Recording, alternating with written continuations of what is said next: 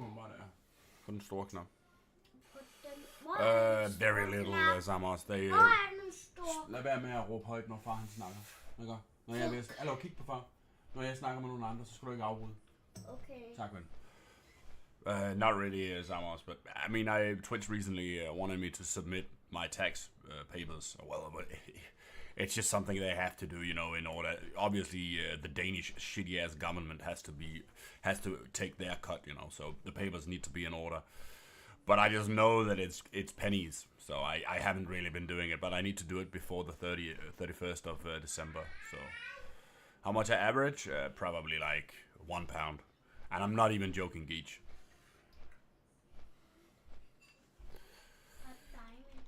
The way it functions, I'm really not, okay. Maybe I'm a little bit joking, but it's very low, incredibly low. I probably get a payout every 6 months, and you need to have a minimum of, I think it's around £50 before they want to do a payout. So it obviously depends. If I all of a sudden get like 10 subscribers, that's gonna speed up the process. But generally speaking, it's gonna take like half a year before I get those £50. So it's insanely low, Geach. So I mean, but honestly, man, I kind of like I sacked it. You know, I sacked the whole streaming thing. You see how it is, man. I got no passion anymore. Hvad så? Virker den ikke? Nej, når du trykker på den, så nej. Den er jo i gang. Jamen, men hvorfor skal den først downloades? Den kører, du skal bare vente. Hallo?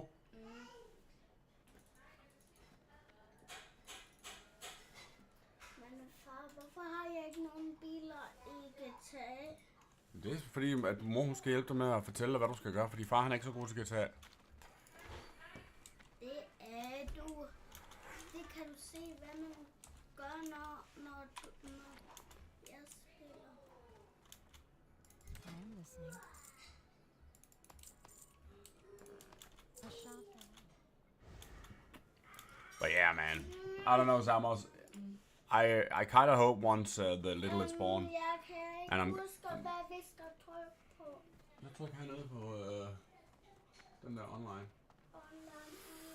I kind of hope once the tiny Durga is born that I'm gonna have some maternity leave or paternity leave, I guess it's called, since it's male. But I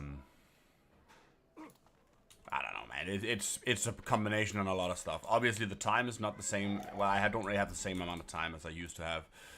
Don't really sit and play for 6 hours straight. I have to get up all the time. I'm kind of like, you know how it is. But that's not the main issue. The main issue has been the games. There's simply no games that I find fun to play for hours and hours. You get what I mean? Like, it's just I can't really justify sacrificing, time elsewhere.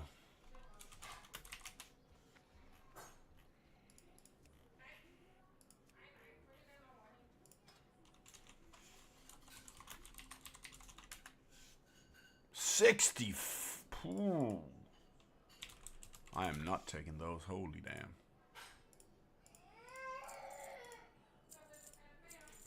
Taking 5 for those. Nothing, Geach. Back then you only got from subscribers, and well, you do the same. Back then you only got from subscribers. You didn't really get from ads. I mean, I did, but you have to remember, Geach. Back when I had OK viewers, there was no affiliate. I got affiliate. They introduced the whole affiliate thing after I had my Prime. If you get what my Prime, but that's kind of shitty. It's kind of shitty timing, because when I had a lot of viewers, I wasn't affiliated, so I only got money from donations. After my Prime, they introduced the whole affiliate thing where you could run ads on your channel, and that's when I had like 10 viewers at most. Maybe sometimes 20, but it's just a lot of those people are gonna have ad blocks, so it's like, yeah, it's whatever. It's like pennies. It's kind of shitty, but yeah, I don't know, dude. It's my own fault, man. I obviously could have done a lot more in terms of what is the name of that guy again?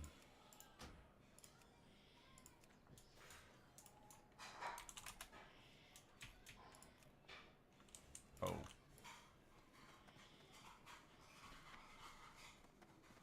Should I just fly? I can do that, I guess.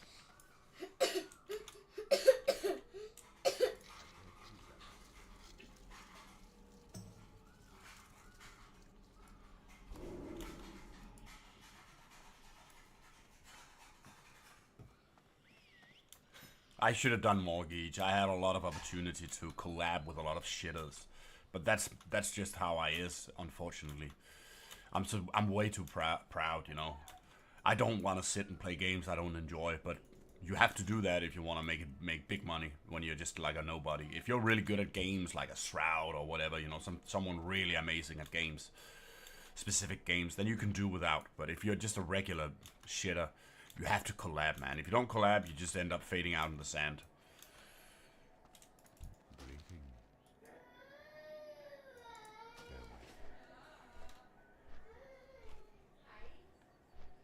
I didn't want to sell myself, and that's always been the bane of me, you know. You have to be a bot boy. If you're not a bot boy or a beta male or a sucker, you're never gonna make it big in today's world. You need to suck that slong. Everyone who makes it big, except for people with actual real talent, you have to have been sucking the slong, big time. It's about sucking the biggest slong you can find. That's how you make it the biggest.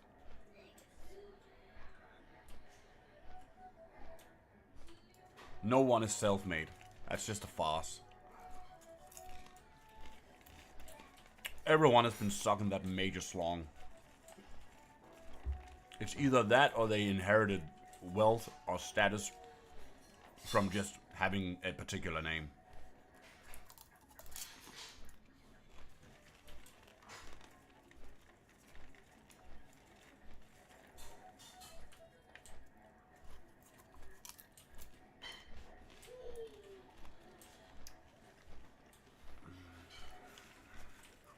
But man, I really regret not investing all the money I got from Solasi. Jeg rækker faktisk op. Det må man ikke, vel? Se her. Oh yeah, that's Se just how it ind is, i man. bilen, far. Oh, come godt her. Ja, se. You can re-invite me, man. I don't think I'll be able to find someone. Se, far. Oh, Han rækker med fuck. det må man jo faktisk ikke. Det må man godt ikke tage. Okay. Det er bare ikke i virkeligheden, man må ikke gå fra. Ja, det er nemlig rigtigt, men det er godt. Det er Stop klogt. your car. You under arrest. Stop it. And you get out of the car right now, you lady. Babe, no, I don't need that car anymore. I need that fast. No. Get into the ark. Jeg rækker fuck til politiet. Så bliver Sådan. Hvad mener du som det? Ja, fordi jeg alligevel laver spillet i fuld skærm. Kan du se det? Ja. Ja. Det er godt, så jeg kan se.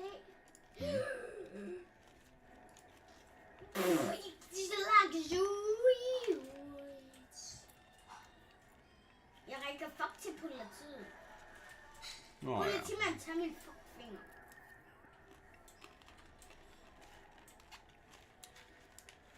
Man, you know how it is, Geech. If we're being really sentimental, I've got a lot of regrets, no doubt. Got a lot of regrets. Politimand, jeg rækker fuck det der.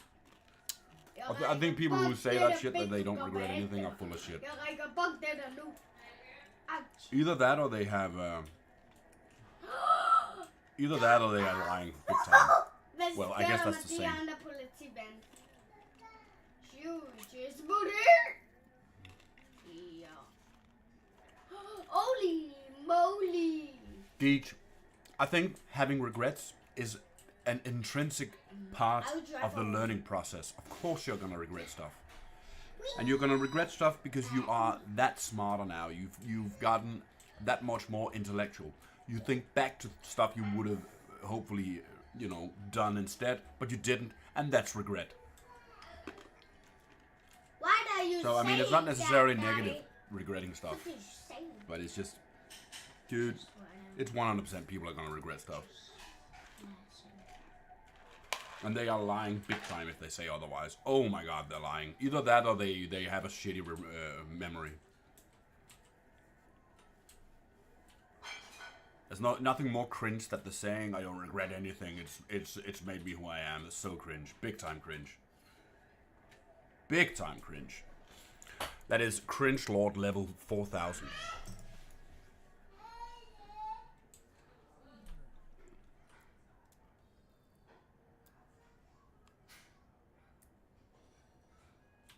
Okay. Try. I actually enjoy BRD Geech. It's a shame it's so fast, but I really enjoy it. Where is it? I don't see any. Oh, there we go. Jeg har åbne øjne, imens jeg død. Dude, should I just sack him without paying? Dude, I really feel like sacking him without paying. Just thanks and then just leave the party. Would that be baller?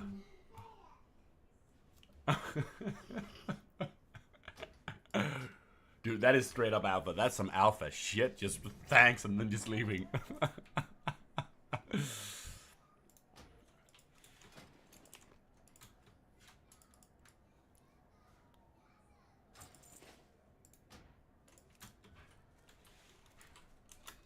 My friends. Yeah, dude. Man, it's not good paying 1 gold when I got 3 gold right now. It's like, wait, how do I even get into SFK from here? What is this shit spot? Do I run all the way around?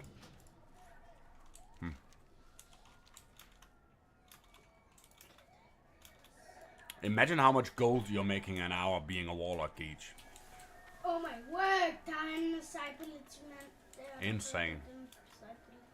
But I mean, I guess, what are you gonna use gold on in Classic? You know, that's kind of like that's been my take in retail since I've had a lot of gold. Back in the day, you know, you kind of wanted a lot of gold. It was nice. But honestly, man, what are you gonna do with a lot of gold? Nothing. I mean, you're gonna buy consumes. That's it. So there's no point in stacking gold. Like, what's the point in having like 10,000 gold?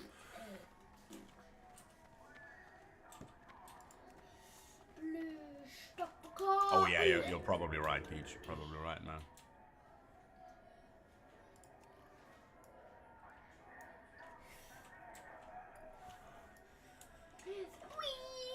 Oh, I'm reminiscing of the old days of Diablo 3, man. Really amazing. Being able to bot in Diablo 3, selling the items for real money. Even though, technically speaking, I think it was probably, you know, in terms of, you know, electricity bills and shit, it probably wasn't that good, but I don't know, it felt amazing. And there was the off chance that you got like a sick rare that you could sell for a lot of money. When I think back, I actually enjoyed the Real Money Auction House so much, man. I thought it was a nice new element.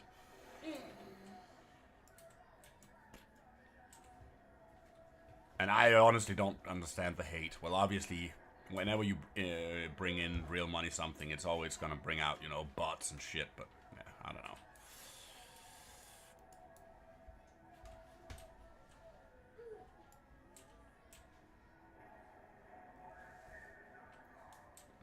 Gage, I am so ready to pump now. Hopefully I don't get killed here.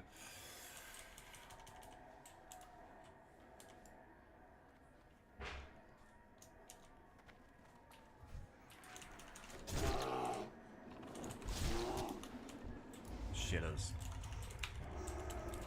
I can do this.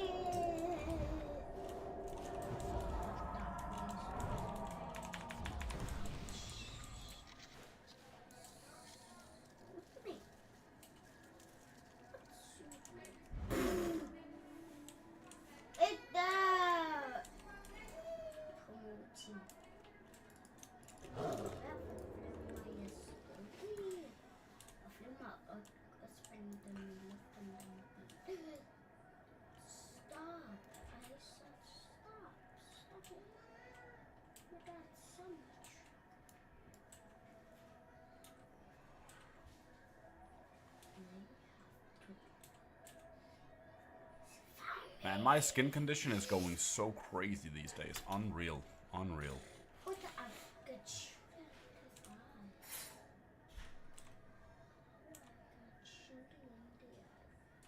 Far, Ja. Oh my god, the movement speed's so nice. Hvad siger du? far, jeg blev skudt i øjet. Er du skudt i øjet? Det var da ikke godt, ven. Nu må du da skynde dig. Ja, det kan jeg godt se. Ja, men jeg er stadigvæk okay. Nå, er det bare fordi det er et spil? Ja, det er okay i spil, men det er ikke okay. He's playing GTA Geach. He plays a lot of stuff. He actually, I got him to play World of Warcraft. Didn't really dig it too much, but I think he got to level 2. Yeah, GTA is kind of, but he got introduced to it on the PlayStation. My girlfriend plays it, so.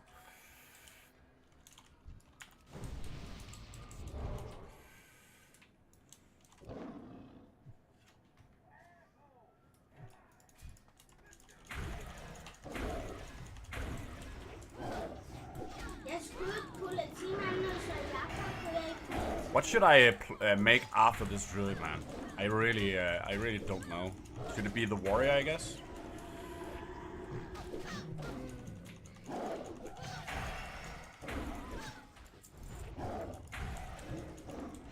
I just don't know, man. I usually just say fuck it and just roll, you know, off classes.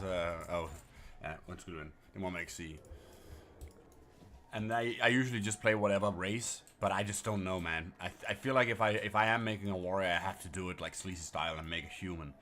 I kind of regret not making an orc on my horde warrior because it's stupid, man. It's stupid not to play the best classes, especially if you're tanking, because that expertise is just so big. Nothing worse than running in and just having your abilities dodged and all that. So I don't know, man. I feel like a sucker for playing a human, though. Gotta be honest. A big sucker. So maybe I should just play that big dwarf. Either that or go for night elf.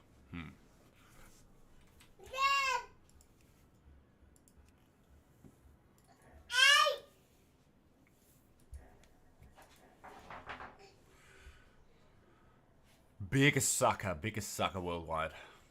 It's gonna be fun to see the difference in damage. Or just how it's gonna play out.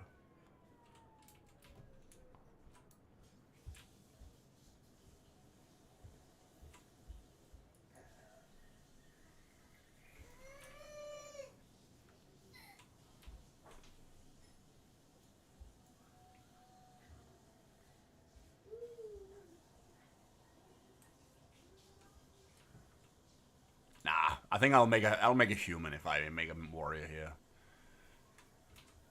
I have to, man. I have to. Gotta make it easy for myself. It's definitely it's been a lot harder to tank than it was back in the day. So, well, it was really hard back in the day too, but you know what I mean. All right, we're ready. Time to ball.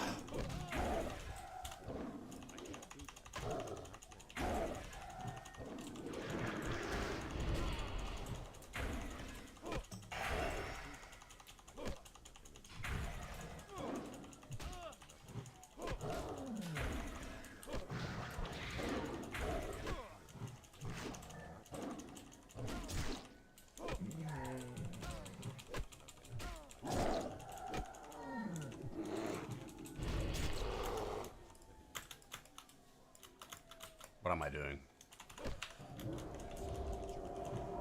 I could actually almost do it, Geach. Do you see that? Oh.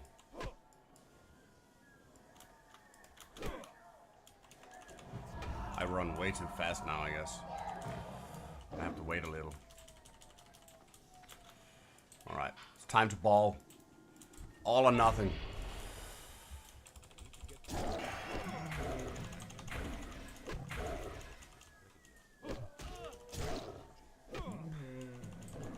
I think maybe if I just stood my ground and just healed, I think I could probably do it. I don't think I have to kite anymore. Pray to Allah. No.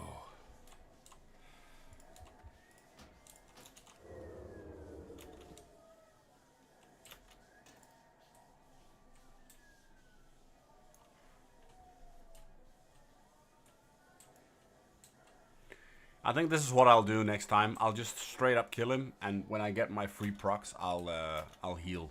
I'll use that for the heal.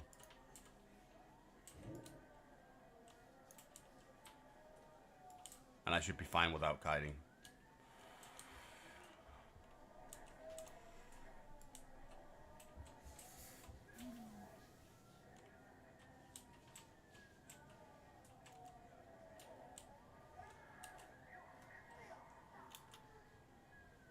Yeah, the real issue, man, is just how it. The real issue is that if I bash, I know I did it here, but I don't think it's worth. The issue about bashing is the fact that I'm going into bear form. I'm using 300 mana going into bear form. Really stinky. Really stinky. It's like a fourth or a fifth of my mana pool going into bear just for the bash, and global cooldowns and all that shit means I'm gonna be pretty much.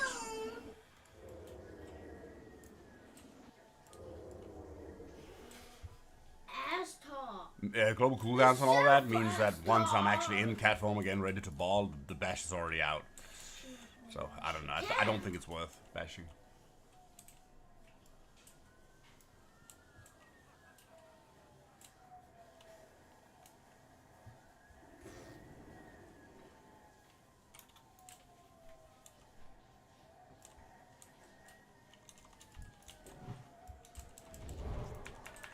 Catch me, chicken.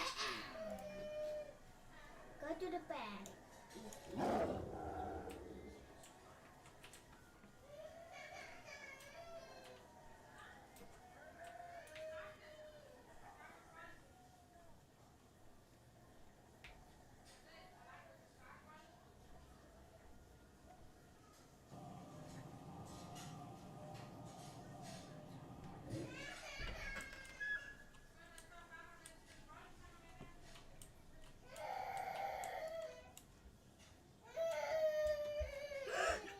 Fælge, vil du spille bold sammen med Fjord?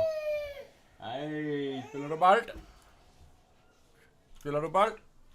Du spiller til Fjord, til far. Ja. Kom over til far med den. Jump up, jump up, jump up, jump up. Gauge Max. Gauge Maxi. Now here's the issue. Do I make a male or a female Gauge? Male or female?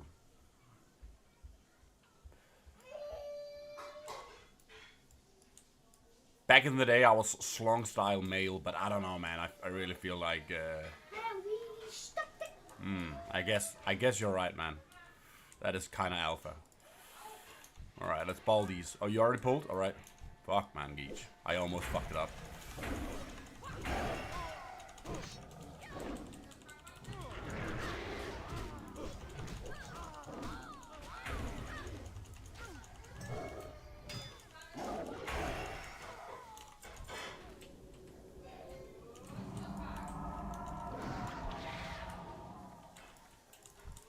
Big.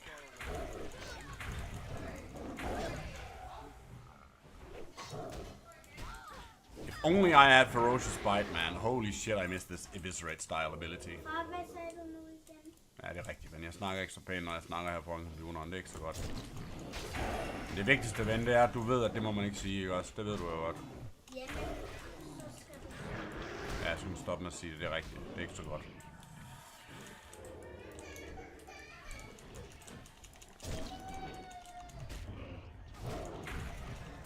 Land on the wheels. Okay. I'm driving. Mamma mia. Hvorfor kører I sådan? Really big. Really big. Next one.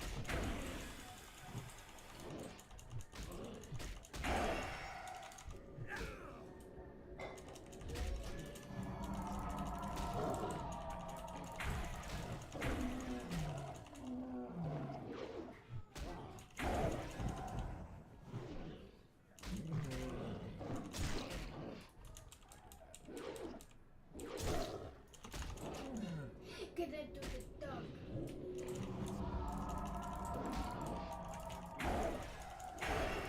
Dude, my bleeds are so bad.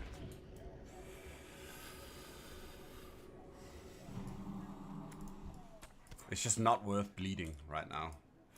And the issue is just that I know it's not worth using bleeds, so I don't really have a finisher except for Savage Roar.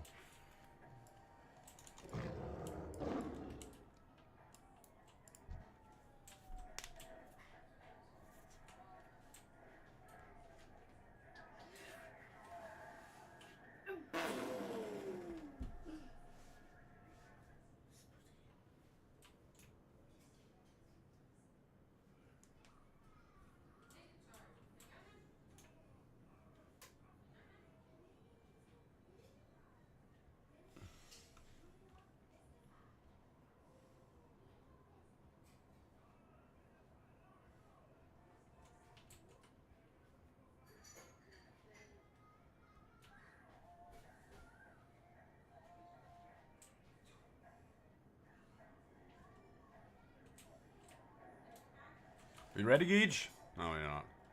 What's happening?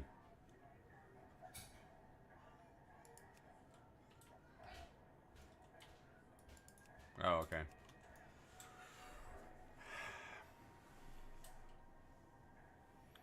This is real big, Geej.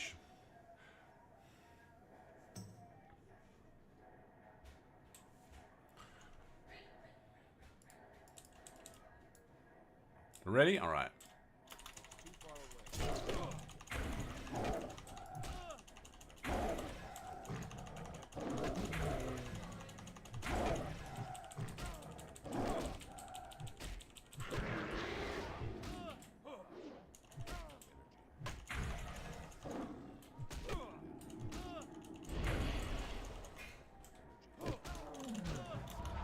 Fucking man.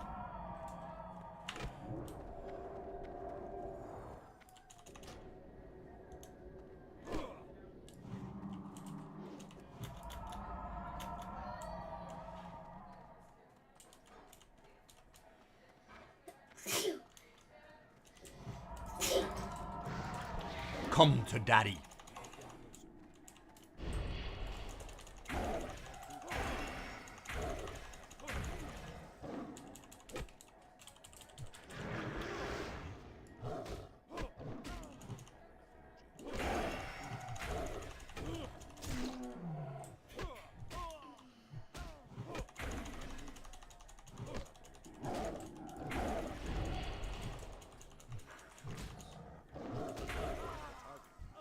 Oh my god, just.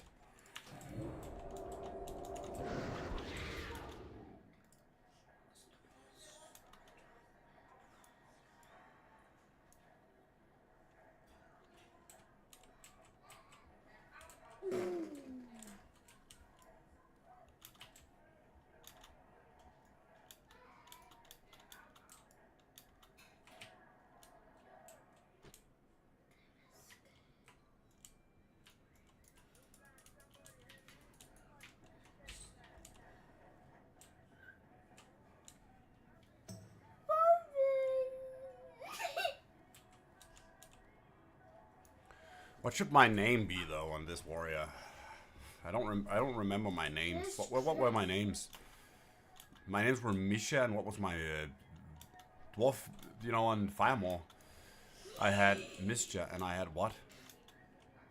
Wasn't Misha my druid, or was Misha my dwarf female? Oh yeah, that's right, Tisha. True, true.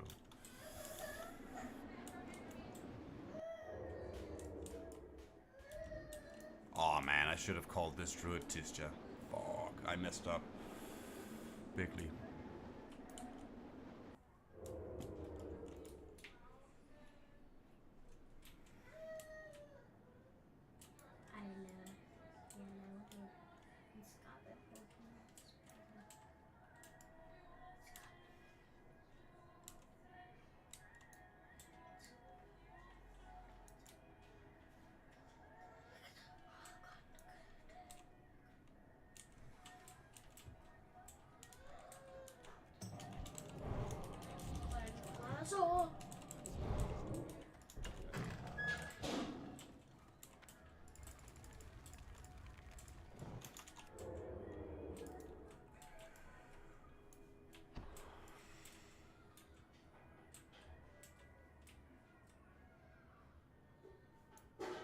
I just really dislike leveling warrior, man. I know I've done it so many times, but in all honesty, it feels really bad to level a warrior, in my opinion, unless you play with someone who can heal.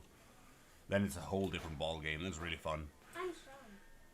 But the problem is I'm always too reckless when I level my warrior. I always, you know, run around pulling 2 mobs, 3 mobs, and it's never worth it. You always just, you know, you end up fighting for your life, and then sometimes you die, and it's just not worth it all.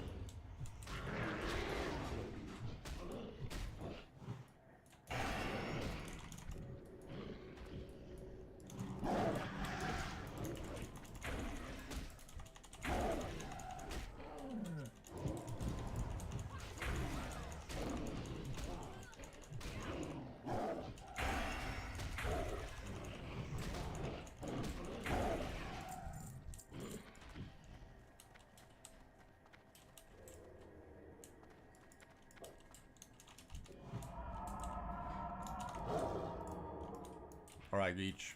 Good idea, good idea. Oh my god, that's this guy though, right?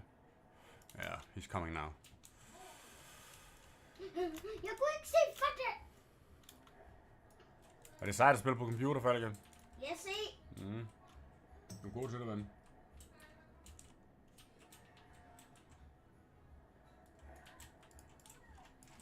A big drill.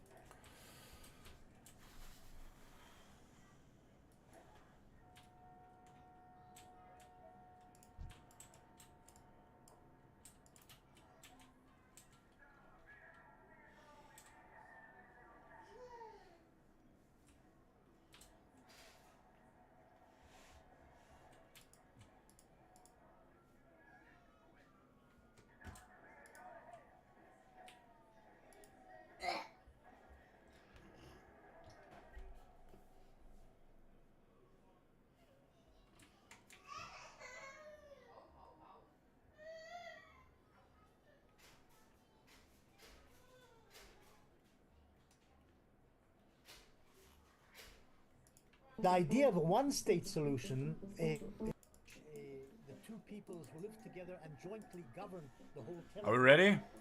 Is a sort of a I hate my chat, man. I don't see anything. Okay. We are ready. Paris and London,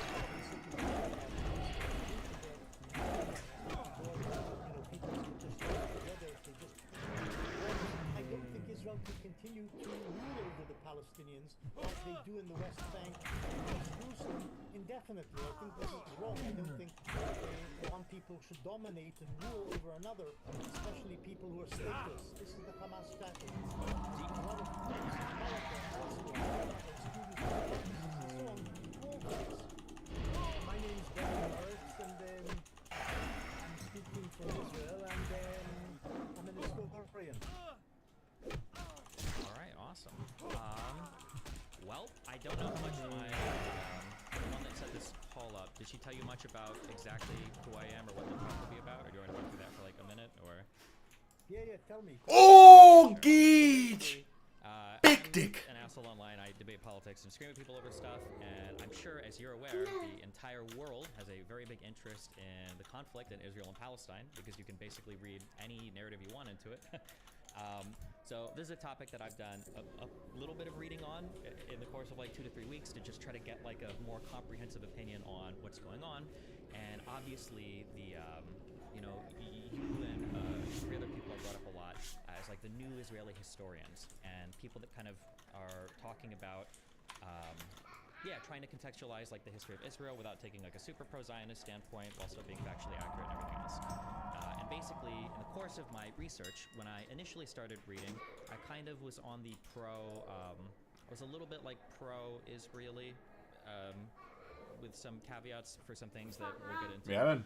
And then as I did more and more reading, I feel like I've come out, unfortunately, or not, maybe not unfortunately, I'm very, very, very pro-Israeli. So I'm kind of, I know that you have Ah, jeg ved ikke, om det er en god idé at spise inden more for computeren, men... information on a lot of these questions historically, and I just Jeg går ud og laver noget kaffe i hvert fald. I'm making some coffee, Geech. your knowledge for some of these historical topics, because I'm so curious what you feel the answers are, especially as I've seen you kind of like grow and change in response to different events in terms of how you feel. And broadly speaking, I just want to basically just mine your brain for information, and then you can tell me what you think about things. Yeah. Okay, well, I'm no longer. I don't think I really can be called a new historian because I'm 75 years old. Okay. But I still remember some of the history. So you know, pick my brain as much as you like. Gotcha. Okay. Okay. So here's huge questions that I notice are like very, very, very contentious, and they come up a lot. And I'm kind of curious what you feel about these. So the first one is obviously the Nakba, the 47 to 49 Civil War, the 48 War of Independence. Do you think that the goal of Ben Gurion and all the Israelis there that created the state of Israel, do you think the goal was always to expel all of the Arabs? Do you think that was from day one, they were like, this is never going to work with any Arabs in this country, we need to get rid of all of them, and the War of Independence was just a really good reason to do it? Or do you think that was more just a response to all of the surrounding Arab states deciding to go to war with Israel when they declared independence? Curious. Okay, the Arab narrative about that, on that point, since 1948, has been that the Zionist movement, led by Ben Gurion at the time, always intended to expel the Arabs. And what happened in 48 followed from their ideology and their intentions and policy. That's the Arab narrative. Yeah.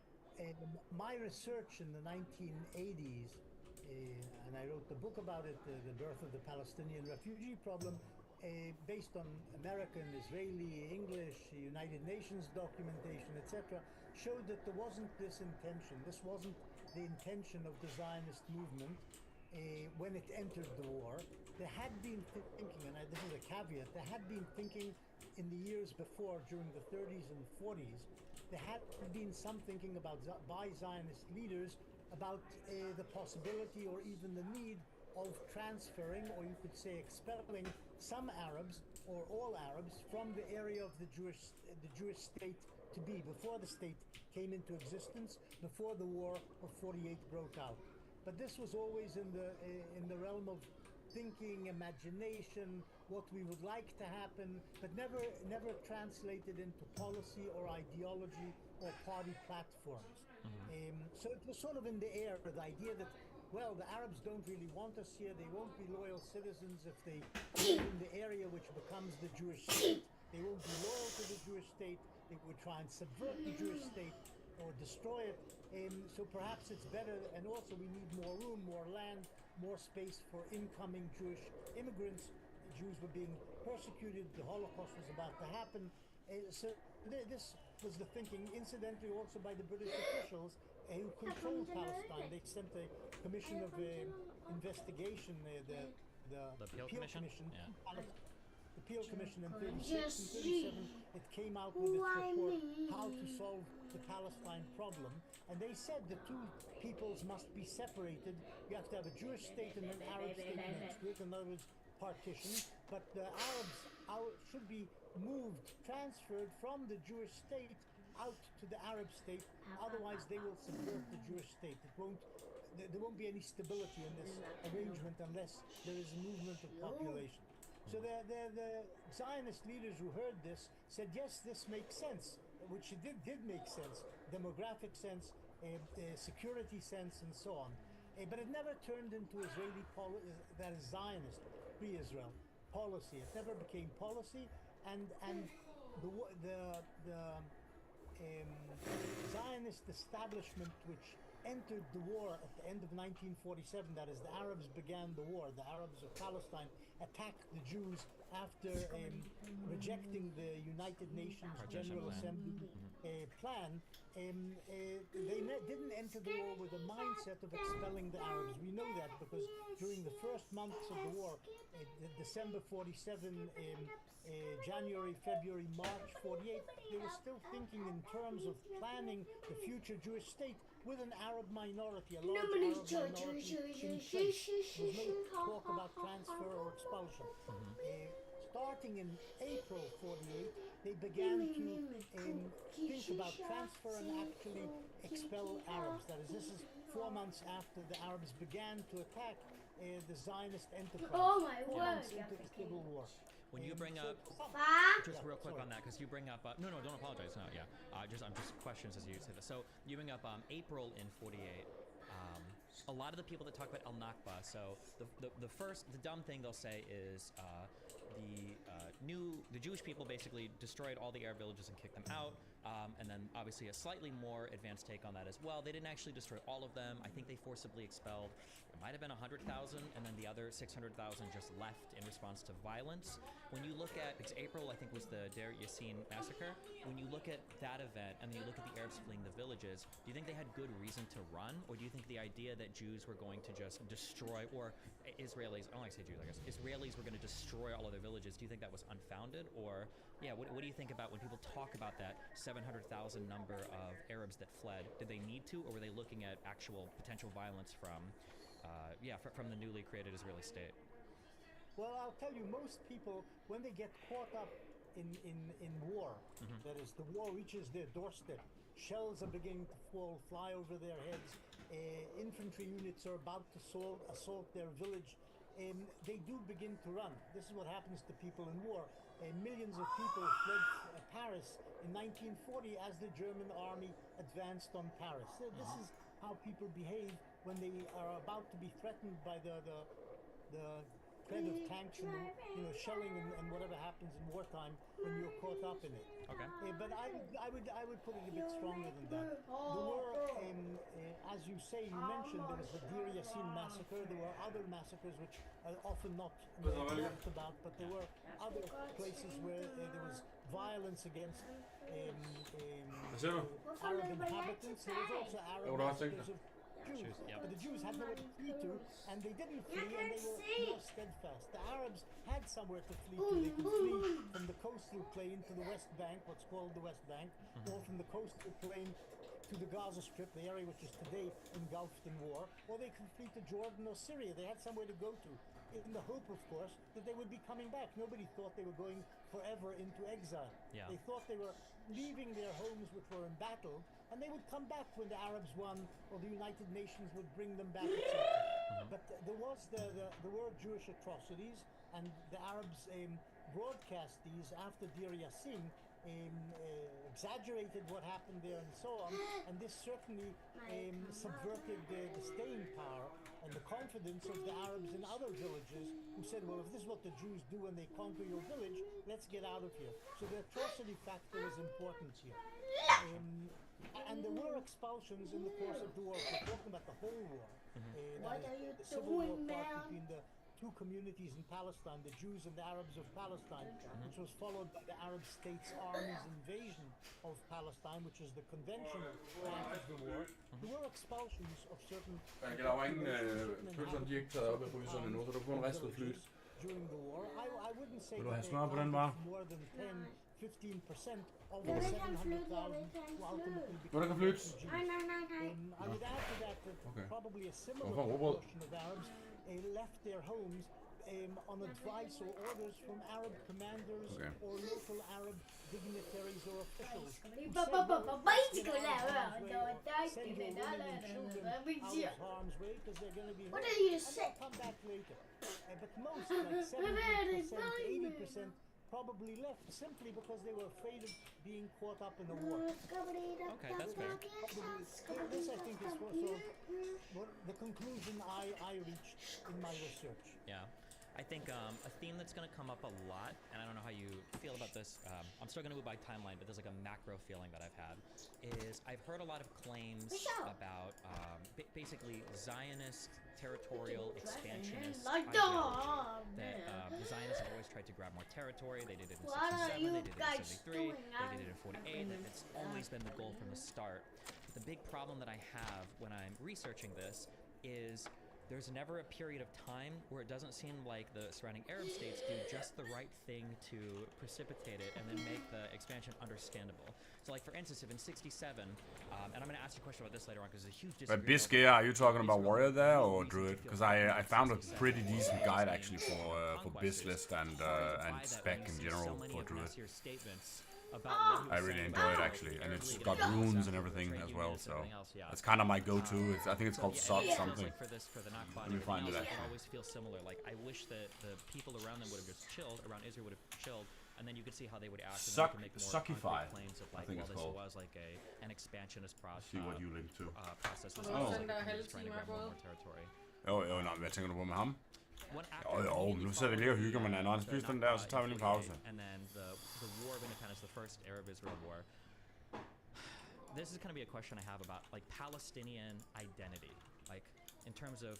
Can't believe how little gold I have, Feel Gage. like they're 4 gold Palestinians. to my Some name. people claim that, you know, in the 1500s and 1600s, when you had Let's Syria make that and warrior, Palestina, actually. this was a blah blah blah.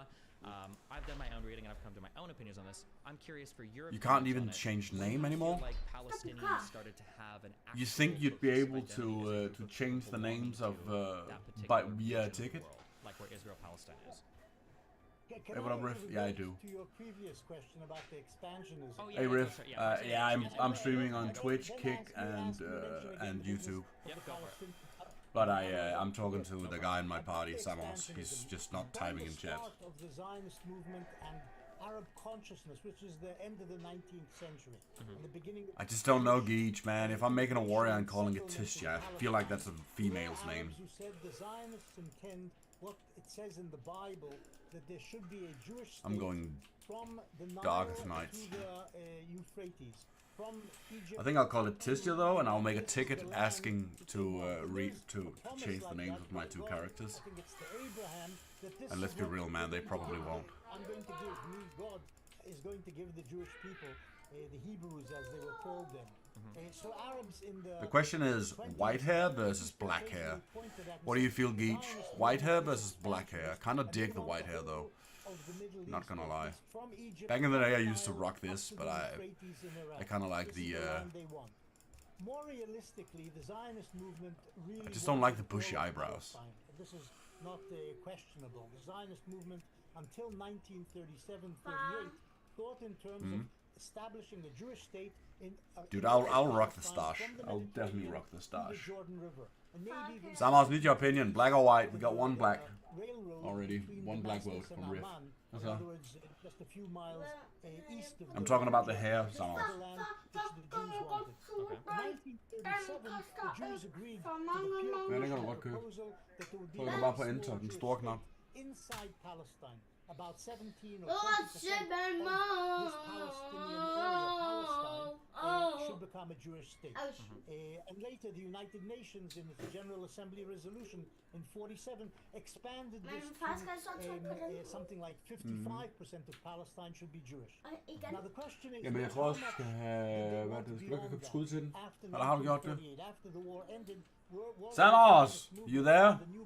Type on Discord. Nah, Riff, he's playing GTA. Enter. Tryk på enter. Sådan der, ja. Og så prøv at... Vent, nej. Tryk på enter igen. Yes. Vent. Deroppe. Så trykker du bare på enter igen. Et par gange. Det er din skud. Prøv at se her, der står, at du køber 12 skud per gang. Ja. Og sådan. This will be the land, Zamos. territory of the state of Israel. There were religious right-wingers. Man, Riff, I'm sorry, man. I'm going white here. Samos is not saying anything, so it's a 1-to-1 toss-up. But this is a minority, a small Far, minority among the koster Jewish den her mange population penge, in synes du? Palestine. Yeah. In newborn You state got it, of man. Israel. Men, In men er der 1967, mange? You gotta be honest, man. I mean, black is good. Black is good, but white is something else. Egypt provoked Israel and provoked kunne godt it in købe a way that there was no country would have desisted or stood aside.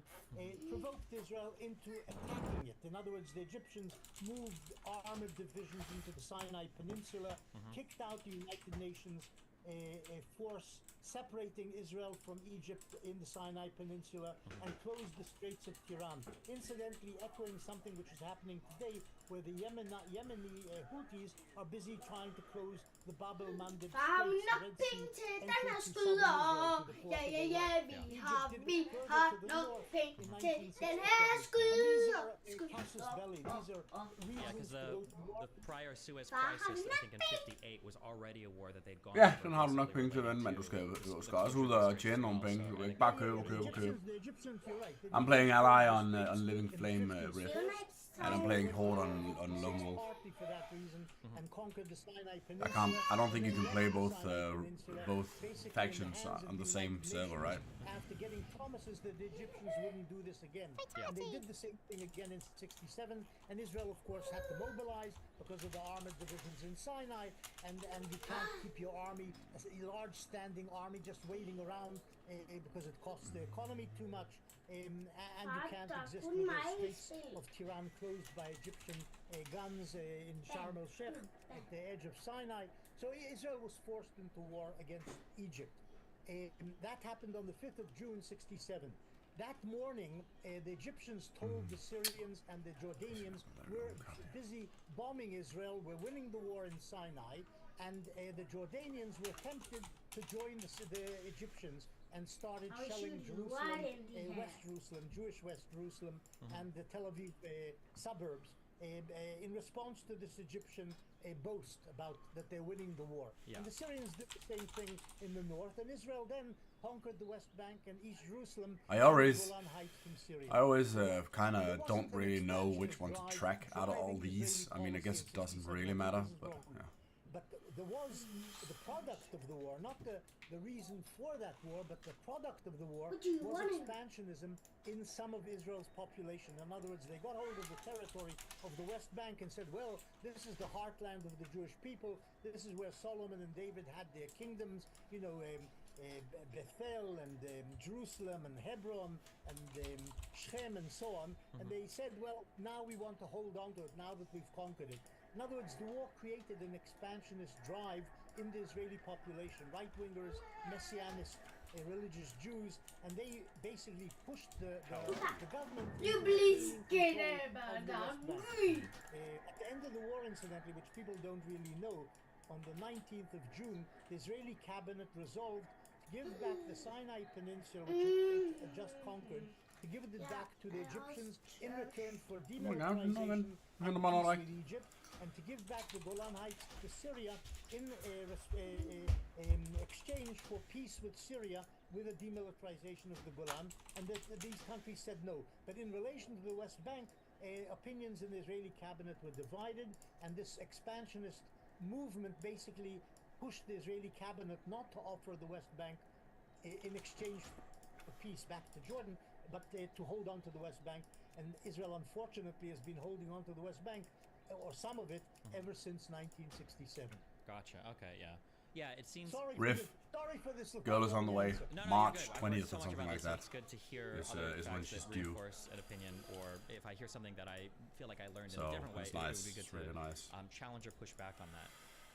So this seems to broadly align with like my feeling is that basically, had nobody messed with Yeah. Israel, it seems like So, they so, so, with so, so. the borders that they secured in 48, but basically given the excuse to, if people were going to go to war with them, they're like, oh, listen, if we can get more land, yeah, we'll Du take har da åbent So I julekalenderen, men det believe ved du da godt. or even in 67, I think for Nå, men det har du da, det ved du da godt. Det gjorde du i morges. Jerusalem, Jo, du gjorde i there morges. was a Skal du huske statement det? made to Du kiggede, om der var nogen. Du havde jo was it åbent dem Abdullah fra was i the går, leader ja. at the time, or Hussein, Hussein was saying, please don't attack us in West Jerusalem, don't do Kan it. du ikke det? And then I think, like you Nå, said, okay. I think Hussein det har du got altså vel. messages back from Egypt that the planes returning were actually Egypt's planes going to bomb Israel and not their whole airports getting Baba, destroyed.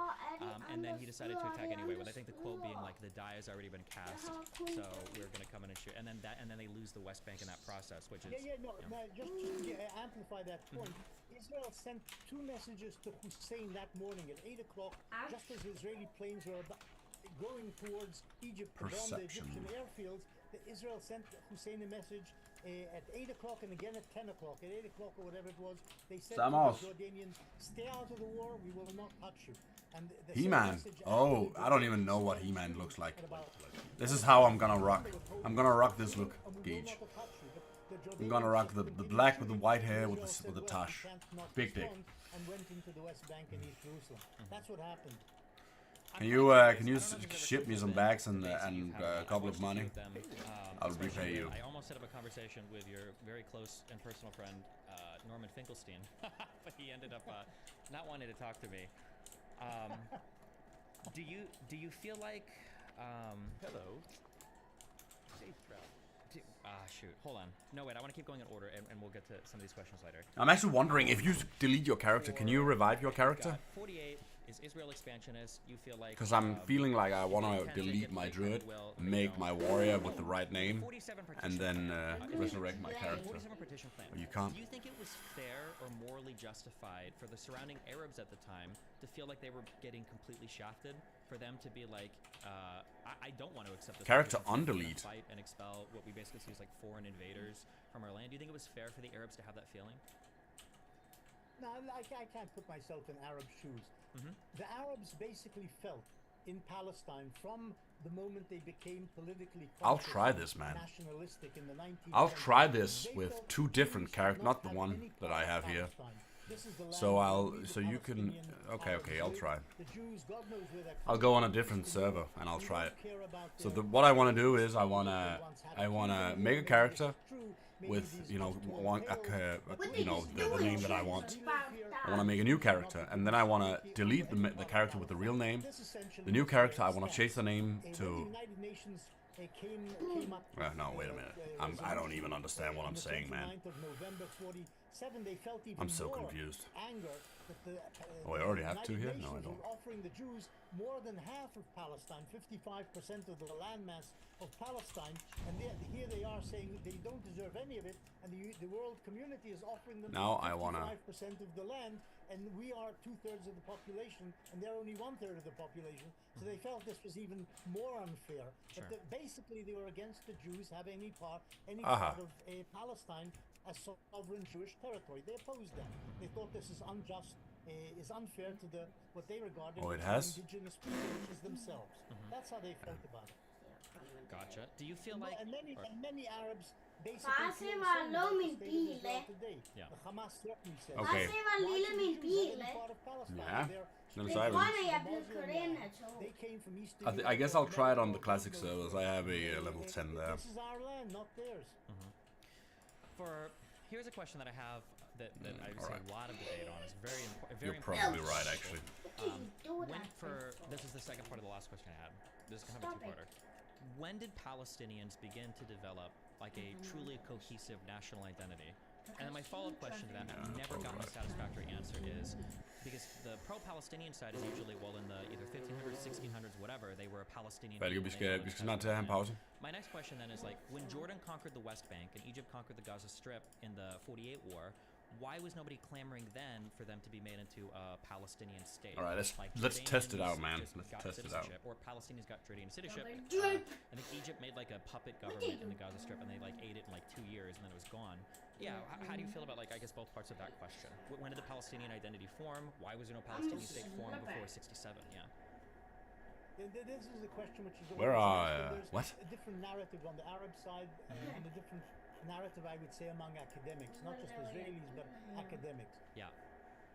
The idea that you are I don't have any nationalism characters here on is classic. very old, apparently Oh my reinforces word. your claim to its legitimacy. Exactly, and yeah. to your hold on the land. So if you can say Palestinians felt that they were a people and owned this land in the 16th century, it gives them more claim than if they say it only began. Can in I the bring back a 19th dead century. character? Yeah. But scholars essentially say that Palestinian identity Oh. emerged in the 1920s. Before that, most people. Okay, in so I can Palestine, do it most with this Arabs in guy, Palestine, I they guess. were the Okay, I'll call majority this population. Mr. What the? We are Yes. from Haifa. And now I want to restore We're character. Haifa, we're I want to restore Arabic, this. Or we are from Jaffa. We're Japhaites. We are part of southern Syria because traditionally Yeah, so- Palestine had been a sort of a sub-province Look at of a this. larger Ah, province how do you ruled from Damascus by the Ottoman Empire. Okay, this is pretty bad. The whole Middle East. So they thought they were part of Syria, southern Syria. No, no, They no. called them. In 1920, and actually one can pinpoint the date, in July 1920, the French army marched from Lebanon into Syria and toppled the king of the Arabs in Damascus. Faisal was his name, and threw him out and took over Syria and turned it into a French mandated or French colonial territory. From that point on, the Arabs in Palestine said, well, we're now cut off. Palestine was ruled by the British. Syria was now ruled by the French. And we in Palestine, under British rule, our destiny, our future, our politics cannot be caught up in the politics of Damascus because they're ruled by France, we're ruled by Britain. We now have to look to ourselves for our future, to determine our future. And from that point on, the Palestinian notability, that is the well-educated, the richer Palestinians, began to think in terms of Palestinian Arab nationalism, which hadn't existed before 1920. Before that, they were just Arabs. They didn't think of themselves as Palestinians. Now, cut off from Damascus, away from Syria, they were... Wait, can I ask real quick a question relating specifically to that, okay? And the specifics here are very important because I know you bring up Faisal, and I remember reading about that, I think it was the Faisal Frankfurter correspondence, where where there's that conversation kind of about this, feels like this like Arab identity. People today seem very keen on saying that there is a distinct, or back in, even in the 1900s, there was a distinct Syrian identity, Iraqi identity, Palestinian identity, Jordanian identity. And it feels to me like in these times, it was more kind of like a larger Arab identity, especially given that a lot of the mandatory period, these borders were literally drawn. I think some people said Churchill was drunk and drew them on a map. Like like they were pretty random in terms of where they were drawn. No, he wasn't drunk. This is unfair. Okay, all right. So I agree with you that there seemed to be like an Arab identity. More specifically, was there do you feel like there was a Palestinian Arab identity in the 20s that was significantly different or could differentiate itself between Syrians and Jordanians? Well, as I said, began to emerge in the 20s, and I think Syrian identity maybe began to emerge a little before that, because Syria was like an important place. If I come from Damascus, I come from Aleppo, I am a Syrian. They understood that even slightly before 1900, say 1870, 1880. But in Palestine, as I say, they regarded themselves as southern Syrians. There was no such thing as Palestinian identity, even though the country was sometimes called Palestine by Arabs, not always. Called by Americans and Britishers. That's a really bad riff, really bad. I even fell asleep, so I didn't even watch it, but I watched replays, and I'm kind of glad I didn't. It was so bad, like all fights pretty much. I don't think one fight was particularly good. Okay, so this is what we're gonna do. I'm gonna undelete, and if it works, I can always just wait 7 days to do it on Lone Wolf. Let's try it out. In terms of nationalism, and then it gradually spread among the Palestinian population, and they began to. Okay, so you can't restore a character with the same name. One can say that from What a shame. 1948, That's kind of what I wanted to do Palestinians anyway. begin to call themselves Palestinians. That is, most Okay. Palestinians would call themselves Palestinians. They didn't really do that. It feels before, really bad. because It everybody feels in really bad. Palestine was a Palestinian, including the Jews in Palestine. Sure. They all had Palestinian ID cards. Yeah, I'll do from that, the but British I don't mandate know. I don't think they want to do it. You know what I mean? But from 1948, we're talking about the Arabs of Palestine calling themselves Palestinians.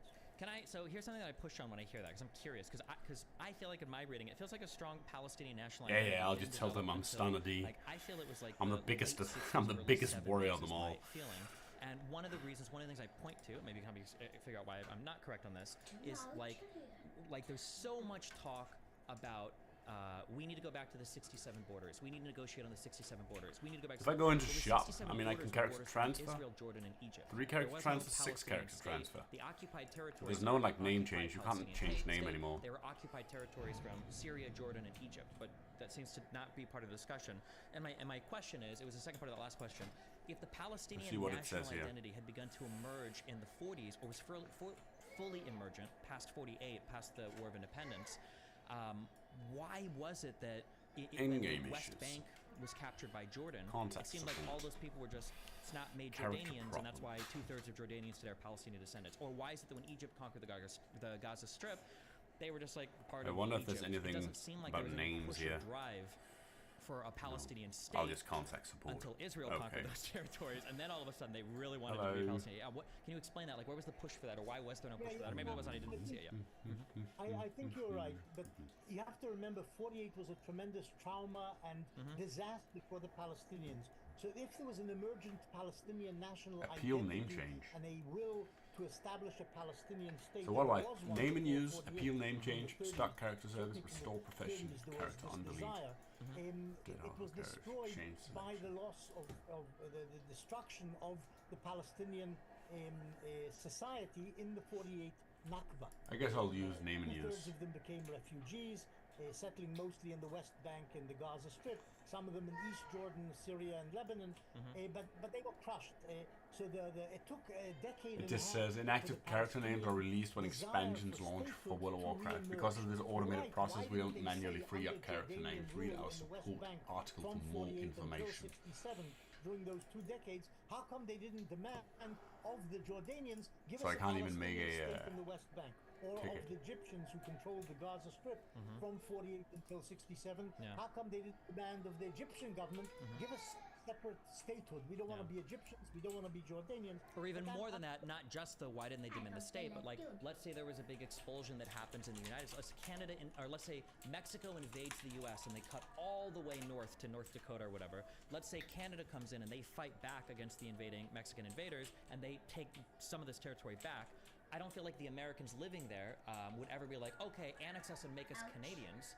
They would say, thanks for taking our territory back. We want to be back to being the USA. But I don't remember ever hearing many protest. Well, there was the assassination of the Jordanian king, I think, in '55 in East Jerusalem. Although I think that was more of a minor thing than like expressing Palestinian discontent. It seemed like the vast majority of Palestinians were annexed into Jordan, and theoretically, here's my feeling. My feeling is that like if the '67 war never happened, Look at that. I don't know if Palestinians would ever be protesting against Jordan, saying we want a West Bank as an independent country. They would just all be Jordanians. Man kan That's spille what it feels guitar like. inde på valgets computer eller inde på Playstation. The Palestinians who lived in the West Bank were Du kan spille inde på indigenous Playstation. Palestinians or refugees from other parts of Palestine who had resettled after 48 in the West Nu Bank. sidder du og spiller They på didn't computeren. demand statehood or independence of the Jordanians. I don't know how comfortable they felt under Jordanian rule, but it was Arab rule. This you have to remember. The Jordanians were fellow Arabs, fellow Muslims, and they were Ja, looking måske, over men them, nu er vi and godt of nok siddet og course they spille had the rigtig meget guns computer and the og, army and the og police. iPad. So the Palestinians in Jordan, and they received Jordanian citizenship from the Jordanians. They sort of could live with that. Yeah, I think can't Jordan even also, log like, in. they I don't doubled know the size why of their it doesn't parliament, I wanna let think, me to log in. incorporate a whole bunch more Palestinian people. I think the Palestinians in the West Bank, I thought they wrote like a letter, like all of the communities got together and they requested like annexation, like listen, lead us, we'll submit to this and blah blah blah and be part of Jordan. It seemed like there was like a pretty big desire for it at the time, but Well, the Jordanians engineered this. The Jordanian government engineered letters from the Palestinian notables. Please give us Jordanian citizenship and take us in, and we want to be Jordanians. Okay. I don't know if they really wanted that, but they weren't uncomfortable, not very uncomfortable, with Jordanian rule. As I say, especially after the disaster of 48, which their own leaders had led them into. In other words, they weren't going to now call for Palestinian leaders who just led them into disaster and say, come and save us, become our leaders. They were comfortable with Abdullah, even though, of course, a Palestinian gunman shot Abdullah and killed him at the entrance to the Al-Aqsa Mosque in 1951. In the Gaza Strip, things were even worse, actually, because the Egyptians ruled them with a heavy hand. The Gaza Arab population, 4/5 of it were refugees from other parts of Palestine, and they were usually the poorer people from Palestine. The wealthier ones ended up under Jordanian rule or in Lebanon, but the poorer masses who reached Gaza in 1948, about 200,000, were basically crushed under the boot of Egyptian military government, and the Egyptians didn't give them citizenship, but nonetheless, the Palestinians didn't rebel because they just didn't have the energy after the 48 war to do anything about it, or the will to do it, or the power to do anything about it, and lived with it. What happened in 67 when Israel took over the two territories, the West Bank and the Gaza Strip, suddenly Palestinian nationalism came to the fore again. They didn't want to be ruled by Jews. They developed a sort of an internal leadership which replaced that leadership which was destroyed or exiled in 48. They developed their own leadership by 67, and there you've got a middle class, lawyers and doctors and so on, who start saying, well, we don't want to live under Jewish rule, we want our own national identity and statehood and so on, self-determination. And this is what happened from 67 onwards, with Israel, of course, ruling the territory and trying to suppress a Palestinian nationalism. Okay. Do you feel like were there, I should know this. So I know after the 67 war, obviously we get UN Resolution 242 that's been reaffirmed by 50 million countries for 50 million years over and over and over again, right? Where was like the UN clamoring for a resolution post 48 that involved like was there one that was kind of like demanding a just resolution for the Palestinian people that like called for a state to be created? I guess technically 242 didn't call for that, did it? It just called for...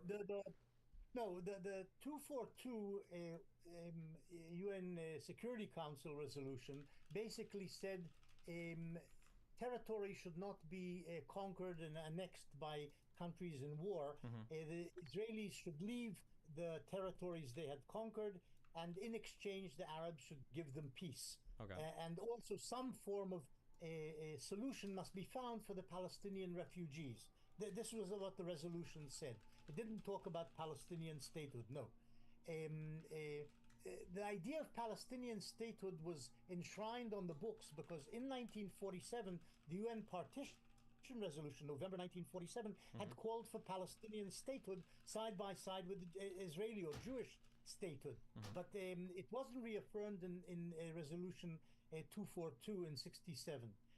What was also on the books, though, was a resolution from the end of 1948, which said that Palestinians who are peace-minded should be allowed, the refugees should be allowed to return to their homes and lands, and if they don't return to their homes and lands, should receive compensation instead. Sure.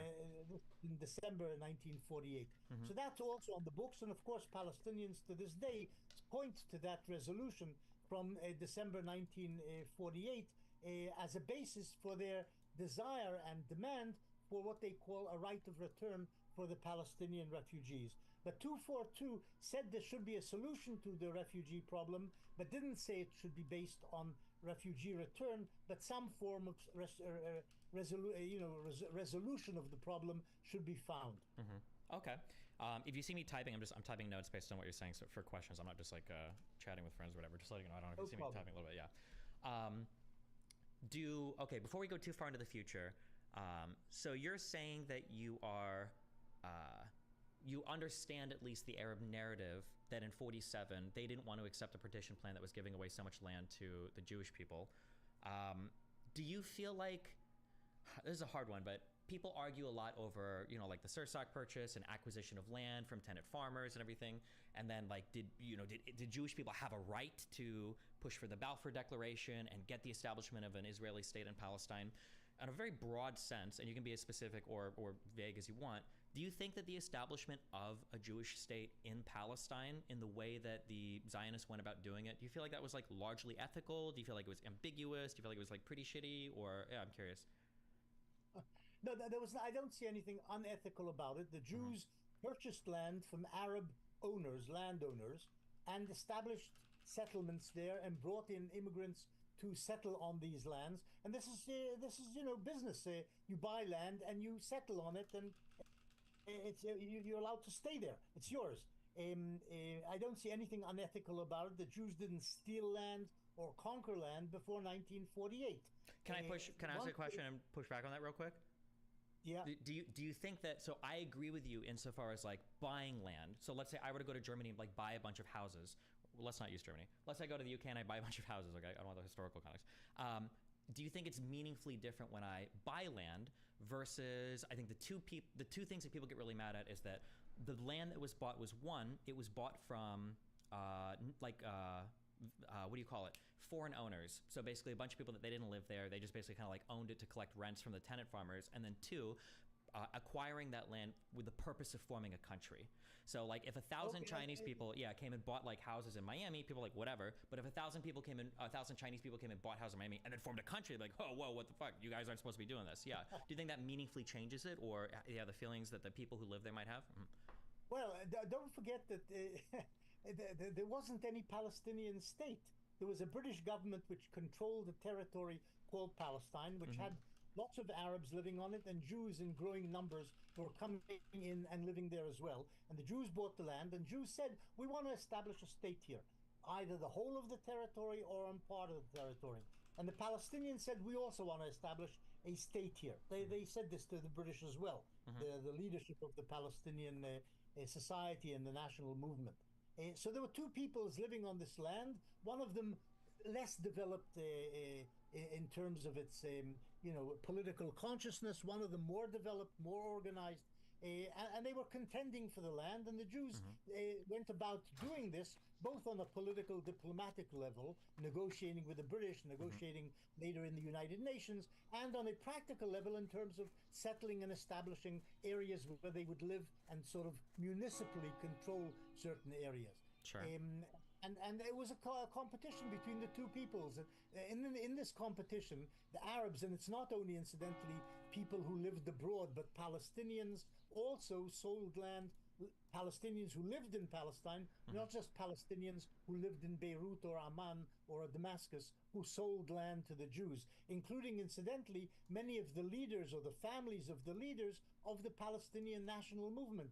They were so eager to get money that they sort of set aside their nationalism and said, okay, we'll sell on the sly, we'll sell the Jews chunks of land. And this is what happened.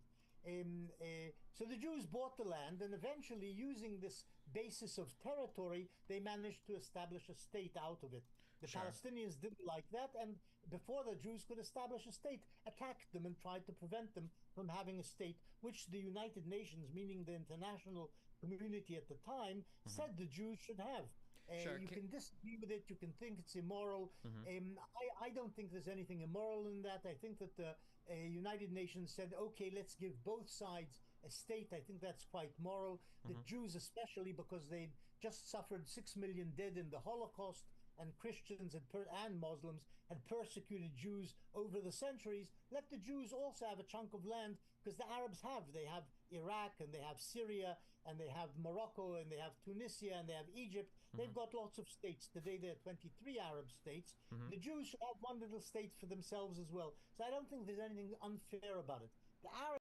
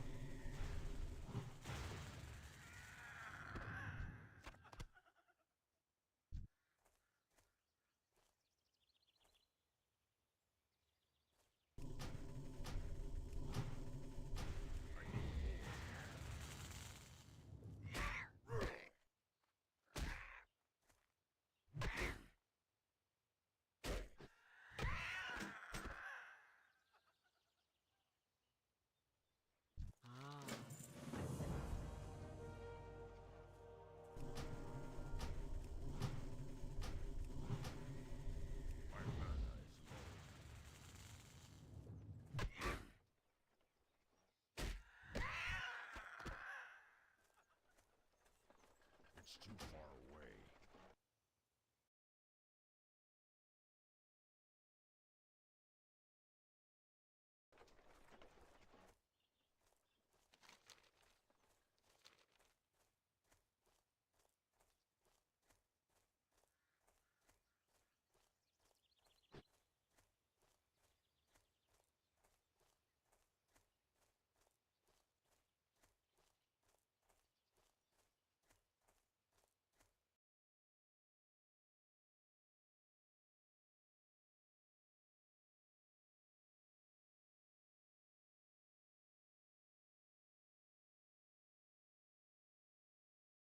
Men 250 stykker, det er ikke helt dumt.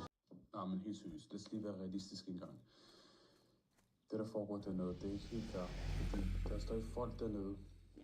Der bor folk dernede, What brings you here? som stadig ikke er blevet flækket. Men 250 stykker, det er ikke helt dumt.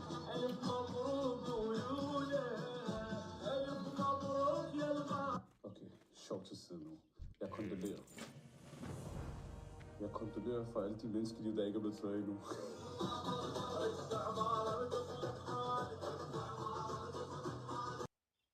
Greetings, traveler.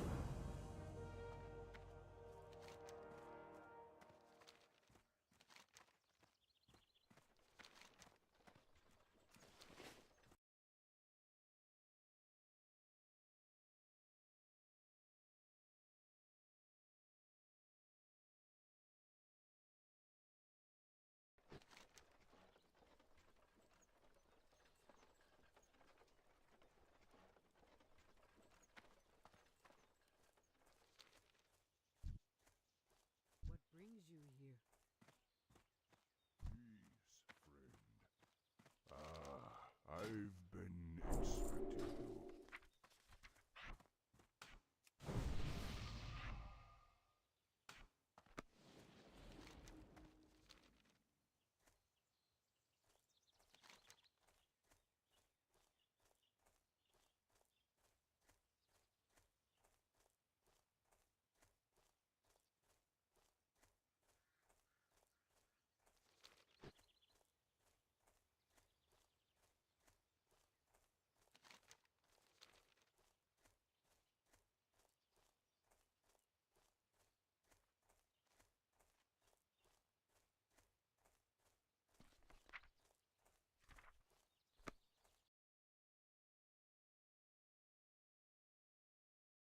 Nej, men helt seriøst, lad os lige være realistisk.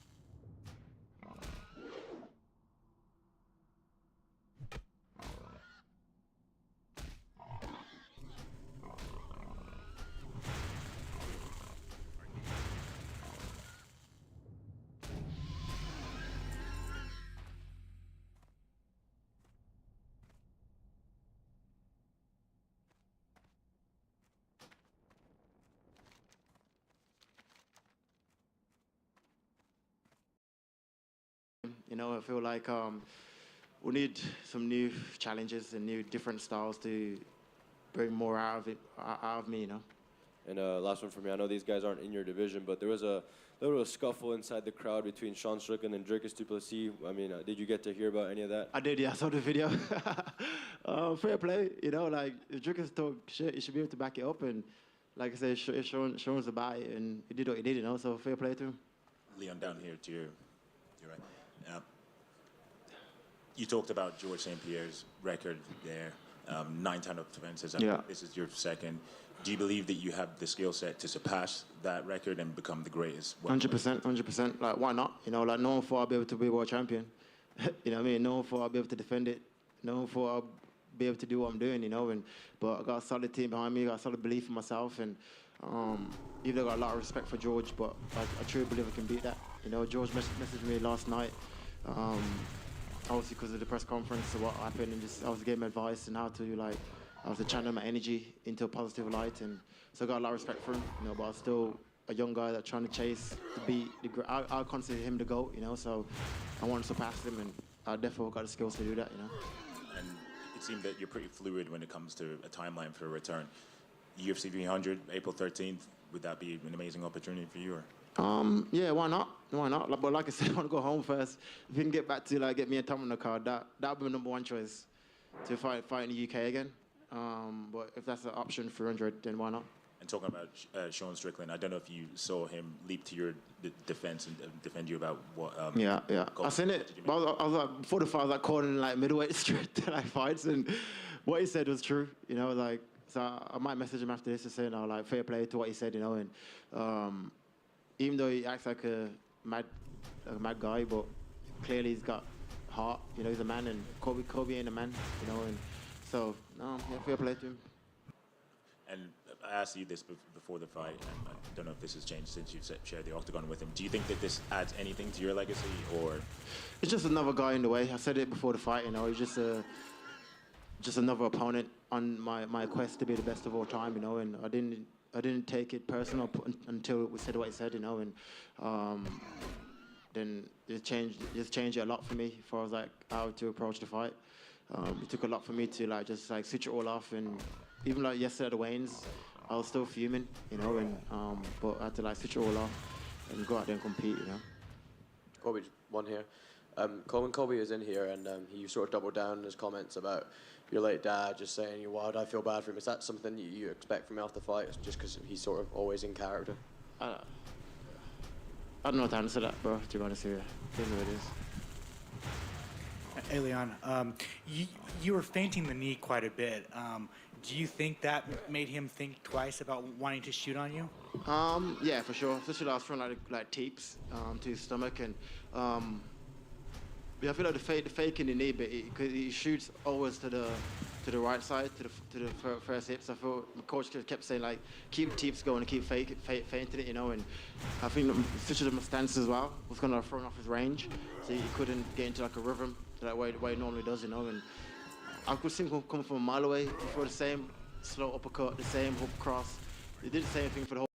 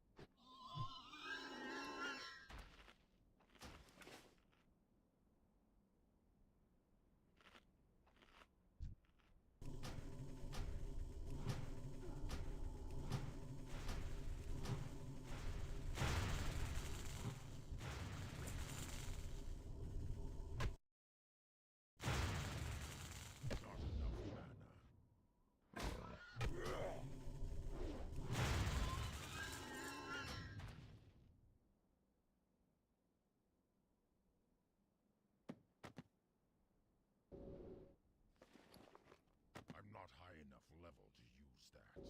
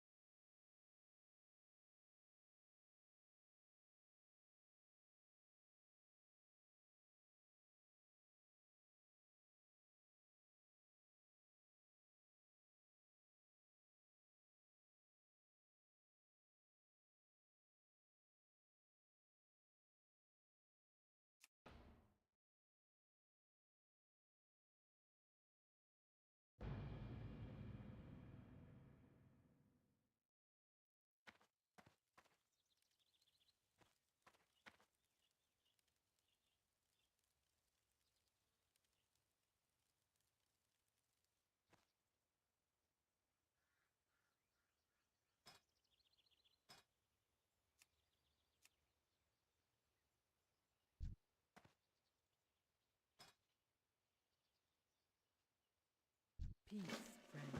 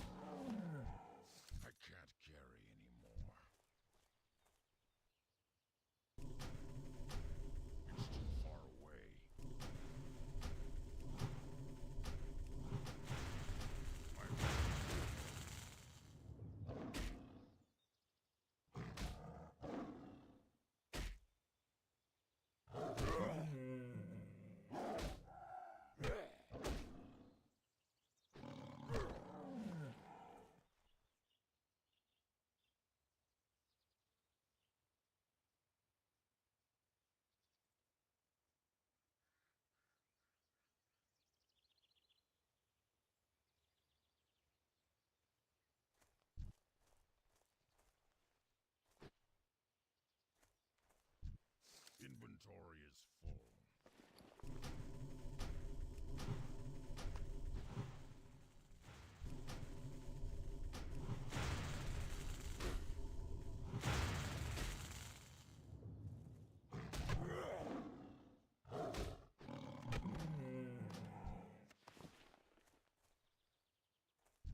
I need to get closer.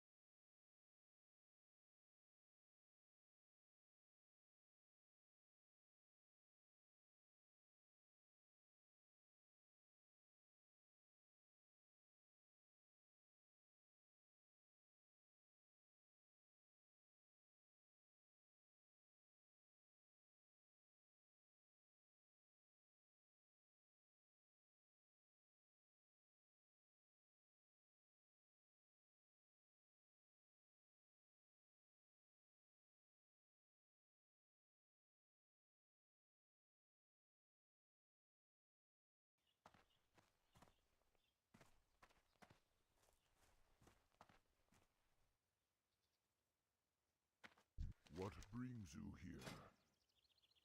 We shall meet again.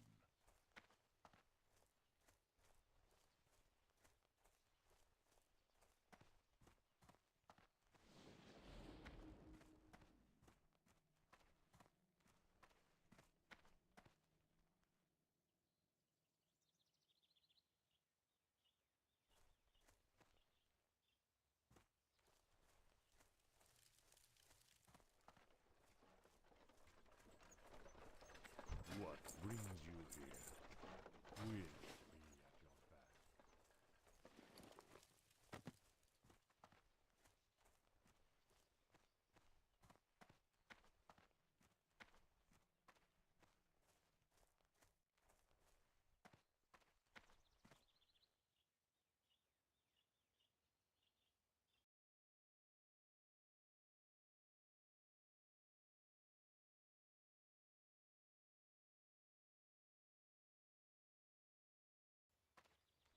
Get out of the way. Let's get back one. Yeah, Riff, it's my druid. I was thinking I wanted to wait until I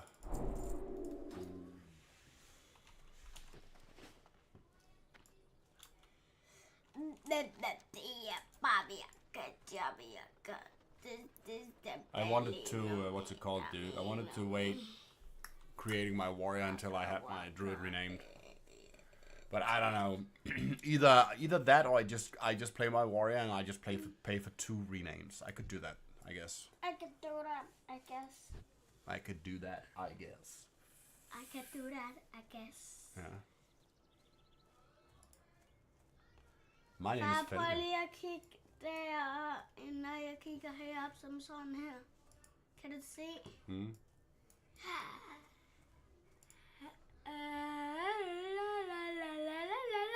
Kan du sige hello, Riflius? Hello, Brud. Nej, sig det rigtigt. Hallo, Brud. Hello, Riflius. Hvad siger det? Hallo, Riflius. Ja, det er rigtigt, ven. Godt. Der er en, der mangler Brud. Brud. Så kæm mod ham, Bruder.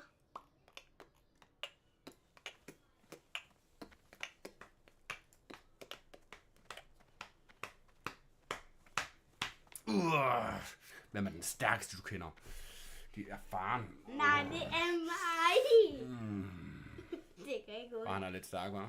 Nej, du er jeg ikke. Jeg er bare en slap far. Ja, fordi at du er ikke stærkere end mig. Begrunder prøver. Falke, det hedder på grund af. Det hedder ikke begrund af. På grund af. Okay? På grund af, jeg På grund af, lige præcis. Flot, ven. På grund af, at når jeg var derhen, der var jeg sådan her, og når jeg går sådan, så kan jeg ikke selv, når jeg går sådan, så kan jeg lidt se det. Men far, jeg så, nogen gjorde sådan her, far. Man kan i stedet for gøre sådan her, så man kan se, hvor stærk man er. Nej, det er rigtigt, vel? Så kan man se, at maven er stærk op, og musklerne er stærk, og benene er stærk. Ja, det er faktisk rigtigt. Prøv det. Men så skal man ikke have nogen... Prøv at mærke her. Det er mega hårdt. Hvad sker der, hvis jeg gør sådan her? Ej, det må man ikke. Man må ikke slå, ven. Vel? Hvorfor må man ikke snå rundt og så bokser i maven? Fordi det går mega ondt, ven. Gør det ikke ondt, hvis jeg træder på din ryg? Gør det ondt, hvis jeg...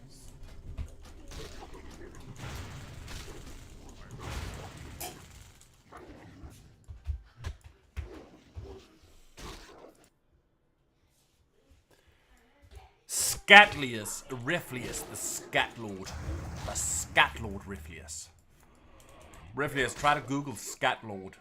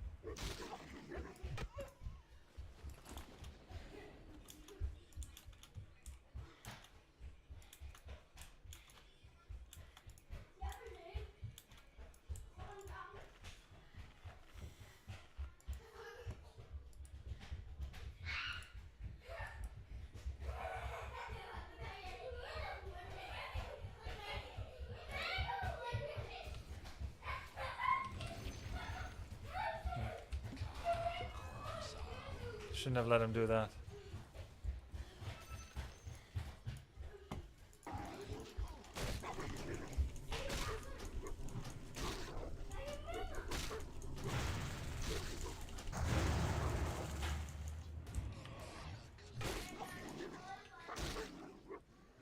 Oh shit. I'm dead. Smash. I don't think I'm dead though. I think if Grim is there, I might be dead. Okay, I'm dead. It's fine. No, I killed him before. Oh, This Slardar. Oh god! Woo! Haha! Alright.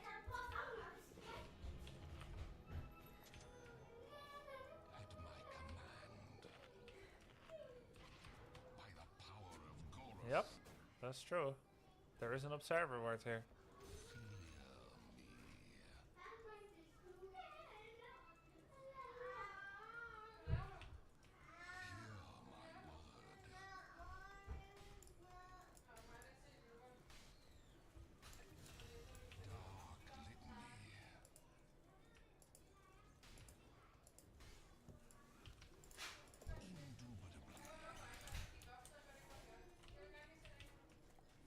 Wisdom rune, what check?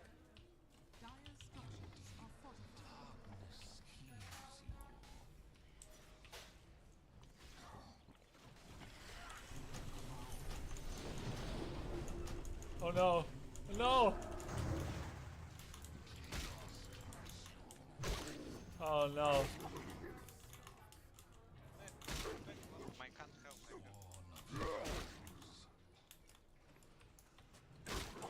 So where's Night Stalker? Oh shit. Oh wow, he got 3 in.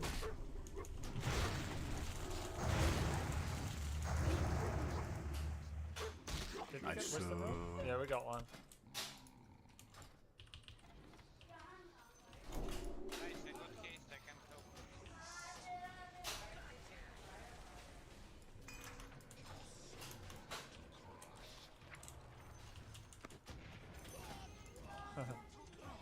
Oh,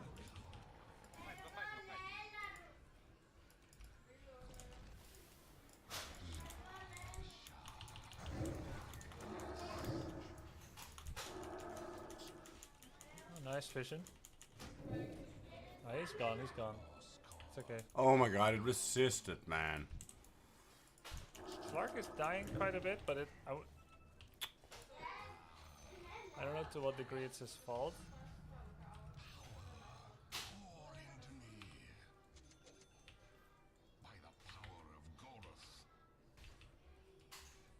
I should smoke Tekis in me.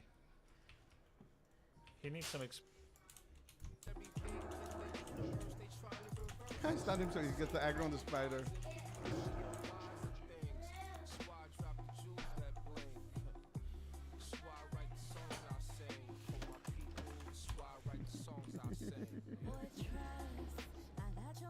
You're chilling hard, dude.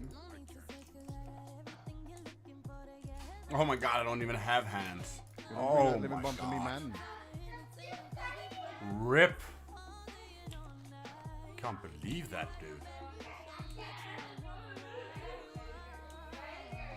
This is on Crusader Strike. Can we get Mike out of there, dude? Mike is dead in the fucking sewers, dude. Escort his ass out, dude. Can't find a blue post about the damage nerf.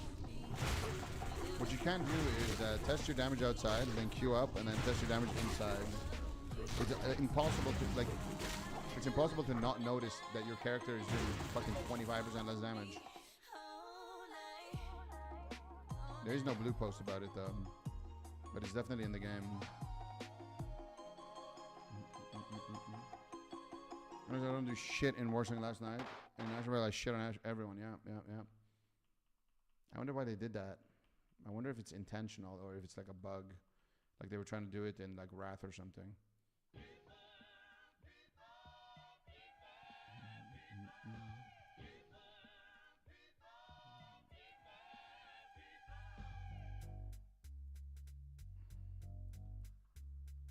this out, check this out. Check out this fireball. It's gonna crit, I swear it's gonna crit. It's gonna crit for sure, right? This one for sure.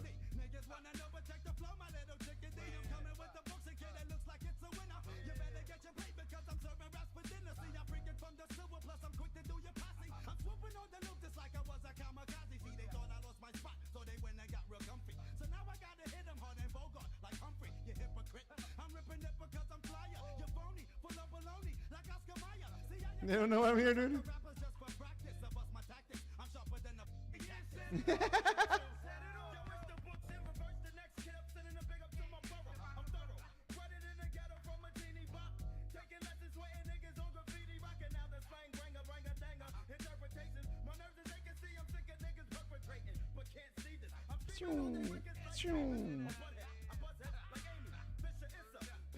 Yo, these bushes are OP as fuck. The bush tech, dude. The bush tech.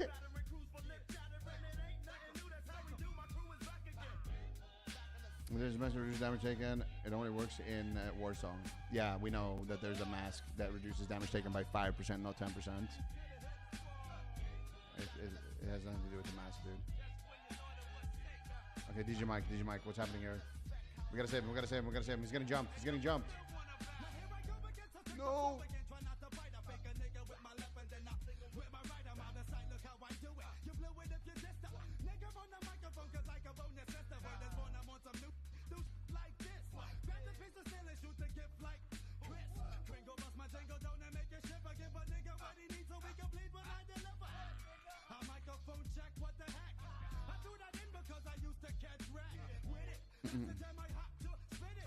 Playing Fortnite, yeah, we're hiding in bushes, man. Actually playing Fortnite right now.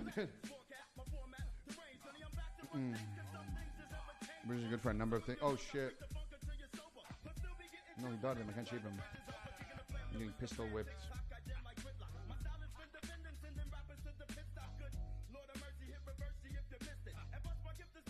Boop.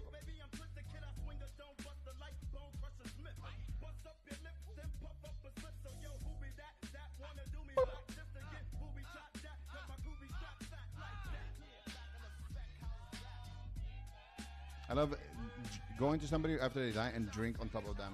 Because it's like you're teabagging them, but not really, you know what I mean? It's not like a full teabag. There's too many here. This is the mother load, dude. This is it. This is the spot, dude. Swirl is dead. He's gonna cast something. Yeah, there it is. Zup. Don't worry, DJ Mike. You're safe to res right now. We got the area under control. Are they bots or just stupid? Yes. You got 5 waiting on your res. No. We're gonna sheep them. We're gonna know about them. We're gonna make sure you get out of here.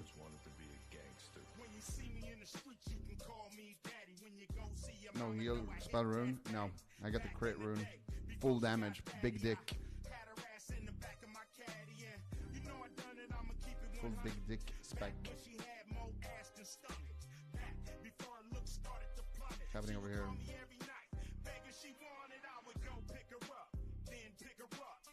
That says, yo, going for kills. Or rune.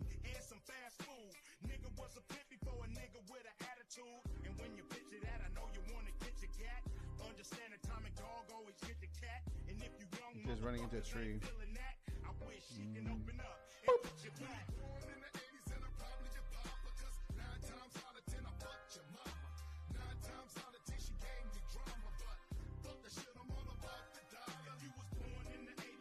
Oh, DJ Mike is gonna jump. DJ Mike is gonna jump. No, I'm far. Oh my god. Bro, these guys love him, dude.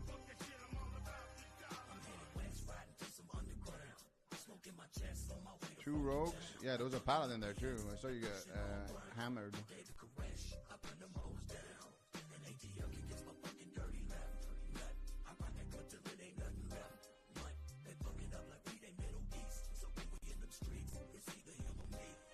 A little fireball.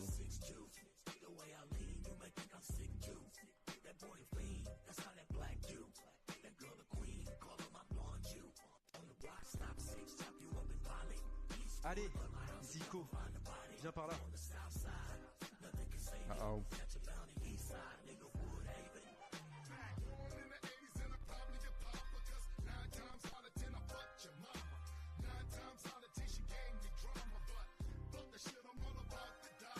think there's rogues here in this area.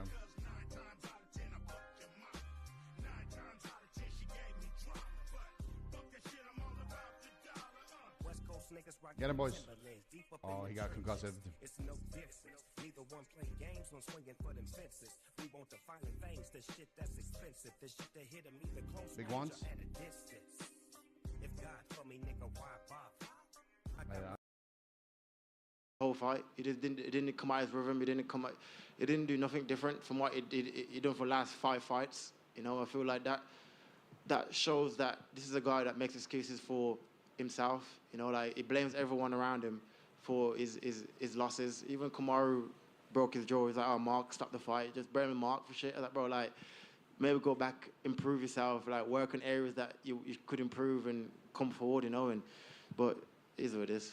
You won a lot of awards this week at the Worlds. I guess how does that feel? You know, Fighter of the Year, Knockout of the Year, Upset of the Year. Like, how does that make you feel? Now it feels good, man. It's been like 2 years in pandemic. Remember when it took me out of rankings and all that shit I went through. So now I'm here, sitting on top, laughing at everyone, and got my bout, second title defense, winning awards. It feels good. It feels it's a credit to me. It's a credit to my team for the work we've put in, the belief that we got in ourselves when no one else did, and I'm just proud of myself, you know. Which win feels better to you, beating Kamaru or beating Colby? Probably beating Kamaru because he was the meant to be the GOAT, you know, and to head kick him and to get it back off him, I think that defo, no, nothing tops that, you know. And obviously Colby's a dick, so that was also a great win. But for us, like achieving a goal, a lifetime goal. Being Kamaru was the win, you know. And finally, for me, if you had your way, you know, there are a few people out there who do you want to fight next? I know you don't really like to call people out. Yeah, but I'm the champ. I need to call none of them out, you know. So I'll sit back. I'll speak to the UFC, speak to my team. We'll make a decision. I like to be active, though. You know, I won 4 twice this year. I like to fight 3-4 times this year. So I'll speak to my team and let's figure it out. Thank you. Thank you.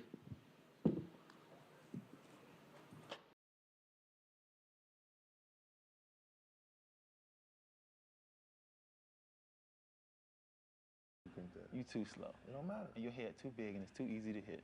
Good. I can take them though. Yeah, you can. Can you take them? I can take them. Didn't let you can take them your last fight. Your last fight didn't show me you can take them. How many fights you lose? I lost a bunch. A bunch. I lost a bunch. I lost one. You ain't fought nobody. I lost one. You got a big ass mouth. And they gonna cost you. It don't scare me that you say, "Oh man, Rashad, don't talk to me. Don't say nothing to me. I'm crazy." That didn't come out my mouth. Yes, you did. I remember you was blinded by rage. Dude, that wasn't rage, homie. You was mad. No, that wasn't mad. We get one of these big boys whoop your ass. You never see me mad, homie. Oh. How you doing, big man? Scotty. What's up, man? How you doing? Scotty. What's up, big man? Man, when the fighters started walking in, big ogre looking at me. Oh, man. I'm like, damn, what? Man, he got as big as hell. Hey, man, big. Nice to meet you. Look how big that dude is. What the hell? I was just wondering, though, right before Machida knocked you out, what was you saying, though? Why was you talking, though? For real. Keep real, no, just real talk. He's hit me, and it felt like it was just like pillows, and I was like... You would breathe like a fish out of water. I was like, damn. How many times you been knocked out? Once. Who made you quit? Nobody made me quit. I never quit. Shogun. Oh, I didn't quit. I ain't tap out. I seen it in your eyes. You quit. No, I ain't quit. I never quit. You quit. I never quit. You quit that fight. You'll see. You did. You quit that fight. Hey, we got 5 minutes. Don't get in a fight. All right, we got 5 minutes. Relax, you two. All right? Don't get in a fight. From the first time these two walked into the room together, it starts, you know, look at how you got knocked out. I'm going to beat your ass. You couldn't possibly beat me. This is going to be a long season with these two. You talking too much. What's up, Kimbo? What's up, D-Dub? Jump in line there. He's on my team. Yes. Hey, may the best person win. Rampage, as soon as he seen Kimbo on my team. And I'm thinking, cool. Don't go nowhere near Kimbo. Don't even be thinking about Kimbo twice. All right, that's my first pick right there. I got him. He ain't got to train. He ain't got to do nothing. Hey, you ain't got to do a damn thing if you don't want to. I want you on my team. You want to be on my team? Damn right. You ain't got to do a damn thing. That's what it's all about. Sit back and look. Yeah, man, I'm here to thump. I always been a fan of Kimbo. I like the way he fight, and I think Kimbo can smash some people. Rampage, for his evaluation, is having his guys beat the hell out of each other. We decided to make the guys spar each other and wrestle live, and basically pretty much the stuff that they're really going to be doing.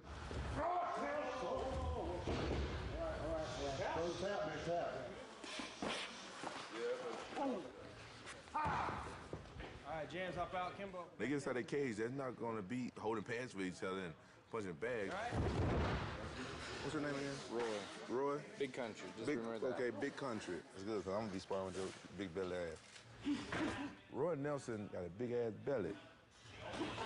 We checked him out, and he was fat. You know, Rampage kind of just like being a knucklehead, just kind of going through some of the things. I don't think he knows what, you know, what good talent is. He got titties. He's got titties. He got titties. We've got titties. We noticed that one of the fighters, he was kind of a, you know, fat, pudgy guy, like a heavyweight, and he had some titties. Let's see what you got, titties. Oh, nice combo. Don't bounce like that. You distracting him with your titties. That's the whole point, man. Okay. Good strategy. Go ahead, shake them titties, you know. Do a little dance like this with them titties, you know what I'm saying? Be happy you got titties. Tap those titties. We gotta, he's watching those titties. It doesn't really hurt my feelings or nothing. It just kind of lets me, like, I just try to stay calm a lot. I don't want to get get too emotional in here, because then I'll just get angry and do stupid. Let me see, hold your hand up like this. Man, you got big Sasquatch paws. You play football? Yeah, I played back in the day. Like you swallowed a few of them.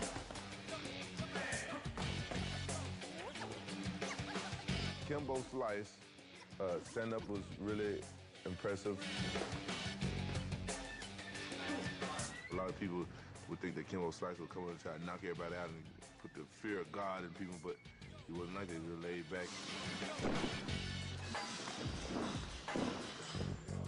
His ground and his wrestling was lacking.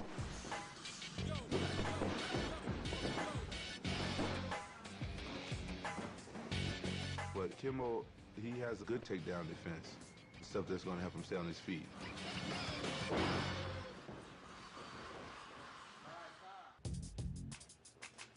First person I choose is my boy, Kimbo Slice.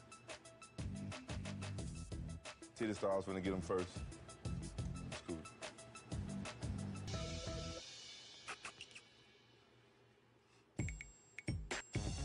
I guess I would choose that camera guy right over there.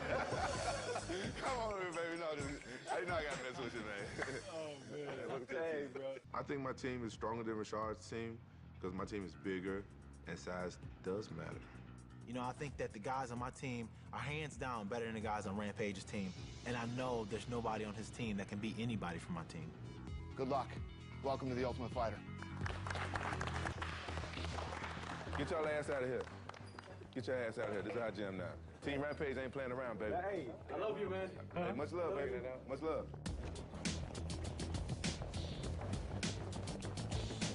I feel I got the better guys on my team. I got the bigger guys. They're working hard over here. I'm pretty happy with my team. I'm gonna do a test see what your cardio is. 11. Some of the guys got big hearts, and I just want to test their cardio. 11. And I was pretty impressed with most of them. This is what I want to see. This is a test right here. Come on, 3 straight, don't Three stop. straight. Come on, 3 One. straight. Come on, come on. Up your feet. Come on, Jump over. come on. Where your heart at? But Big Marcus kind of scared me. I thought he was finna crap his heart out of his pants. You breathe through your nose? Stand up, stand up, stand up. Gotta get it up. I was expecting to see him throw up in his heart, just boom, boom, boom, boom, just beating on the ground right there on the mat. I was scared for him. I thought he was finna pass out. It's an honor training with Rampage, you know what I'm saying? Not every day, you know what I'm saying? A person like myself will get to train with someone like a Rampage, you know? Someone who really would, you know, who really takes the time to, him and his team, these guys really take the time and show me things. All right, guys, get wrapped up. So everybody except for Kimbo Slice.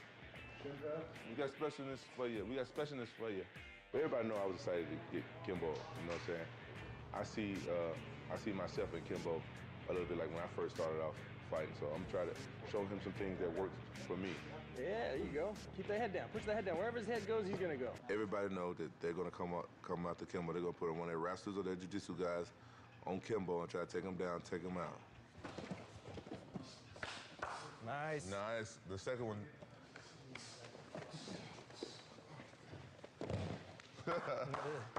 Nice.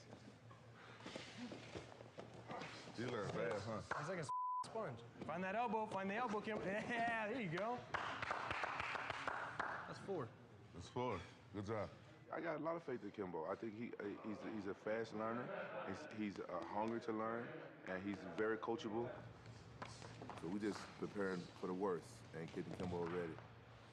I like the way you work hard, Kimbo Slice. Thank you very much, Rampage Jackson.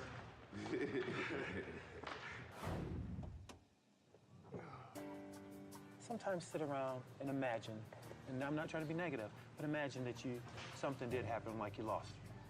And think how you feel. And let that be your experience for losing here. Chop, chop. Y'all on our time. When I come to the gym, I see Rashad's team still lounging on the mat, you know what I'm saying, and just talking stuff they could have did in their office or whatever, you know, that's very disrespectful. I'm thinking about going over there and just pulling my pants down, just far right on all their heads, just doing just a ghetto blaster.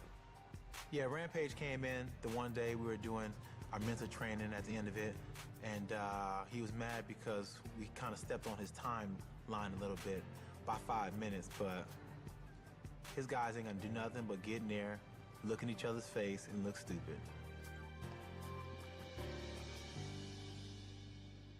I confronted Rashad nicely, gentleman-like, because everybody know I'm, you know what I'm saying, I'm not the cocky one here. Hey, sir, I appreciate you guys get out here on time. Hey, I understand that, man, but they had us here late. The lights was off. They said they can bring out here about 35 minutes late. Yeah, they said they're gonna have us here at 11:30. What time is it now? 11:35. Well, they brought us here. We actually had the 5 minutes that we taking right now. See, that's the 5 minutes that it took us to get our on. So I ain't got nothing to do with that. Hey, I ain't got nothing to do with how long it take y'all to get yourself on. Hey, I ain't got nothing to do with that. I ain't gonna do nothing anyway. Oh, we finna train. I ain't gonna do nothing anyway. Dude. Rashad, don't say nothing to me. Rashad, you already know your first round pick finna get up out of here. And y'all need to get the hell up out of here. Y'all need to get the hell up out of here. Hey, it's time for us to train. Good job. Y'all get the hell up out of here. Get the hell up out of here. It's our time. Get up out of here. We're gonna see. We're gonna see. I had a big smile on my face. I said it real nice, joking around, but still kind of firm, because I don't want to start no fighting up in the road, you know. I don't want to have to drop him, you know, right before training and stuff like that. Let me get in shape first before I had to knock somebody out. Don't say nothing to me. Don't take up my time no more. Don't do that. Don't take up my time no more. Don't say nothing to me. Hey, y'all need to be up out of here. Y'all need to be up out here. When it comes time for me to train, y'all better not be lingering around. I don't need to see y'all guys up in there. Y'all need to get the hell up out. Quit trying to touch my ass. What's wrong with you? See, me and Rampage relationship works like this. We joke around, and then next thing you know, it's the underlying, like, I want to punch you in the face type of joking around, you know? Like, you know, he's smiling, and then I say something to him, and then he say something to me, and then it's serious again, you know? So it's only a fake smile. How you doing, man? The dean of me. How you doing, man? How you doing? Good to see you, man. You doing good? Great, man. I like the tip. I said, we're just saying,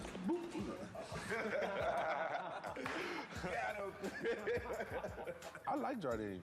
Jardine is a real cool guy. He laid back, you know what I'm saying? We had a good fight. I don't know no cage. I know Keith Jardine. Y'all start hurting a little bit. For what? Rashad wanted to get to talking about how he thought Jardine hurt my jaw, and that's why I didn't fight him. That's why he fought Machida. And that's really pissed me off. Sick Dog hurt my jaw. Sick Dog. Hurt my jaw a I week before I fought Mandalay. I don't know him by Sick Dog. Hector Ramirez hurt my jaw. His name is KJ. You go sit here and say that when I fought Jardine because you didn't want to fight me. I was supposed to fight Rashad that day, but Jardine stepped up. I was supposed to fight you. You didn't take the fight. Dana said, Rashad said, I want to keep my belt longer. I fought him. I fought him because I was supposed to fight you. I was supposed to fight you. I was supposed to fight you. But your boy stepped up. Now you want to talk so that I want to keep my belt longer. I did, yeah. That's what, hey, ask Dana. That's what Dana told me. That's what Dana told me. And he stepped up like a man and fought me. You fight me in May, and you said what? Hey, No, you two said fights- no. You said no, right? Yeah, I said no. Then shut up. Yeah, I said no. Okay. Yeah, I said no. But I just fought. I just fought two fights. I just fought two fights. Did you take the fight in May? No, I ain't take Okay it. then. I ain't take it. Well. I ain't take the fight. I ain't take the fight. Well. I smell you fighting to the fighters right now, though. Let me back up. Hold on. I know you ain't talking with your mint breath. I don't smell his breath. Rashad Breath can fight for him. I think this is how Rashad knocked out Chuck. For real. I think Chuck got a whiff of that breath. Chuck didn't even get up. Chuck was out. He had no chance. And now you heard your boy's breath. That's all Rampage has. All Rampage has is a bad brother Joe, got gum. I mean, come on, Rampage. What you shaking your head for? Why you walk around shaking your No, I'm just saying. I'm just asking you a question. I was just shaking my head as I was walking away, and he's like, "What are you shaking your head about?" And I was like, "Listen, mate, I don't do what you two are doing. I don't do the constant, verbal dialect. Don't pick on me, Don't start with me. I'm not going to take it." Hey, you soldier. What you saying? Speak American. I don't talk. I'm not You always coming around starting to smack talking, mate, with this deep British accent. I'm like, dude, I can't understand you. I got British friends. I trained in the UK, homie. I can't understand you right now, homie. Take Rashad's nuts out your mouth, then talk to me. I don't do that. Guess what? It's just too much energy. Guess what?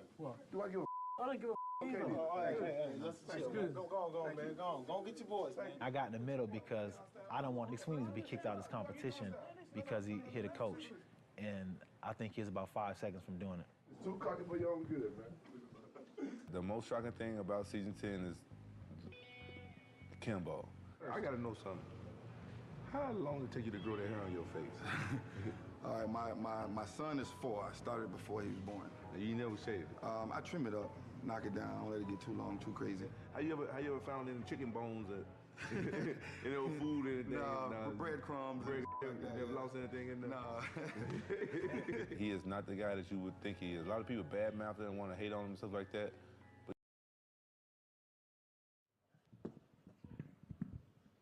Colby, obviously, I'm sure you're disappointed to not be sitting up there with a title belt, but after a little while now, how do you rate your own performance and what was your feelings on the fight? Yeah, I would rate my performance a 5 out of 10.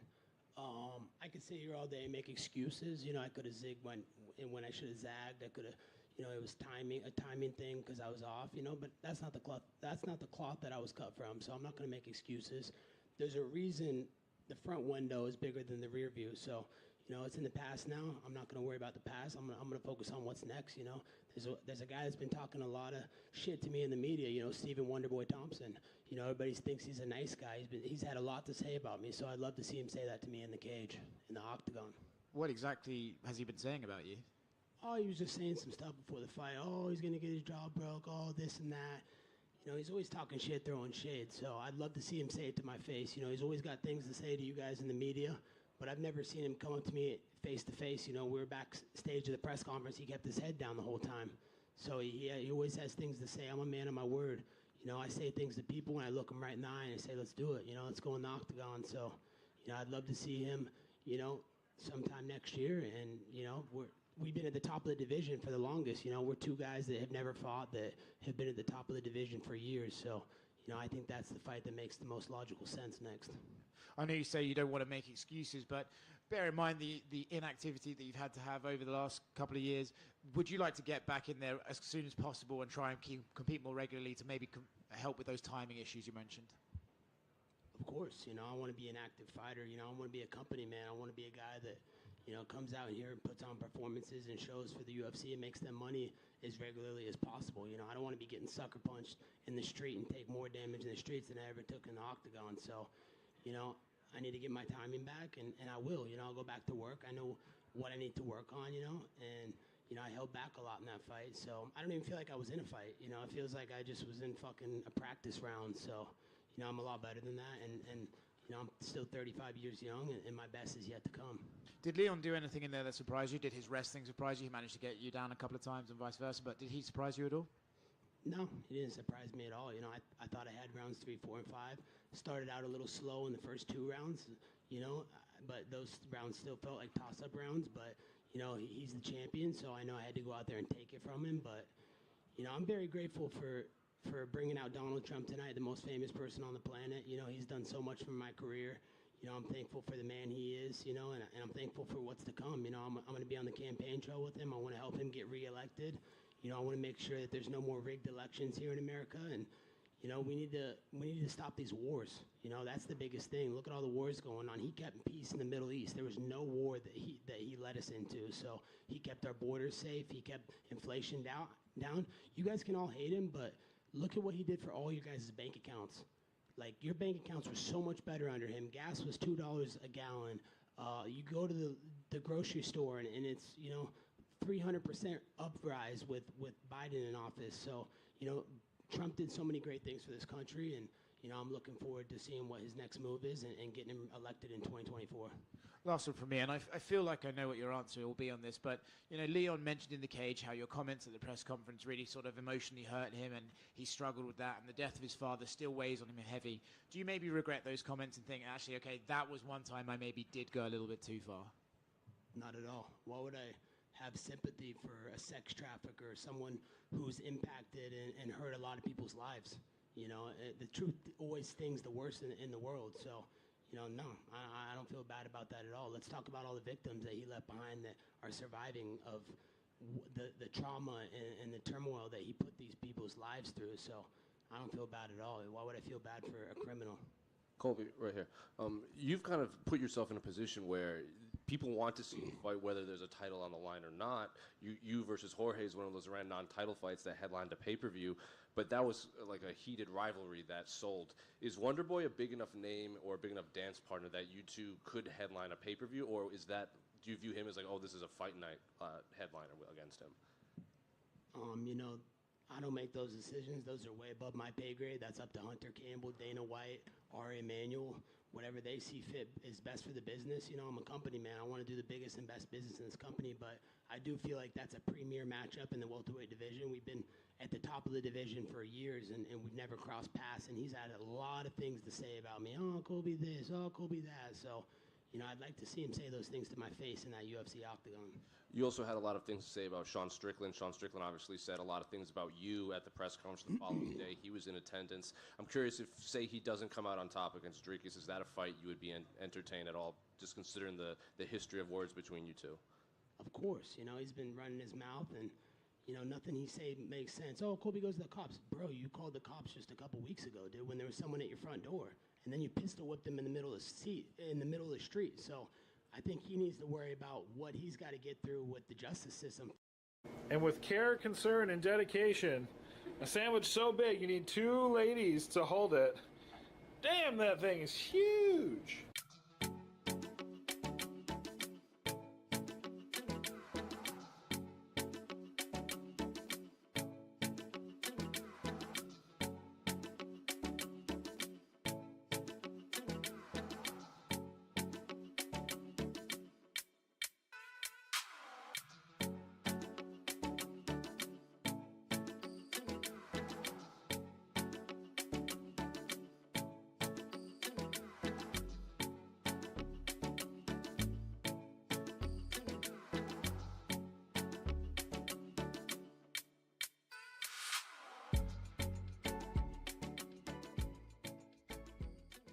Hey everyone, Joe Lancer. Today we're in Mount Dora, Florida. Mount Dora, Florida. Kind of like, I don't know, an hour-ish, kind of north-ish of Orlando. We'll give it that. A very historic town, very beautiful, very pretty, and we're in the downtown. Outside a very popular restaurant, actually. This restaurant has claimed national attention due to it being, believe it or not, gluten-free.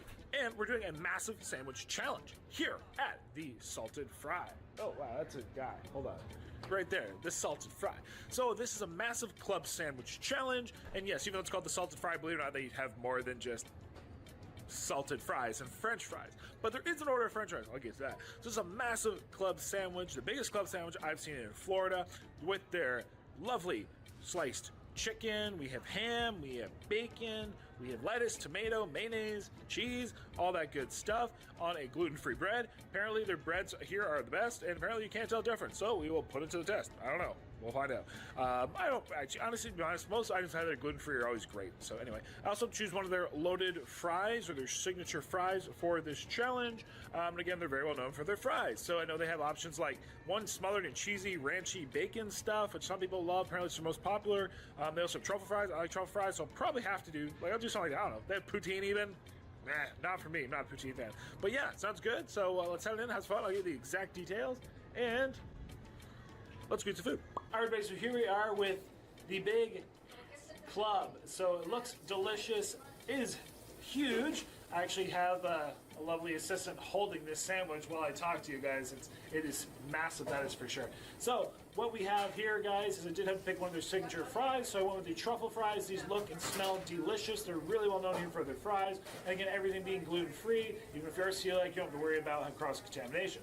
Then on their signature house-made, or like signaturely made for them gluten-free breads, we have this crazy club, guys. So I have lovely ham, we have the lovely chicken, we have cheese, tomatoes, lettuce, mayonnaise. I also got some deli mustard, my addition on there. I love me. They have the Boar's Head delicatessen, there you go, style mustard, which is one of my favorite all-time mustards. And they even actually do a layer of roast beef on here, which is pretty cool. Also lots of bacon on here. And yeah, with a huge knife in the top. And it looks good. I tell you what, these truffle fries are so aromatic, parm and pepper on them too. Not gonna lie, normally I'm not the biggest fry person, but these look delicious. This sandwich looks delicious. So like I said, only 30 minutes, which is absolutely nuts. So hopefully we'll be able to do that. It is about a $75-ish kind of meal combo challenge here. But at that, I think we get started here just momentarily. All right, so I went and got the I Eat Animals merch on because we definitely need some well, we're eating some animals today, we'll put it that way. Great big sandwich. Yeah, like I said, I got the fries. This is really cool. Again, I got some more of their jelly mustard. They actually also make ketchups here. Hey, listen, there are certain things that you need ketchup for. It doesn't have to do with absolutely everything, but one thing that it does, need ketchup is French fries. So you have some of their ghost pepper ketchup here, a bacon ketchup here, and their original ketchup here, which they make. And then I also have a lovely kind of truffle aioli garlic sauce that normally comes with these French fries. But at that, I think I'm ready to get a rockin' and a roll in. You guys good if I get started here? Yeah, go ahead. All right. So everybody, I'd say I think the best way to do this is probably put this sandwich down on its side. Let me grab this solid piece of lovely meat. Put it right there. And shout out to the staff. They actually stayed open late for me to allow me to do this. So super cool. I'm a little nervous though. This is a big sandwich. But yeah, maybe it's kind of like about 5, 4, 3, 2, 1. Let us eat. All right. So I'm gonna start with this bottom here. Start with some of this ham. Holy jumpers! That is a thick layer of ham there, that's for sure. But let's try this bread out. Try all these things together. So let's see what it's all about.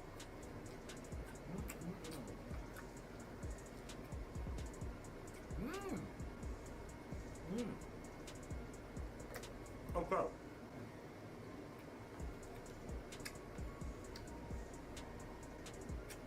There's a lovely honey ham.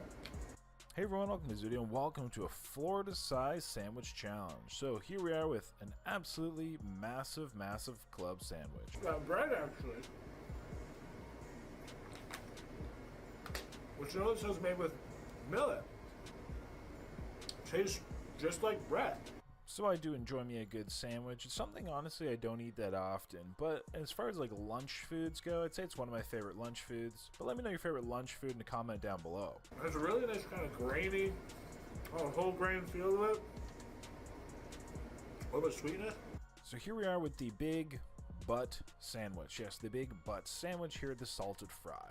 So I knew this was going to be a heck of a challenge just due to the sheer size, and this thing was monstrous. Very good. Got some more jelly mustard here. Myself. So this challenge is a rendition of their classic kind of club sandwich on the menu. Of course, obviously this one being much bigger, and this one has the addition of the roast beef. I believe the traditional one does not have roast beef, and there might have, I'm not sure if there's any other differences. I obviously added some deli mustard, that's not standard, but I love me some deli mustard. They have like the Boar's Head deli mustard here, one of the best deli mustards ever. That being said, we had all kinds of different items on here, such as bacon. Shout out the staff for that. They definitely are very like conscientious of how you like your bacon, which I totally appreciate. Most places, they just give them what you give. But the cool thing about this sandwich is we basically had like 3 different sandwiches in one. I had ham, I had the chicken, and I had the roast beef. I'm sure I could have mixed them up a little bit more, but I'm happy going layer by layer. I don't really mind having things by themselves. Another thing I really appreciate, they actually asked me how I wanted my bacon cooked. That's awesome. Like, seriously. Nowhere does that nowadays. I like crispy bacon. Little skewers here. Try not to impale myself too badly. Might have lost the end of them, but we'll see what's up. Delicious. You guys sell the loaves of bread, right? Yeah. So loaves of bread. It's a basil and garlic infused bread. Basil and garlic. And I seriously enjoyed their breads. Like, it was very like kind of a hearty grain bread, and I wouldn't have known it was not normal bread if they did not tell me. Got all the club happenings right here. They also made a variety of different sauces, which they actually made in-house, which I thought was really cool. Everything from like their own Thousand Islands dressing, their own kind of aiolis, and everything. Lettuce, tomato, little meat, little cheese. Now, with a name like the Salted Fry, of course, at first I was thinking like, well, obviously it's a fry shop or, a chip shop, however you want to call it. And technically it is, but it's so much more than that. And that's definitely what I learned very, very quickly. Being known, again, not only for their quote-unquote, French fries, gluten-free items in general, but having kind of like untraditionally gluten-free items as gluten-free. Again, obviously the breads, the sandwiches, they had a gluten-free beer there. They had a gluten-free fish and chips coming on the menu. They had literally everything you could think of. And what was so cool about this place is, of course they got started first with the fries, hence the name, the Salted Fry. And from there, just due to their popularity, the quality of their French fries, they were able to obviously expand the menu and continue pushing further, which is really cool because someone who is, again, like not just gluten intolerant, but like truly allergic, like with celiac disease, etc., they can come here, order any item, not have to worry about any sort of cross-contamination or whatever. So I think that's pretty cool, and I mean, that's actually why they got national attention for being totally gluten-free. Once they're hot and crispy, look at these fries.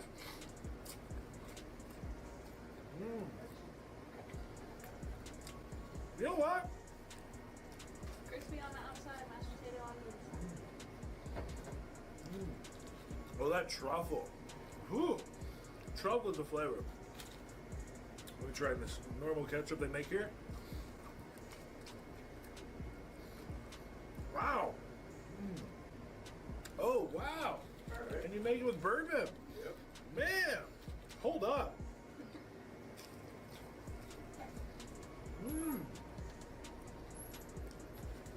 That ketchup.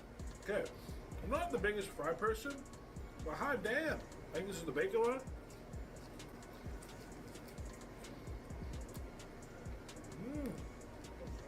It tastes like bacon. All right, and ghost pepper.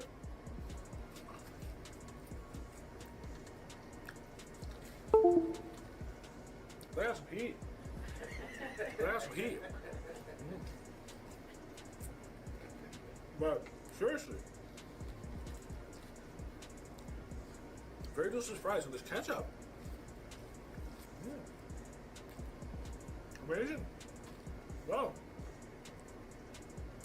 I'm impressed. Seriously, that's a good French fry. I mean, the place is called the Salted Fry after all. They're known for the French fries, but really, I think like it takes. We eat as many French fries as I do.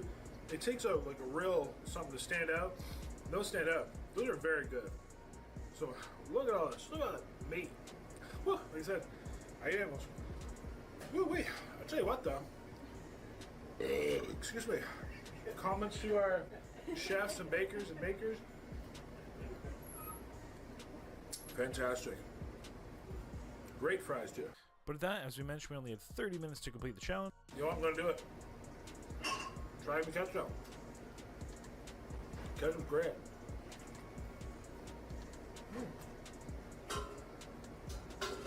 No surprise. Still great. So with the $70, $75 meal on the line, let's get on into this big old challenge. Let's see if we can ultimately complete it, as this was a massive sandwich, that is for sure, and one I knew would take a little bit to eat. So with that, let's see what happens. All right. Oh, thank you. A dipping bowl. I like it. Woo-wee. Got protein for the week in this sandwich there, buddy. All right. I love it out here. Like, look at those. Look at so much bacon and stuff on there. Let's be some good bites. I think we're roughly about maybe 8.5 minutes in on this. But man, this looks good, guys. Let's tomato.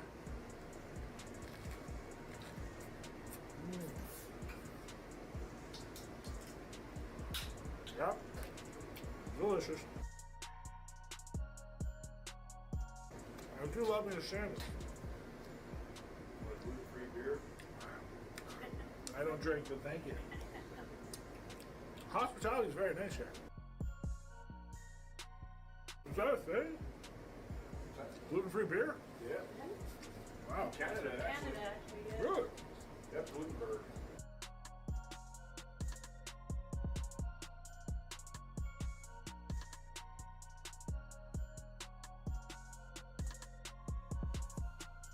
Just wondering where you're putting all that stuff. I mean, that's a lot of food. I mean, I was stuffed off the first bottom half.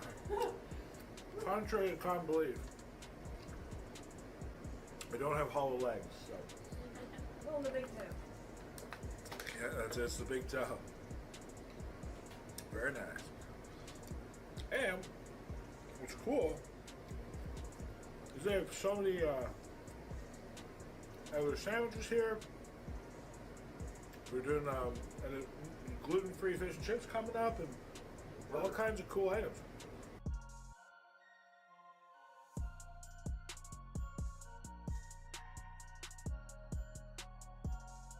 Let's make a large variety of different sauces here. This is like the version of a Thousand Islands dressing, I've heard. That one's with like blue cheese.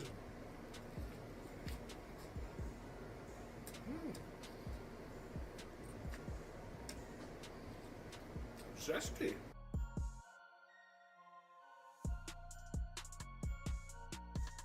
Got this big old roast beef here. Horseradish sauce? Just a straight horseradish? Or is it sauce? Let's get. Thank you, though. Do you like this horseradish? Woo wee. No shortage of food there, buddy.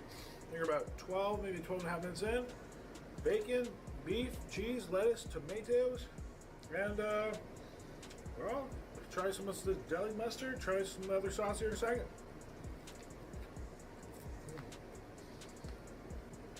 Oh, that's a big bite. Excuse me. Compliment. Great tasting roast beef too, actually.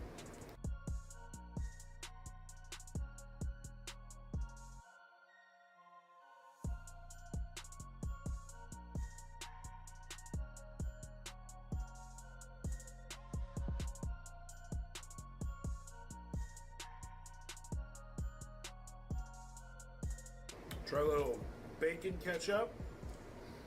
Bacon goes pretty well with beef. Ketchup does too. Oh man.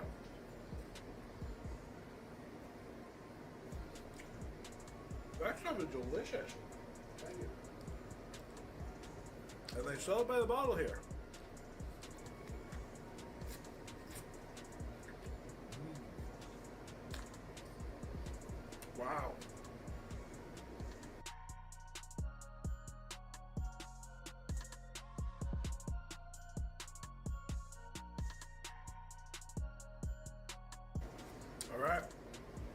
Last bite of the sandwich.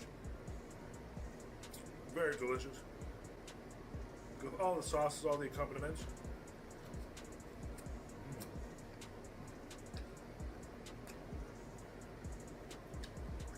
Now, another French fries and chill. So let's get these done. Try their little house-made.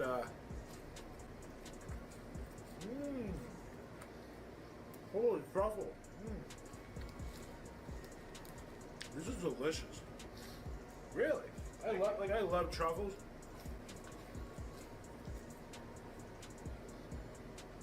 I'm not a big aioli mayonnaise person, but that stands out. But I always love some ketchup. I think I'm okay. Thank you.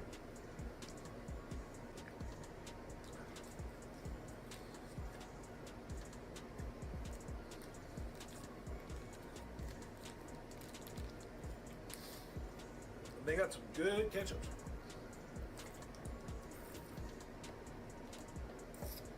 We have a dill pickle ketchup coming out too. Really? It's good. It's real good. I like pickle ketchups. It is so good. Really good.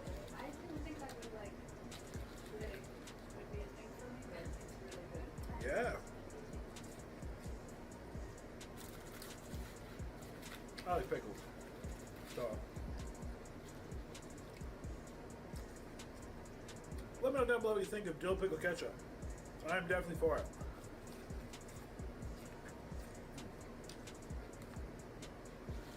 Man. You can do no wrong with these fries. Tastes great with everything.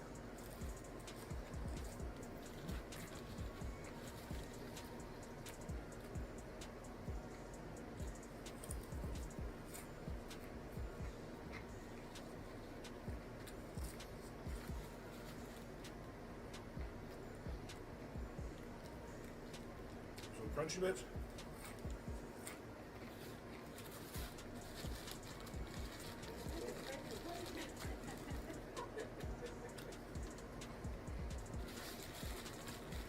And that though.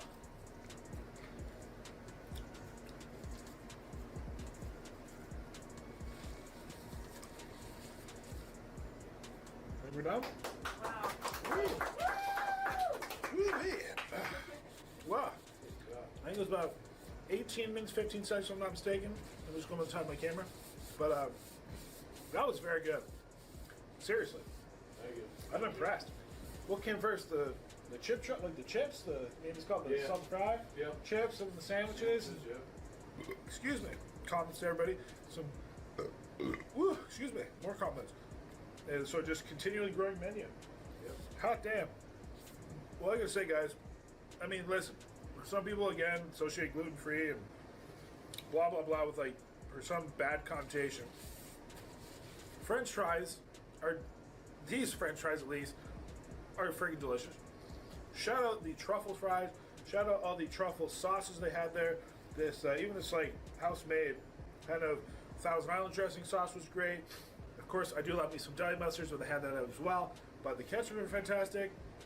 Sandwich is great. I mean, it's just tried and true, simple. It's a great bread, great quality products on it, the meat, everything.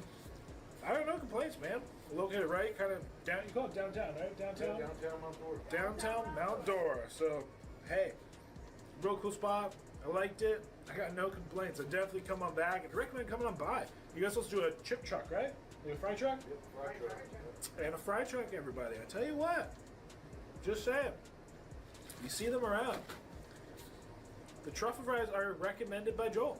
Give it 2 thumbs up. And I don't usually give fries any thumbs up, so that definitely speaks to it. But at that, we do get the $70-ish, $75 meal for free, which is pretty cool. Thank you guys for staying open late. Yeah, Seriously, give us some entertainment for the night, the evening here. And at that, get out of their way, let them close up. And until next time, everybody, stay happy and hungry, happy eating. Really, cool places to check out. Hungry, I'd recommend. I really want to try your fish and chips, so I'll have to come back and try some more of their items. So as I inhaled choke on the water and inhale. Drink your water, kids. Don't inhale it. Oh, we're going to do a smash burger, too. And a smash burger. Gluten-free. I do love me some burgers, so. But Daddy, what? Until next time, first, I love your happy eating. Yeah, make a stack of them. Don't eat like I do, everybody. Just you get a normal portion. But yeah, guys, till next time. Appreciate y'all. Have a lovely day.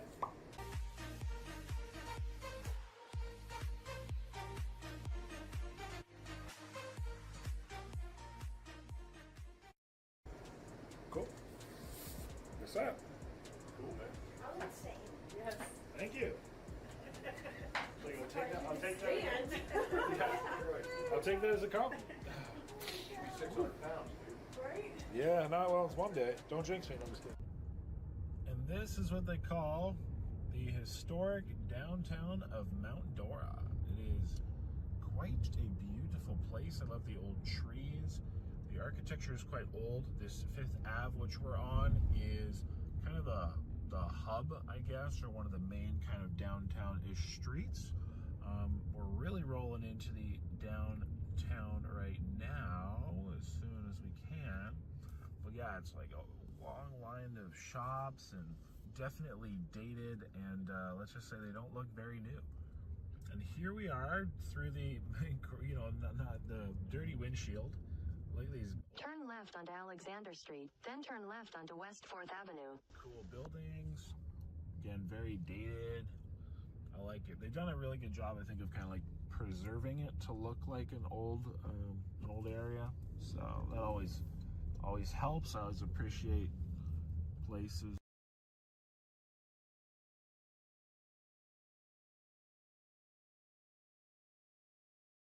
All right. Okay. All right. Here we go.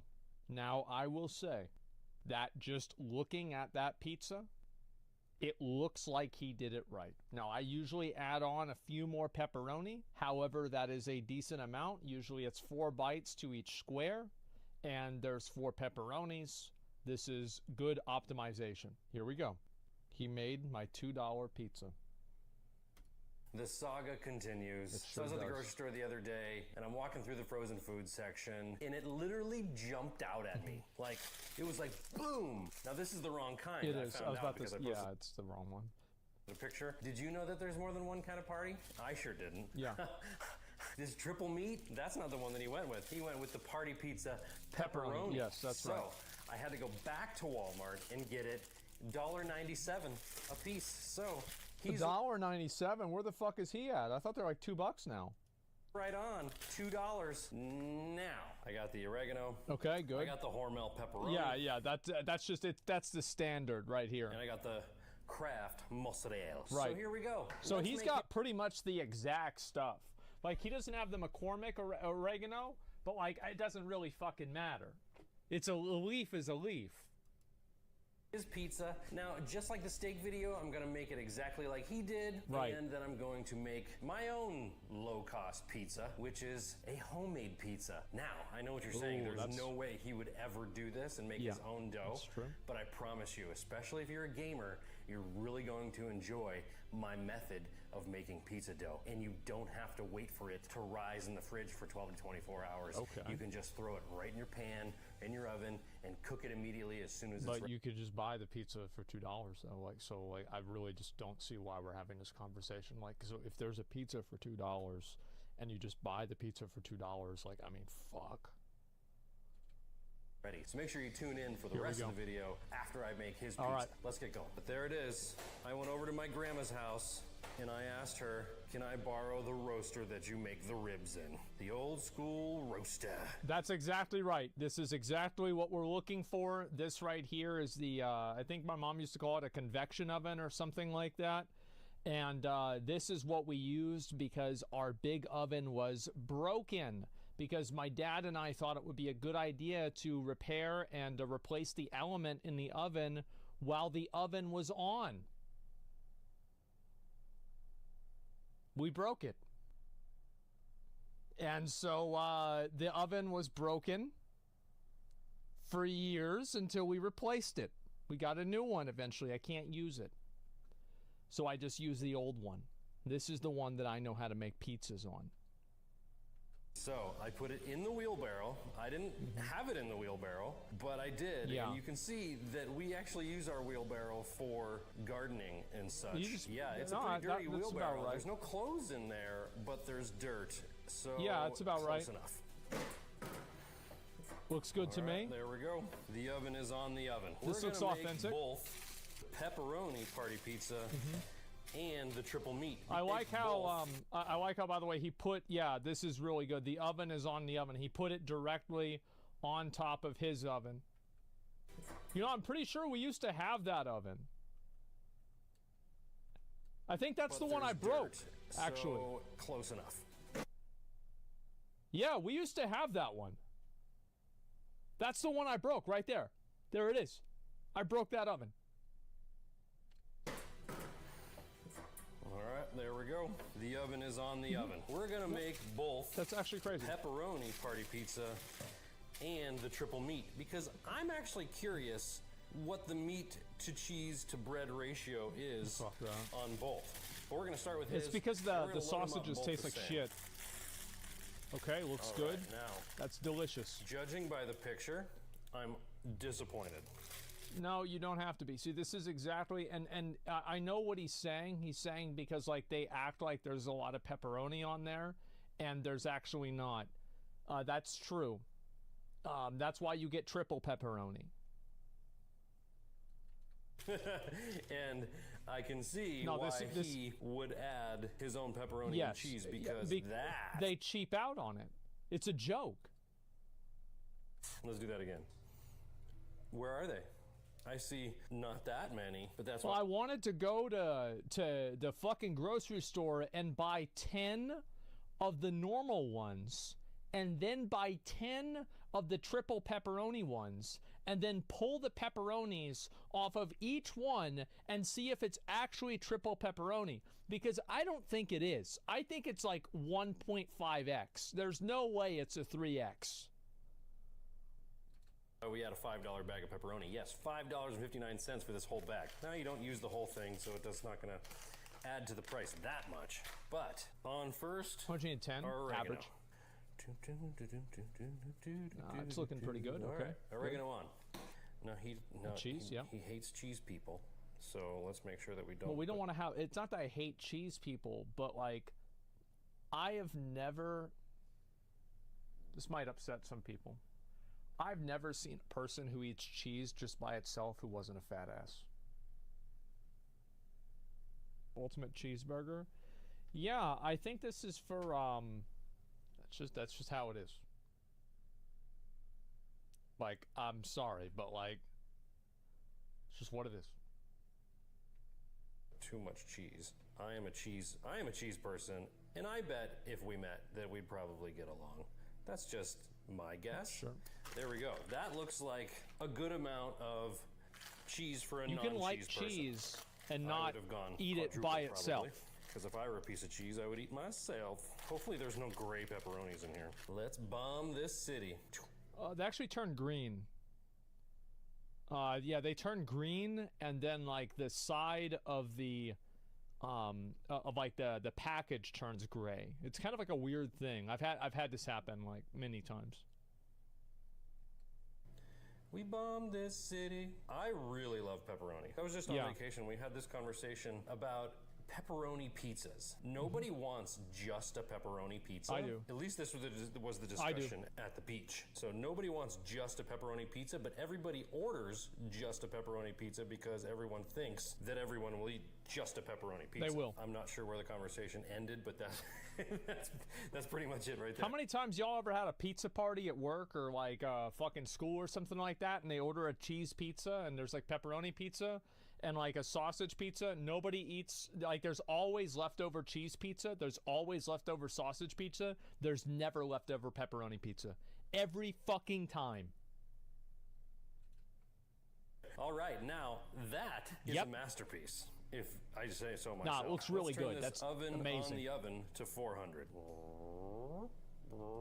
Yeah, I don't even know where to turn it up to. Oh, I gotta plug it in. I had to move the oven onto the countertop because the cord is on this side and the plug is over there, and the plug's not long enough. So it is there what we it go. is. Plugged in, Should we discuss the cobwebs? I'm not gonna put cobwebs on mine because this daddy ain't gonna eat any cobwebs. No, the thing is, like, look, I didn't even have, I didn't really eat the cobwebs. They were just on, guys, look, they were just on the grate. Like, that's, it's not like I was eating them. It's not like I put them on like it was flavor. It wasn't seasoning. It just happened to be there. No matter how good they taste. Now this may affect the final product, seeing as how Why I'm does he putting do that tinfoil for? on the bottom, because this is my grandma's. And if you got a grandma and she's a big cooker, like an Italian one like mine, and I were to get burnt pizza crust on the bottom of this, you know what my fate would be. You'd never see me again. So I'm... Why, just, what would be the problem with the pizza? Because, I mean, you're not eating it off, you're not eating it. Like, what's the problem? I don't know. I mean, I never put that shit underneath it. Dirt on the stove? Don't eat it. Don't eat the dirt. What are you doing eating dirt? I'm putting foil on the bottom, but he cooks it for an hour, so it's gonna be fine. All right? Yeah. We've got one pizza in. All right. There's even less meat on this. See, they fuck you, don't they? They fuck you. See, it used to never be like this, by the way. Let me show you something. See, back in the fucking day, I'll show you this. Back in the fucking day, it used to be a bigger pizza. Look, see, it used to be circular. It was way bigger. Way fucking bigger. And then just eventually, they just shrunk it down and they took the Wendy's route and they made it a square. They were way bigger, man. Look how much bigger this pizza was. Look how much more pepperoni this was. You see that? See how many pepperonis that was? Look at this. This is what it used to be. It's cheaper though? No, it's not. These used to be literally, who remembers, 89 cents. 89 motherfucking cents. And that was less than 10 years ago. Look at this. Look how big this was. Absolutely massive. And then now you have this. So look at this. See, it doesn't even fucking fit. And then back in the day, you had this. It would fit on the entire plate. See, they think they're fucking pulling some geometry shit. I can tell immediately what's happening. I could see immediately that we were getting fucked. All right, roasting him to catch an animal and turn it into a pizza and eat it? Okay, sure. That a rat got in there and it died. And so I was like, man, this smells really bad. We've got to deal with this problem with the dead rat in that room. So I closed the door. I used to use a dead rat as an alarm clock. Whenever the sun would come up, it would start cooking the corpse of the rat, and then the smell would wake me up. And I stabbed the rat. So anyway, I go back, this is like 5 or 6 years later, I'm going to clean up this room. No, it sounds a great idea. We'll see what animals Maya has, and, you know, maybe we'll try to get one of those. Inflation's a bitch? Yeah, it is. It's ridiculous. This one. Now this one also has sausage, Canadian-style bacon. Ooh, we talked about that. Ground pork and pepperoni, seasoned pork, chicken, and beef pizza. We're going to add our oregano. Chicken and beef. Kraft mozzarella. I have a tendency to go overdo it, so I gotta stop myself That's right fine, there. That's fine. Pepperoni in the oven.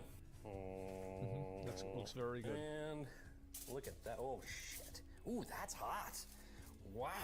We've got two pizzas in our oven top oven. Yeah, little fun fact is, like, if you if you're on the struggle bus, if you get one of these ovens, it'll save you a lot in electricity, I'm pretty sure, and it also is like really cheap. Like, you get one of these things for like $40 now, rather than like spending like $400 or like 200. Like, I mean, probably, like, how much is an oven now? Like, I don't even know. How much is I think it's like $400, right? Like, I know it's $2K at Home Depot, but I'm talking about like some fucking, it's 400. Like, so yeah, it's like 400 or 500 then. Like, and that's a piece of shit, but it works.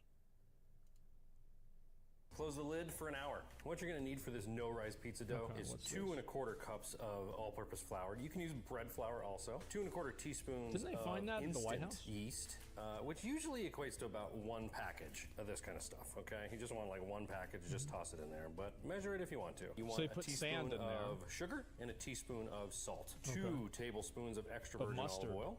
And 3/4 cup of warm water, about 110 degrees. If you don't have a gooseneck Warm kettle water? Why the hell would you want warm water? or anything fancy like that, don't worry. Just run your warm water under your finger. You don't want it to burn your finger, okay? That's way too hot. You just want it to basically feel like you don't feel any heat at all or any cold at all. Okay, now we're gonna take all those dry ingredients, take a whisk or a fork or a spoon, I don't care what it is, or use your mixer if you want, and just mix it all up. And while you're mixing it, start to think about all the game developers that have done you wrong in the past. Just start building So up. he really wants you to put a lot of work into it, a lot of energy. Basically, like beat this shit out of this yeast.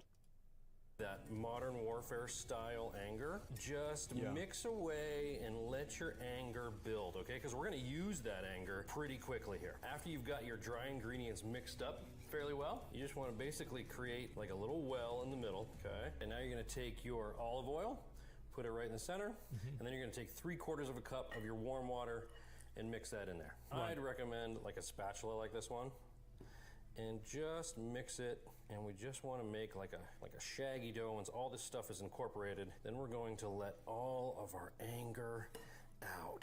You may have to dig in there with your hands, no big deal. Your hands are clean, we know this. Ooh, it's nice and warm. See, that's satisfying. See, you'll find when you start doing this that this is actually more satisfying than you think. If you need to add more wet, like I actually think we may need to add a little bit more warm water, a little touch of olive oil. Yeah, there's again, not enough just liquid. a dab of water.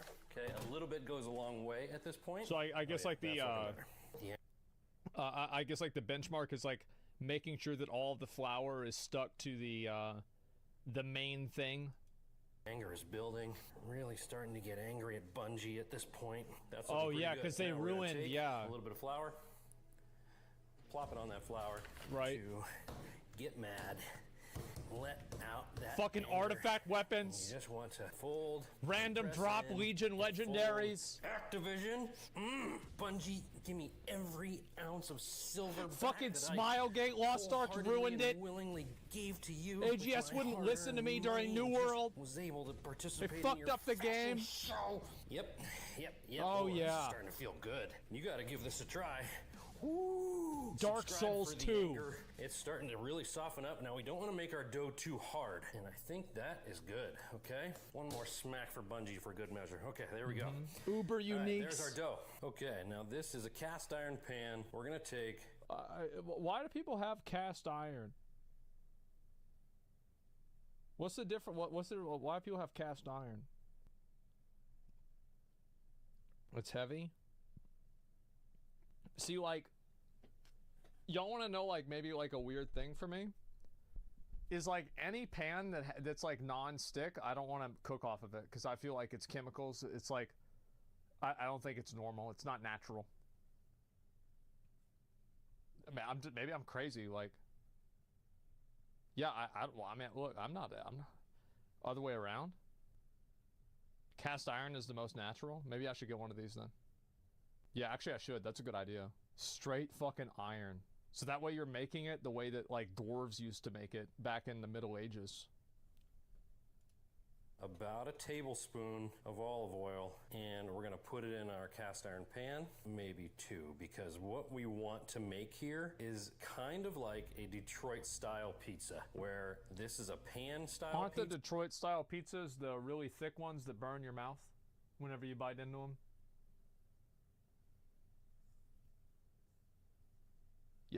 Yeah, I had those. But the olive oil will creep up the sides and underneath the dough and make like a fried dough underneath, okay? And now we're gonna take our dough and plop it right in the middle there, okay? Just spread that oil around. We're just going to use our knuckles and just form our pizza into here. Let that crust creep up the side. Now, like I said, this isn't a fancy pizza. We're not using a rolling pin. We're not throwing our dough up in the air and spinning around all fancy like. We're just smashing dough into a cast iron pan. Yeah, so we're gonna make kind of like a deep dish cinch here. Okay, now just take a towel and cover it up and just let it sit there for 10 minutes. Now in the meantime, let's check on the Asmongold pizza. It's been 25 minutes. Is that so the yeast can have like the chemical reaction? I'm assuming it is. Yeah, okay. Okay. That's getting there, but it's not ready. Okay, now I'm gonna cook my pizza on my grill. So I'm using a pellet grill that I can just set to 450 degrees. But if you're gonna use your oven, just set it to 450 degrees. Let it preheat for these 10 minutes while our dough rests. I'm using a grill because it's my pizza and I love grilled pizza.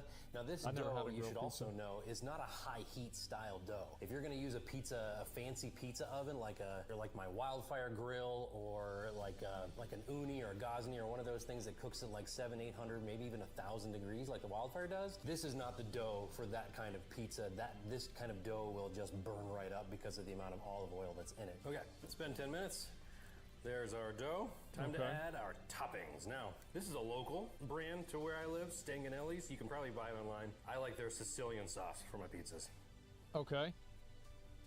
I'd probably say 3 spoonfuls. We'll add more. I feel like that sauce is a little bit watery.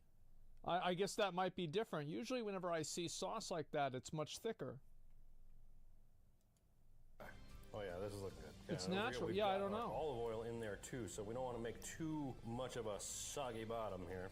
Now I'm going to use the same mozzarella in the middle, and if you have watched many of my videos, you know that I'm a double cheese kind of guy. Like anytime I order a pizza, I order it with double cheese. No different here. Now we're going to take Jack cheese. Now Jack is much lower moisture, and we're going to stuff it on top of this crust here.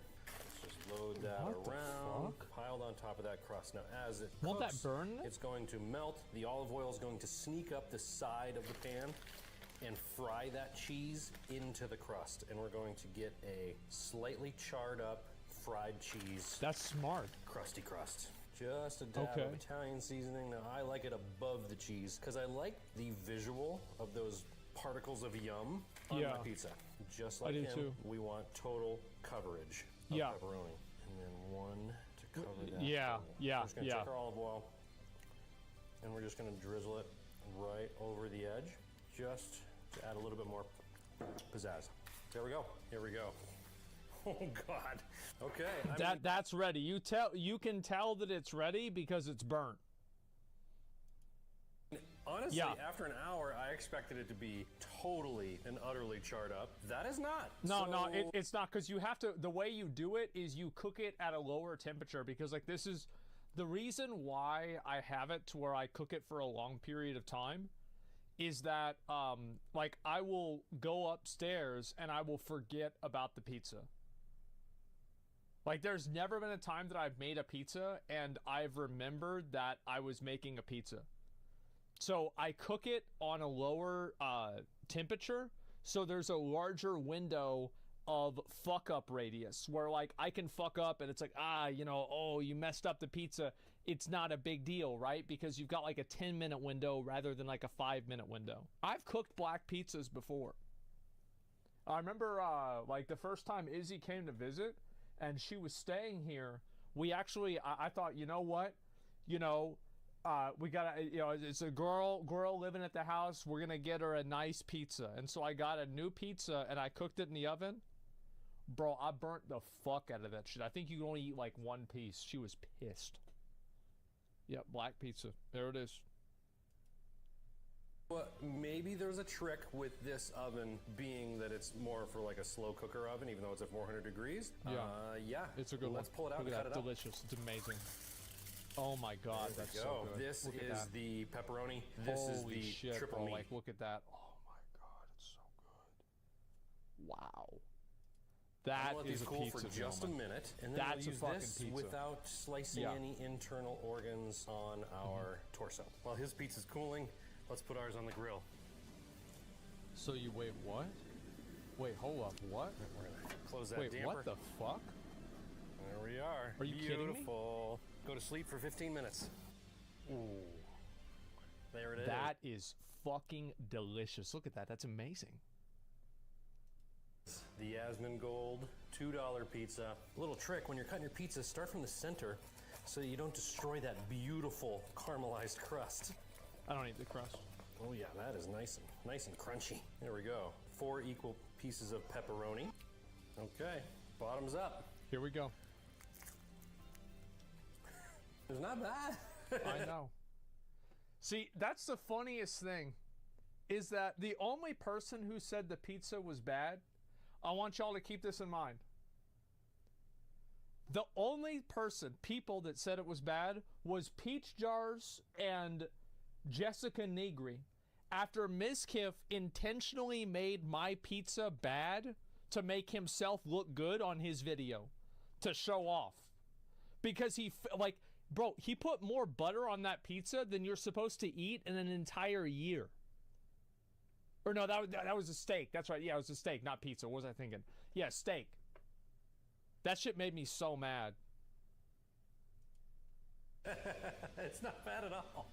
It's a little on the chewy side. It is. But whether it's genius or an accident, cooking in that other oven in the roaster may be the best way to do a pizza like this. That's because it cooks it, like, I feel like this is what happens, right? Is like if you cook it at a higher temperature in like a normal oven, what ends up happening is that the outsides get overcooked and the insides get undercooked.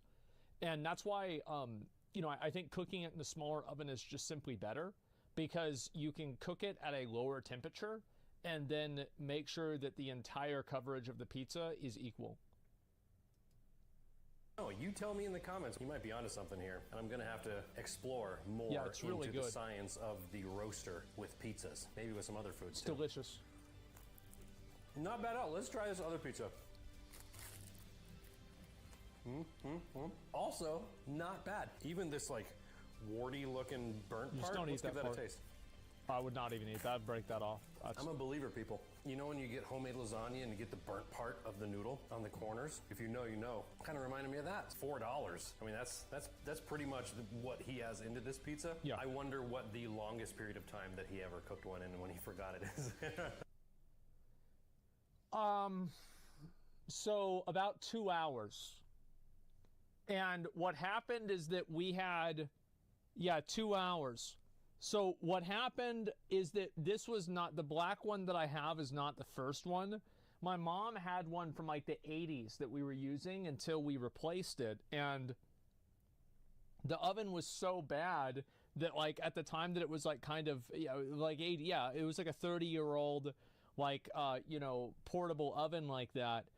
And we got rid of it and we had to get the new one because it stopped working. But I was able to turn it up all the way and it could just barely cook the pizza, but it took 2 hours.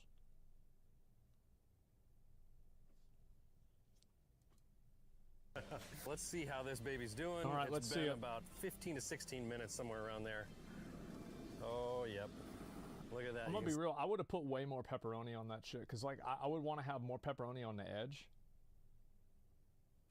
See, our crust has really risen up.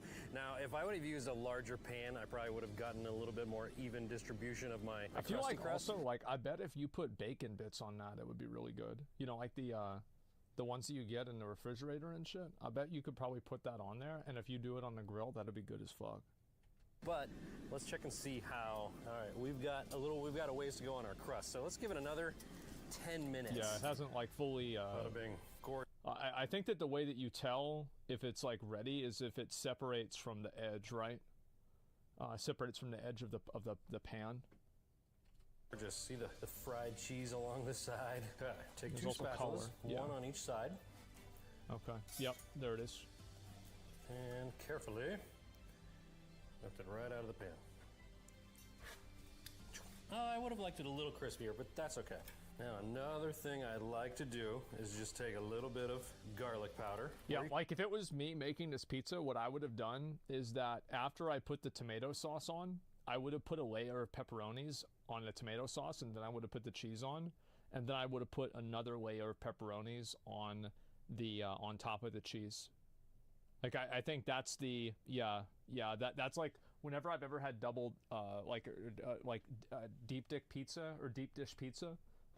That's usually how they do it. You can use garlic salt if you like. A light, and by light I mean really light, dusting of garlic powder up top. Okay. We're gonna let it rest just like we would a steak. Put the microphone right up to this. Hear that? That's good. That's good. Start Yeah. in the middle so you don't ruin your crust. Oh my God, the smell of this is so good. Let me see it. Okay, there we are. Roughly around $6.50 to $7 in total ingredients. That's Which pretty piece good. do I want? My God. All right, look at that. Oh my goodness. Oh my goodness. Hey, remember how I was talking about those particles of yum? I like to see that. Okay, let's try the fried cheese crust side.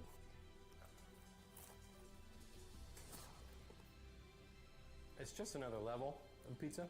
Not that his was bad, because obviously it wasn't. I was quite impressed with it. That's easy. That's an easy, cheap, homemade pizza. I did end up cooking the pizza 10 minutes longer than I anticipated. Depending on your pan, depending on your oven, you know, depending on the dough that you make, you know, like you might add some different ingredients. I and have a whatnot. grill. You I might could wanna do that. adjust I could do that your pizza. time and temperature from there, but I wouldn't go above 450. 450 was perfect, it seems. And the amount of time that he cooks his pizza for an hour in his roaster, I have a cook charcoal mine grill. under an hour, make mine and cook mine in under an hour. So, food So for thought. I'd have I to, don't know. like, give it a try. manage Do you it want in a me to different come way. to Austin and cook for the whole OTK crew?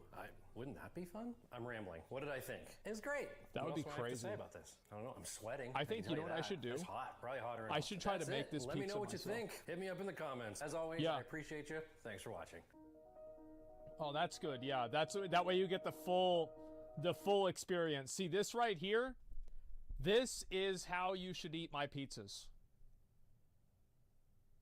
Just like that.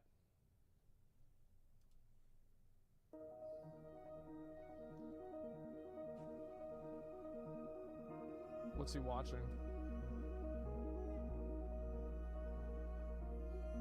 Fuck. Just like some 90s anime. It's hentai?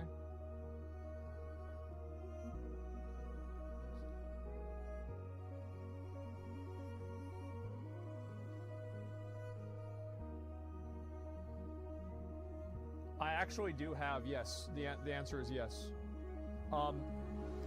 I do have a... Dude, this music is so extra. Like, it's just like...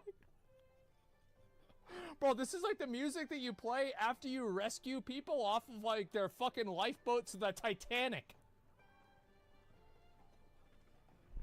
And you're fucking, you know, bringing them back on the shore. You know, like, getting them dried off. And like, yeah, they play it at the very end. So, I'll say this. There's a big part of me that wants to actually go and try to make that pizza. I want to try to make that pizza exactly the way that he did it and see what it's like. Because I could do that. Like, I have the fucking pot, or the pan for it, excuse me. I have one of those cast iron pans. I have the grill. Now, I can't maintain it at 450 degrees, so that would be problematic. And I could get, obviously, like, all the other ingredients. That'd be no big deal. And, you know, I think that'd be a good idea. Too much work, bro? Not really. It's like an hour. I don't think it's a big deal. Add the bacon bits. No, I would do it exactly the way that he did it. And then maybe if that was good, I would try to do it my own way. Because, like, if it was me, this is what I would do differently, right? Is that I would do another layer of pepperoni on the very outside. And then I would also do a... because, like, obviously, and here's the reason, right? Is that... Okay, so basically you have the same amount of pepperonis, but like you're going to be eating it in more bites because the pizza is thicker and there's a lot more to it. So you want to have pepperoni in every bite. And so I would add in more pepperoni for that reason. I'd also put pepperoni between the tomato sauce and the cheese. And then I would have a second layer above the cheese. And then I would put the bacon bits on top of the pepperoni. That's what I would do. The only problem is that, like, maybe I wouldn't be able to do that, though. Because if I put the bacon bits on top of the pepperoni, they might be too exposed to the heat. And because of that, they would just get cooked so much that they would lose all of their flavor and they'd be too hard. So maybe I'd have to put them underneath the pepperoni. I don't know. I'd have to think about it. But yeah, they were burned. Yeah, I think I'd have to do that. No, this video is fucking amazing. Like, I'm so glad. Like, after watching the fucking Mizkif video, I'm so glad that he actually did it right. There was a trick. Like, he actually did the right pizza. Because it's so easy, right? It's so fucking easy, but nobody can figure it out. Yeah, there it is. Those were so good. I'll give you guys a video. This guy also did a review of my steak. Make sure to give it a like. This video is amazing. Yeah, there you go. He did your steak right, too? Yeah, exactly. Do a collab with him, do a cooking show? I'd be down maybe for something like that, but I think the first thing I should do is try to cook one of these things myself. Because he also made a different type of steak than I did. And I would be willing to do that, too. Take him up on a chef offer? Yeah, let's see what happens. Let's see what happens, dude. Hey. To grab the WoW cookbook and do cooking streams with it? Me and Train and S-Fan did that back in the day. Pizza Hut would have one like that. It was like $1,000. You want to make one at 20, right? But it's pretty good. Yeah. Try and make your own burrito. Oh, I know how to make burritos. That's no big deal. My mom would make me burritos back in the day. These are the foods that I can make. Okay?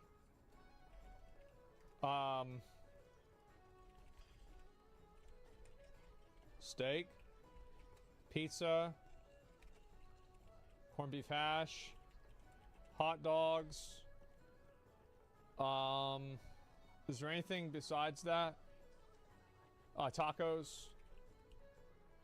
Potato. Eggs. No, I can't make eggs. No reason to make eggs. You don't need those. Spaghetti, nope. Cereal, nope. Mac and cheese, nope. Sandwich, yeah, I can make,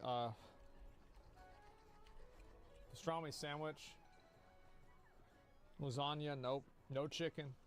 Why would I make chicken? We have KFC. Why would I do that? Like, how can you improve on perfection? Like, you have KFC. Like, why would you do that? Salmon? No, I can't make salmon. Bacon? I could probably make bacon. Although, I would probably struggle a little bit with it. But I know how to make bacon. I can actually make beef jerky, too. Yeah. Make tacos next. Nope, next one I'm going to make is the corned beef hash, and then it's going to be pizza. Sorry, then it's going to be tacos, and then I might do beef jerky after that. Quesadilla? Oh, bro, I had a quesadilla today. Yeah, ate a quesadilla today. Actually, no, that's the quesadilla from 2 days ago. Quesadilla from today is down there. It's on the floor. Nothing healthy? I think beef jerky is very healthy. I think steak is very healthy. Pizza is healthy. Tacos are healthy. Yeah, all of these things are very healthy. What do you mean? What's so funny? Like, look. Is beef jerky healthy? Beef jerky is an easy on-the-go snack that packs high protein, zinc, and concentration. These nutrients are essential for overall health. There it is. Sodium? Just don't eat it. Don't eat as much. Is a lot of sodium? Is beef jerky good for you? Those lean cuts, yeah, always.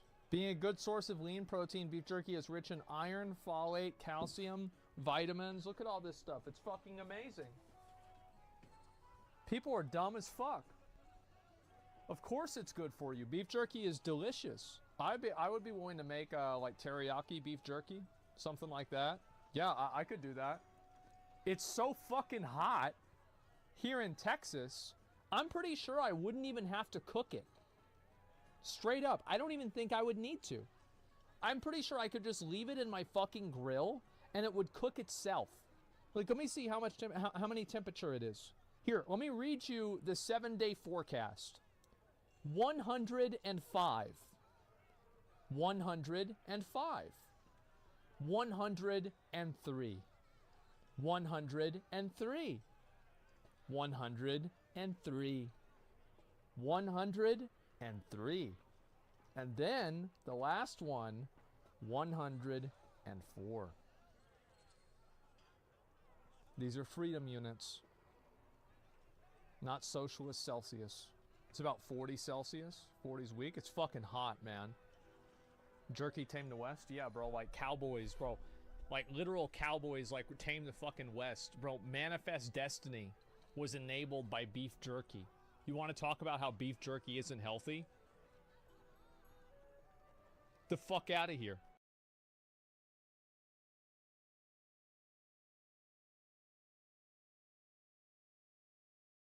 Capitalism is a more realistic system of governance than like communism is, you know.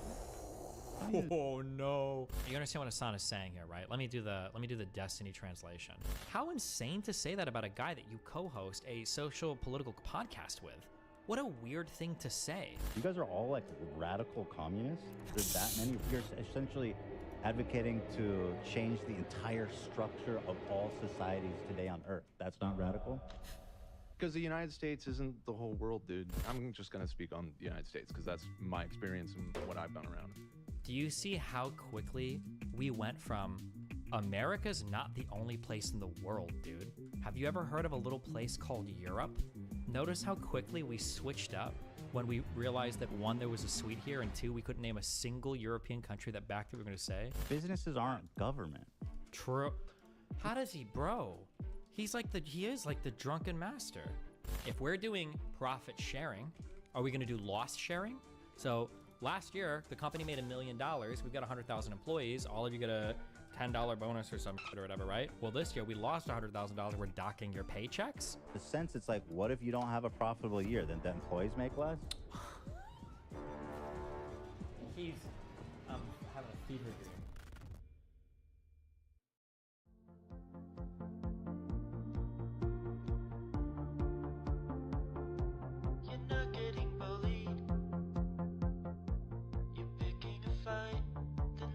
That fight, you are not the victim,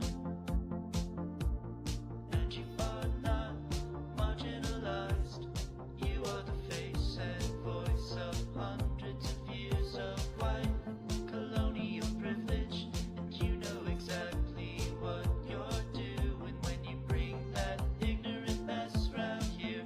So stay out of the kitchen if you can't stand the heat, and next time you wanna talk, several seats in the end, and you might be okay. This guy is the guy that started the whole avocado toast thing. Same How do you, dude. Hold on. Wait, did he really? Claim that? Huh? How do you claim that? That's like claiming burrito. No. I'm sorry. He didn't say that he invented avocado toast. You remember there was a controversy, the whole meme of like, well, millennials should just stop buying. Oh, that was him. Yeah, he started that whole. Stop with all the discourse. avocado toast. Oh, Yeah. he really hates poor people. This is what I'm saying. He Look, like, here he is. Oh, wow. wow. Yeah, Wait, this full is him. screen that. Full screen that. That's crazy. Oh, we are coming into a new reality where first-home buyers, second-home buyers, and a lot of people won't own a house in their lifetime. That is just the reality of where we're going. So you think that young people have now got the prospect of never owning a home? Absolutely, when you're spending $40 a day on smashed avocado and coffees and not working. Yeah, of course. Oh, that was it, I guess, yeah. Spending all your money on smashed avocado. A day on smashed avocado and coffees and not working. Yeah, of course. Dude, you Wait, this guy, hold on. I'm sorry. Is this guy a troll? Now I'm kind of wondering if... Is that guy like a memer or something? Or like when I say troll, what I mean is he like part of an org or something and he like tries to farm outrage? Millennials stop avocado toast. In Australia of late 2016, consumption of avocado smashed on toast became a target of criticism after columnist Bernard Salt in The Australian wrote an article how young people order smashed avocado with crumbled feta and 5-grain toasted bread at $22 a pop and more, arguing that they should be saving to buy a house instead. Salt later said that his piece was intended to humorously satirize the conservative attitudes of baby boomers. Millennials counted that they felt a sense of utility in saving a house with high-cost housing in Australia, and the Sydney Morning Herald calculated that a person saving $66 a week on brunch while property prices continue to rise year after year would only be able to afford a 10% house deposit in Hobart, with all other capital cities being unaffordable. Furthermore, cafes were said to have become the primary space for millennials to sketch with their friends. On the wake of controversy, several cafes offered discount versions of smashed avocado. Tim Gerner, a 35-year-old Australian property developer, stated in May 2017 that millennials should not be buying smashed avocado and $4 lattes in the pursuit of home ownership. In response to this, the savings of foregoing avocado toast would be an estimated €500 annually, and at this rate, it would take over 500 years to save our house in the Republic of Ireland. His statements just sound like so hyperbolically crazy that... fuck? This guy sucks. He really sucks. I'm also seeing that he is one of these weirdos that wants to be immortal. Oh God, that's another dude I haven't talked about. The immortal Instagram guy. I'm obsessed with him. This guy's he gets receives magnesium infusion. His well-being established. Bro, you literally look like you're doing a demonic ritual. Please advise on how gambling is trash. I find the idea of anything could happen exciting and even won a few times, but I keep returning for the potential rather than the actual winning thoughts. I don't have the mind of a gambler, and I doubt anything I'm gonna say. Like, if I could solve gambling for you right now, I would just go and make like $1 billion with my market solution. I can't solve gambling for you. I'm so sorry. This is my point of view. This is like my point of view for how I view gambling mathematically, for why I have no interest in it. Fuck. How could I show this on a graph? Like, it's the problem is I'm going to show it to you on a graph, but you either understand it or you don't. Like, every single time you make a bet, you like the variance for your bet is like, you could either do like really well. You can either do, we'll say really well or really poorly. This graph isn't going to make any sense.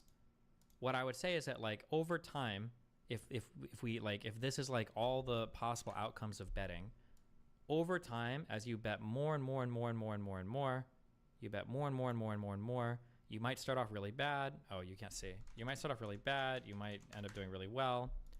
But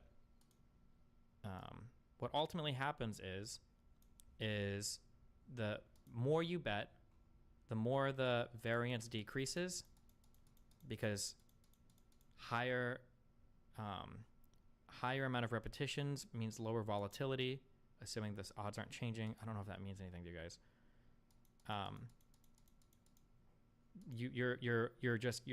You're asymptotically approaching like a losing number here every single time you I don't know how to explain this. I'm sorry, I don't know how to explain it. When I put $1 into a slot machine, I imagine that I'm losing 99 cents, and that's every single interaction I have with every single house game.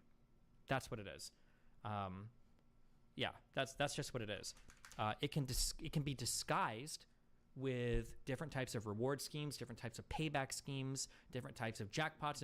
But at the end of the day, every single time you play roulette, you play blackjack, you play a slot, you are being funneled into this mathematical scheme where you are asymptotically approaching a negative return. That's all you're doing. Like, that's every single thing you get. Now, in my mind, it's very, very, very, very, very hard for me to get excited about this funnel that is inescapable, because this funnel you cannot escape from without cheating at certain games. That's it. So, yeah, I don't know. So, like, over a long period of time, like, a gambler might start here. He might get really lucky early on, and then he might, like, lose a bit, and he might, like, win some back, and he might lose some, and then win a little bit of that back and moves. But invariably, asymptotically, some guy might start off really bad, win a little bit, kind of go bad, win a bit, and even go positive a little bit, and then lose, and then win. And asymptotically, every single gambler, maybe you start here. It's probably most people. You win a little, you lose a little. Every single gambler is asymptotically approaching this line. Asymptote meaning it's a value that is approaching a value that it'll never actually perfectly touch, which actually I don't even know if that makes sense here, because you could theoretically hit the perfect 49.51 returns. But yeah, you're always approaching a certain value here of negative return. So that's how I view it, and that's why I think it's boring. But I mean, if you enjoy being funneled into, stupid math schemes that make you lose money in the long run, then knock yourself out. I don't know if I could ever talk you out of it. No. Oh my God. Okay, don't link me any more videos. Mozzarella sticks or loaded potato skins. If you're at a new restaurant and you don't know anything about them, mozzarella sticks are the better choice, because mozzarella sticks are not a big gamble. They're really hard to fuck up. It's cheese with breading, and you put in a fryer, okay? Loaded potato skins are a gamble, because really good loaded potato skins can be way better than mozzarella sticks, but you could also get really shit loaded potato skins where it's like burnt, it's too thin, it's just the toppings are and it could be really bad. So I would say, if you don't know the restaurant, mozzarella sticks, but if you're gonna get something really good and you know it's a good place, loaded potato skins. That's what I would say. I can say from our experience that it's completely wrong. It's not the case about like productivity going down because of COVID and people not wanting to work and all this stuff. It's is wrong. People just Well, if your business model is reliant on exploiting workers, then it is going to affect your bottom line. Yeah. If you're McDonald's, if you're Walmart, if you're, you know. I mean, in a way, we've learned that a business can be more accommodating to people and still work. Like today, some people might come for an interview and they'll ask for I forget what's the word, but like a position where they can work Hybrid. twice a week in the office and then work from home the rest of the week. Stuff like that, where I think it was educational for everybody on both sides. And What are you trying to say, Dan? His forehead is Yeah, dude. It's like Serpent 17, thanks for 7, buddy. crazy, It's right? a good hairline, but And like, that if you haircut follow like doesn't where help. his head actually, like the head is massive. A lot of real estate. That's his awesome. business. Hold on 1 second. I'm sorry. I have to. Okay, because sometimes I said 50% of my food takes are Mimi. 45% of my food takes are I have an opinion, and I understand that it's probably not the popular one. 5% of my food takes that I give are just they're correct, and if you disagree, you're wrong. Okay. Somebody said I've never been disappointed with potato skins, and mozzarella sticks are always sad, even with sauce. Okay. Number one, there are absolutely horrible potato skins out there. Okay. People, sometimes you get ones that are too thin. They get burned horribly. The skin is like peeling off the potato in the worst way. The toppings aren't evenly distributed on the potato. There'll be like a hunk of cheese on one side. There are absolutely horrible potato skins. Okay. That is not true, that they're always of a consistent quality. Fried stuff tends to be about as good as any other fried thing because all it is dumping something in a fryer and taking it out, right? Like, I've been to $250 a plate restaurants, okay? And I've had really good, like, beer-dipped, flawlessly crafted onion rings, okay? Amazing. I've had really good onion rings, okay? And I've had onion rings at Applebee's. Both of them are pretty good. The really expensive one is better, but not that much better. At the end of the day, it's all onion rings. It's good, but it's not like blowing my mind. It's not going to be the same difference as there'd be between like a high quality and a low quality cut of steak, right? Yeah. I think that if you're talking about like simple, just like simple fried things, I'm not talking about fried chicken, just like simple fried things, generally, there's not going to be massive differences in quality, generally. I guess I mean- maybe we should listen. He's probably pretty smart with that thing, right? That 5 head. That's so sick, dude. It's just That gonna be 8 head. hollow. But like, I fundamentally disagree with his theory Mhm. that we must exploit workers for. It's like, dude, when workers Like if anything, make more. French fries have pretty variable quality. I agree that French fries have variable quality. Oh, sorry, I'm just reading chat. I agree that French fries have variable quality, but the issue is that I don't know why, but restaurants just fully choose whether or not they want to have dog shit French fries or not. And a lot of restaurants just choose to have dog shit French fries. If you have, if you've got like thick cut French fries and you don't season them at all, I don't know why the American people tolerate this. Like, I've been to random fast food places that put like garlic and salt and everything on their fries. It's like, this is amazing. And they're like $2 fries. And then I've been to like really nice steakhouses that will have like, they'll serve French fries and they're just like normal thick cut fries that do nothing. I'm like, why am I paying, $15 for this side of fries? And it's like, yeah, I don't know. It's really wacky. more money and are better off. And Oh, true. Be careful for that. Be careful for that one. I don't know why, but that's triggering a response in me. Somebody in chat just typed in steak fries. I feel like anytime I see steak fries, I don't know why. I don't even know if that refers to a particular type of fry. But when I see something that says steak fries, I feel like I'm going to get a hunk of fucking potato with nothing special, no seasoning, no anything good on it. It's just going to be dog shit. That's the feeling. I could be, maybe I've only been to certain places, but oh God. and have health care and have Right. access to shelter, affordable shelter and food. Guess what? Society is more stable and going to have more longevity for everybody when your philosophy is let's exploit every single worker to the max, it's only a matter of time before your head ends on a pike, brother. And it is coming someday. If you keep doing this, you will die. True. You know, I know that I'm a capitalist. And so I've been trying to think, like, how do you square that? Oh, no. With my other, like, socialist. Oh, that's what he's saying. Oh, that's And what set this all off. There is, I think that if there isn't, there should be a thing, and it's a little bit of an oxymoron. It sounds silly, but I do think it can be and is a real thing. Benevolent capitalism.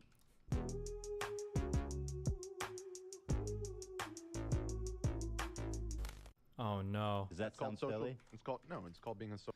Hot take, 90% of people who require that they can work from home just don't want to work. People inevitably do way less when they work at home. Ethan says cost nothing, LeMayo. It costs paying them. I mean, like, you're half true when you say that, but, like, the reason why I think a lot of people want to work from home, it's not that they don't want to work. It's that they don't want to have to go to the office and look like they're fake working when they don't need to be there for as long as they are, right? I think I feel like the issue that we have, is we have a really hard time being honest about how much labor is required to do certain things. And I feel like we're stuck a little bit in the past. We're really attached to this irrational idea that real work is 40 to 45 hours a week. And if you're not doing that, then something is broken. Like if we were to scramble everybody's brain and get rid of this notion that every single worker needs to be working 40 hours a week because that's just like a full-time employment, I feel like we would radically change how we approach a lot of white collar, especially software engineering jobs. Actually, software, not just that, but a lot of in-office work in general. I think it would be a healthier environment. You could just pay workers based on their output, you know, like how much you could do to the company, what are you worth? It'd probably be about what the salaries are now. But then we don't have to all live in this weird, because it's funny, because it feels like we all live in this weird delusional world where we all pretend that like it takes me 40 hours a week to do this job, when the reality is for a lot of programmers and shit, it's like less than 20, if that. With some weeks being harder than others. But yeah, I don't know. I feel like this unhealthy delusion that we have collectively bought into is like a result of just kind of like the archaic labor practices of old.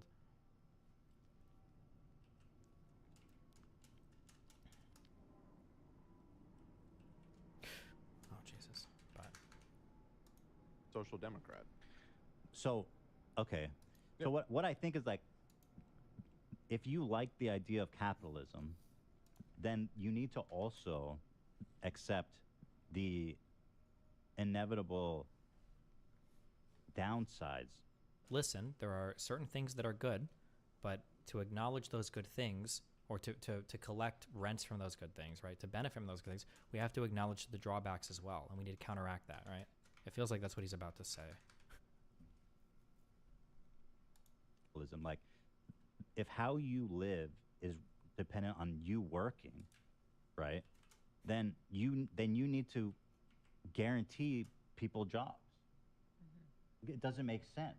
So because without that, then you're basically saying, yeah, just as a consequence of this, some people are going to be homeless and destitute. And so get Ethan on stream if you ever wanted to, right? I mean, that's psycho. I just accept that as a fact of life. And so, like, I think the government should have guaranteed jobs for people that want to work. The econ libs on Twitter have same takes as you for most of the time. I mean, like, yeah, obviously it's the standard econ take, but the problem is there are no, like, econ libs just aren't very popular. On the internet, it's all far right and far left. And the general trend for content creators, I think, is a populist one, which is relatively anti-capitalist. I don't think Trump's fans are big fans of capitalism. I don't think, obviously, far left people aren't fans of capitalism. Like, you know, that pay enough for the minimum amount needed to have shelter and food. I think shelter should be guaranteed. Destiny, as a small business owner, having employees in the office is important. If something happens out of the ordinary, the ability to more easily talk to my employees makes everything easy. I can agree with you that there are benefits to being in office, but I think that employers have kind of lost trust, or I think employees have lost trust in employers because so much of like meeting time and stuff is just a massive fucking waste of time that they would have been better off not being involved in it all.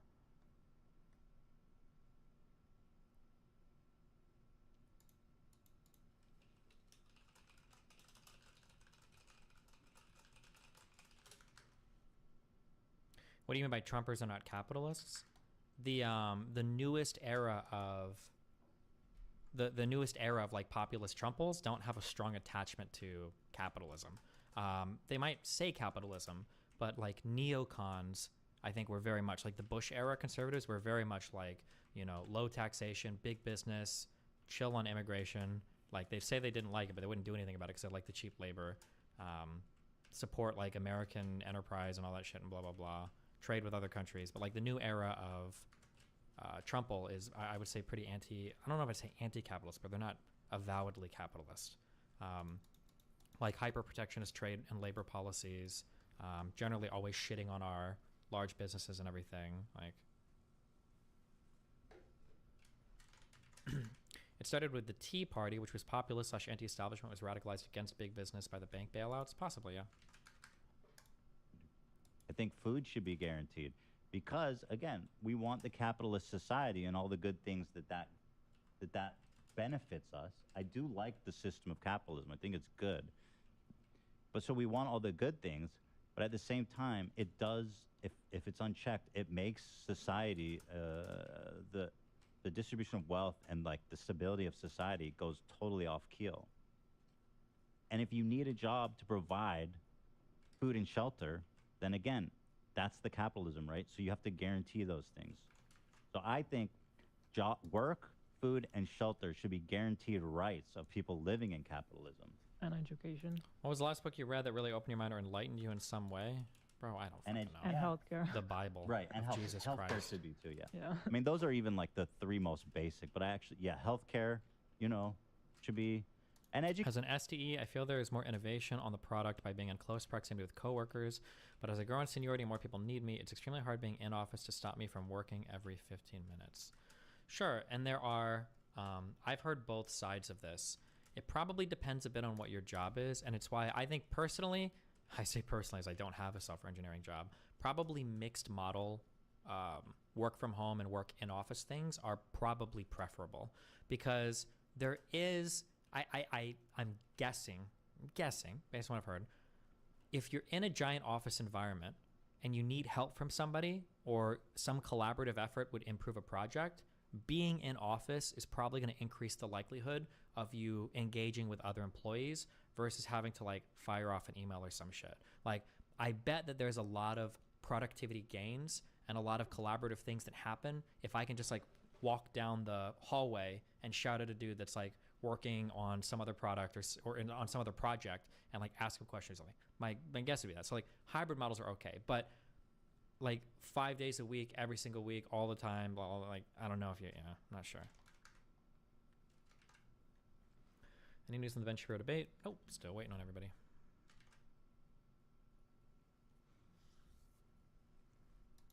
Education should be too, you're right.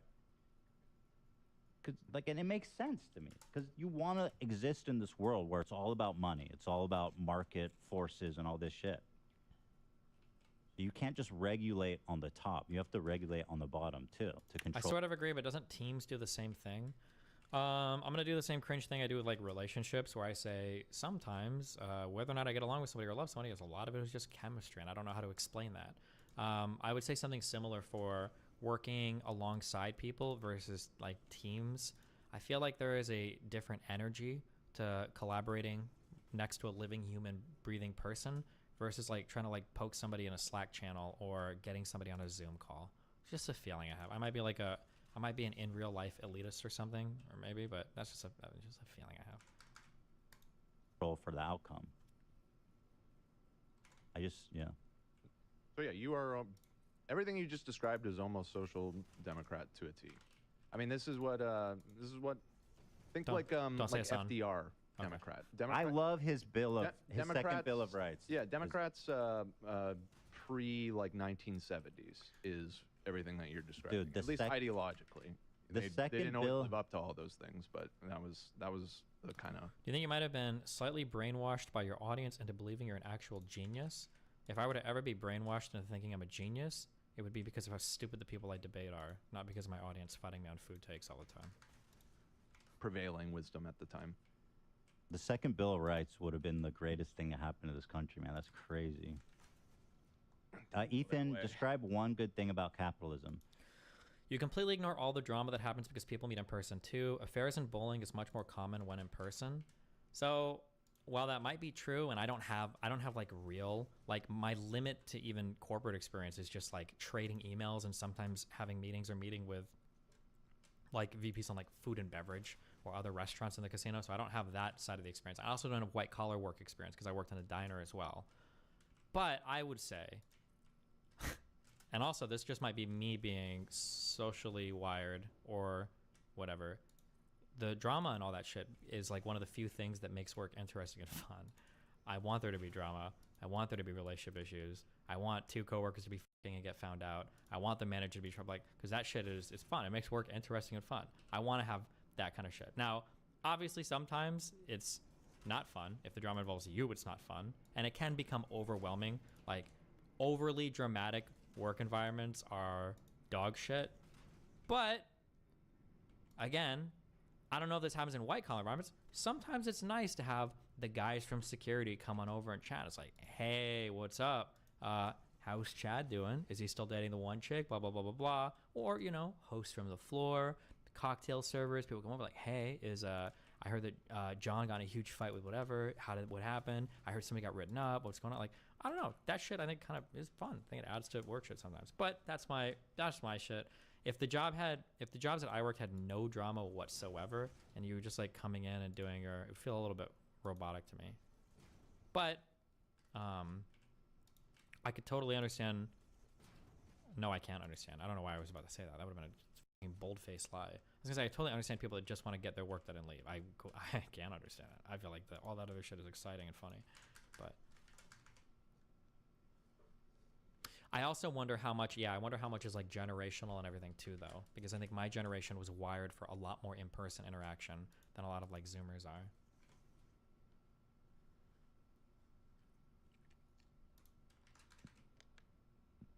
First of all, I think it's like the natural inclination of some people. Like, I don't think it's even realistic to say, I want to live in like a perfect communistic society, because that just doesn't work.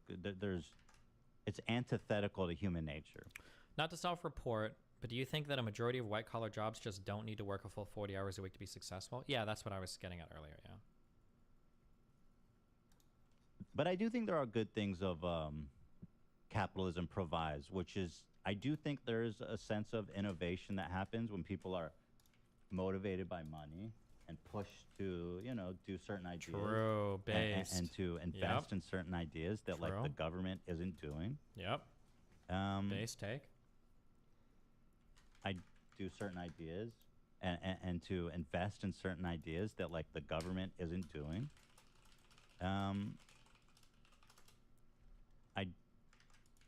Yeah.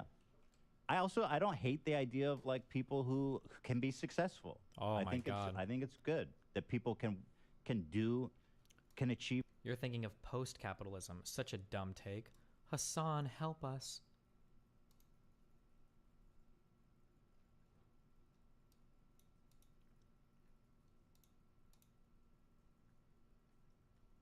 Capitalism is bad unless you're Jeff Bezos.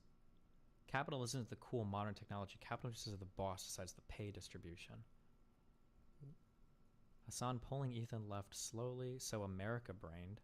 I wonder where this guy lives, where he thinks he doesn't live under capitalism.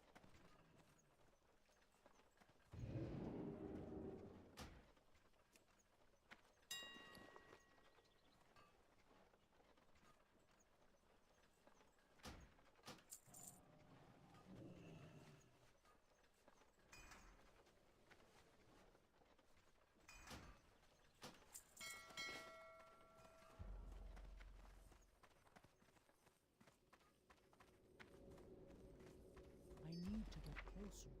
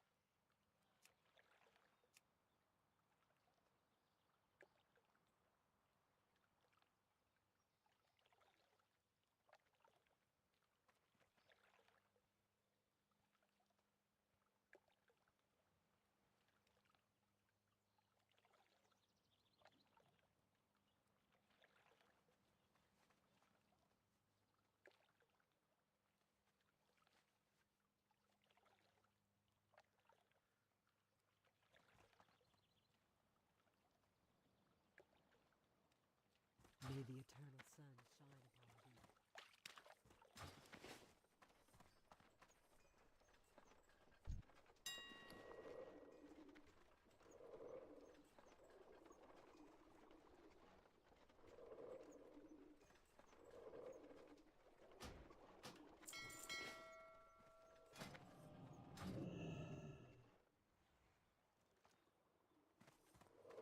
It's too far away.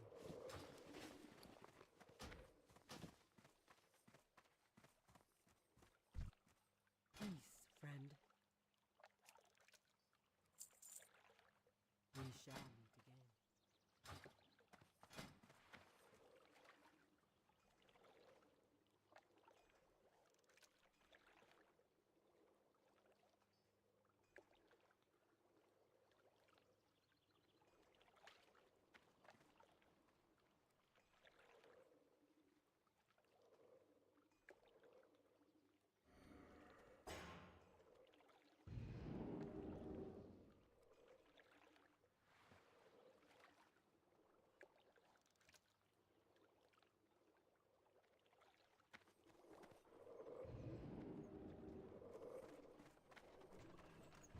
How may I aid you?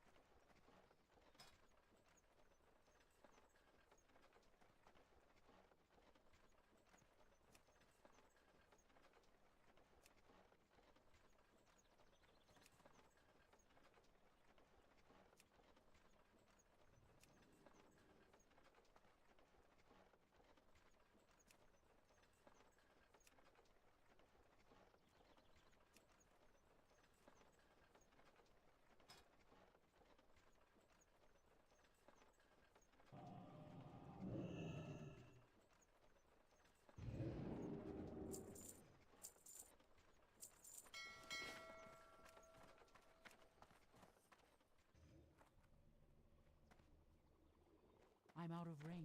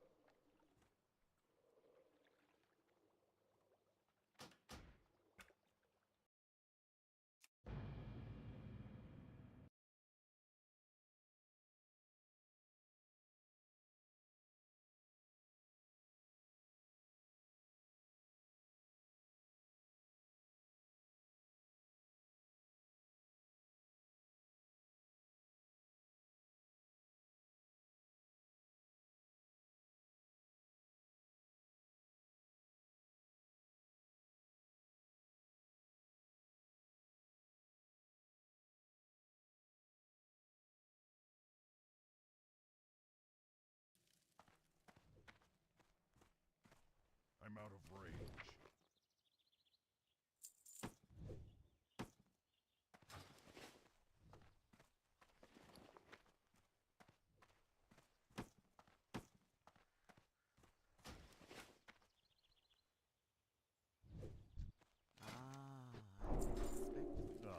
I've been expecting.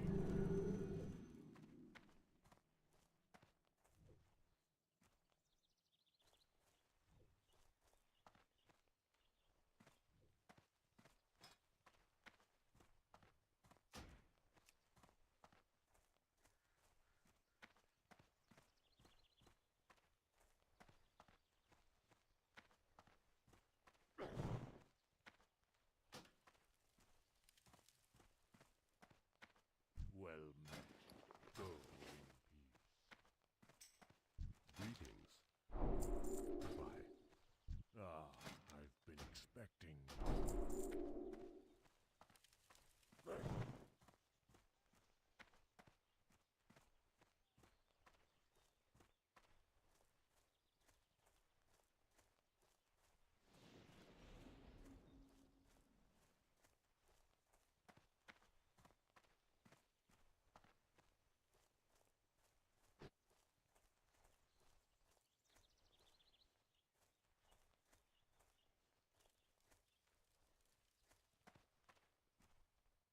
How?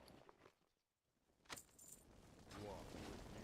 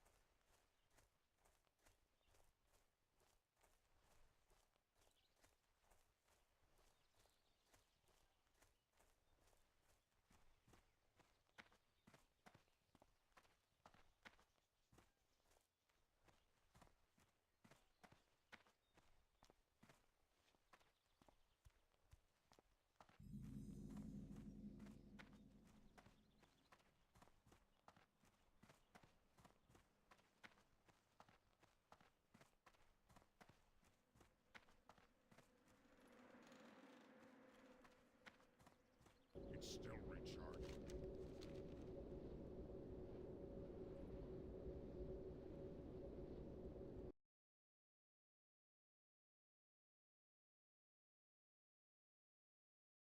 Looking for something.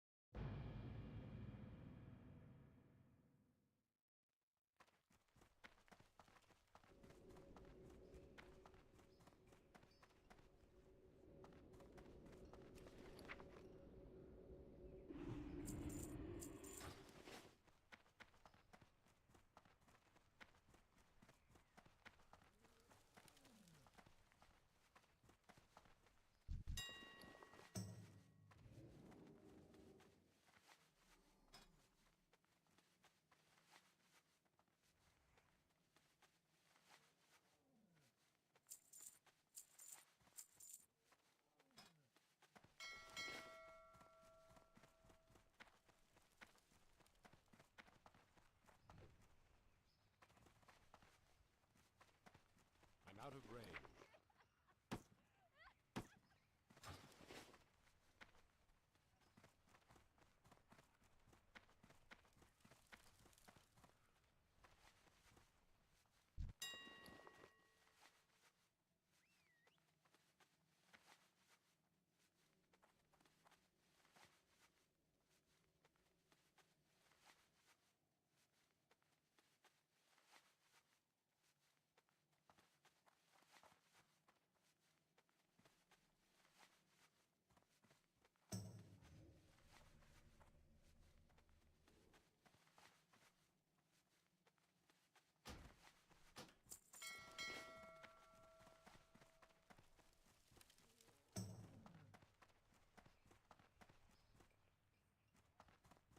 It's too far away.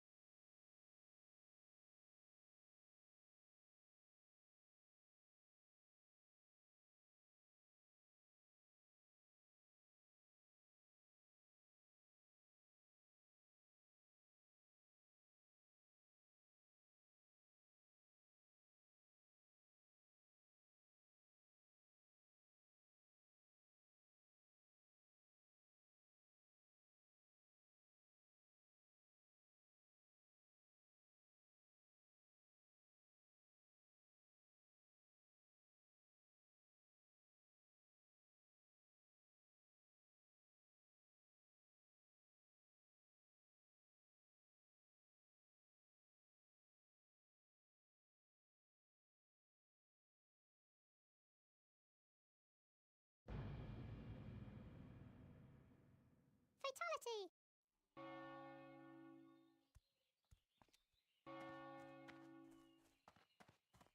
What are you looking for? King's honor, friend.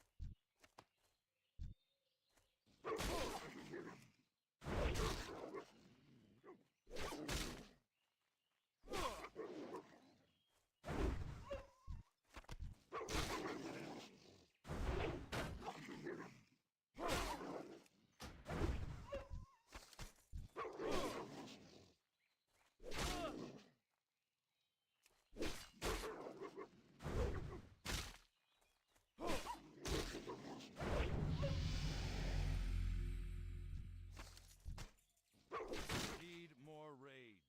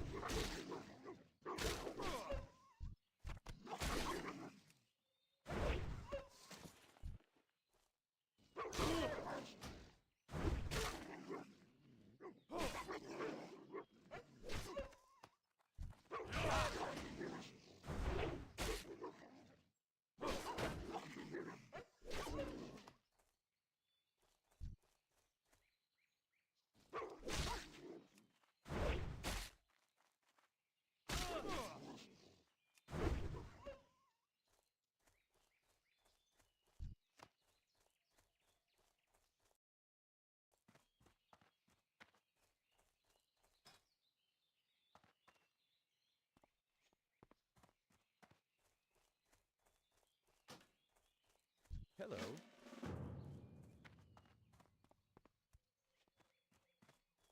I buy and trade.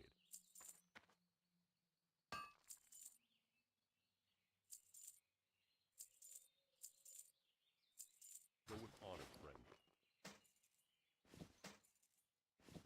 Greetings.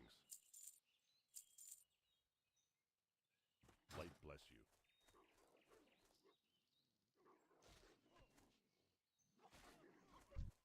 What can I do for you? Safe travels.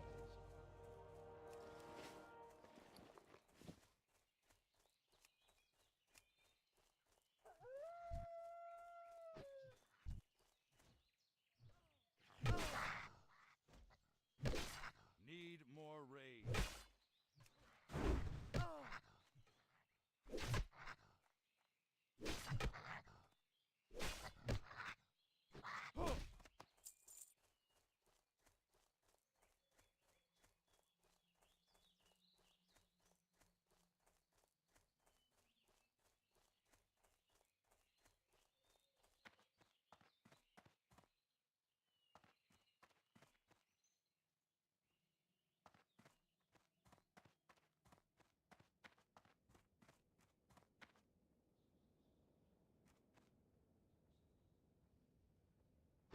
What can I do for you?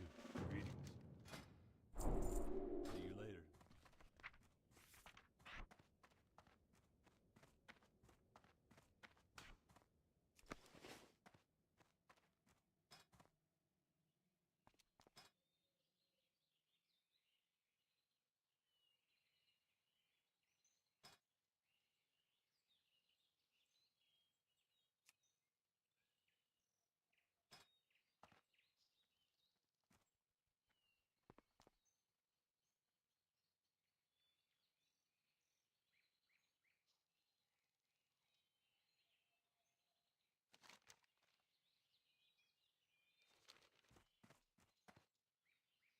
Not enough rage.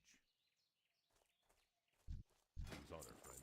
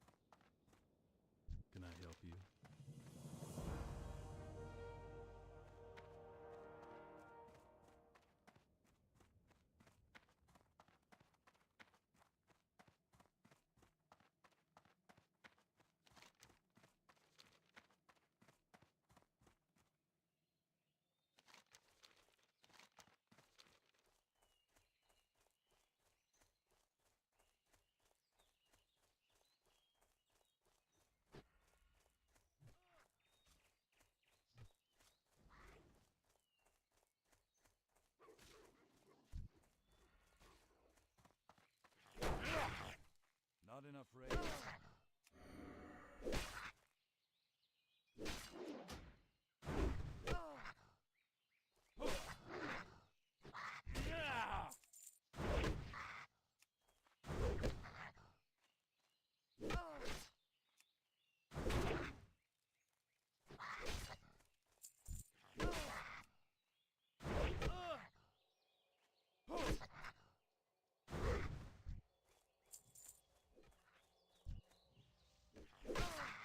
Need more rage.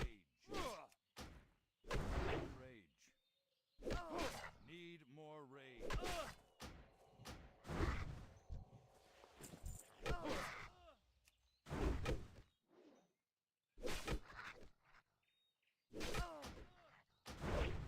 Not enough rage.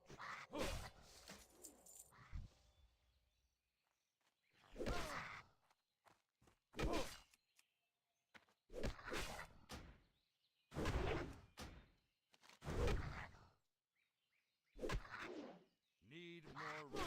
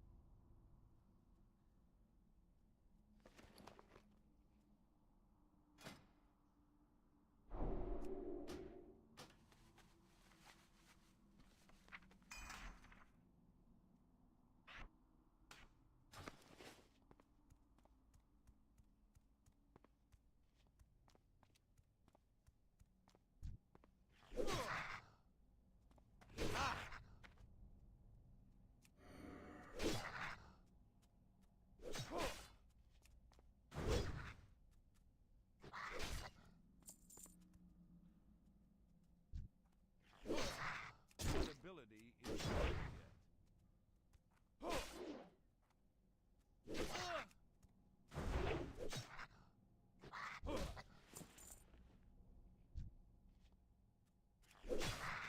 Too far away. Not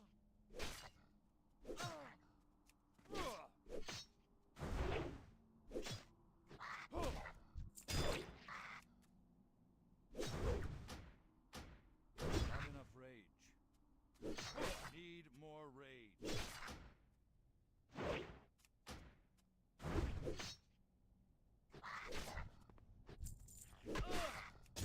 Do this.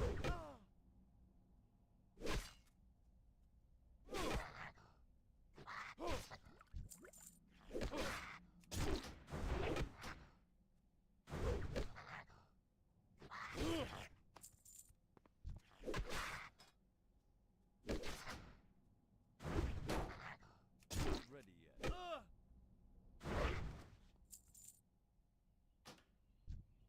Can't do that yet. That ability isn't ready yet.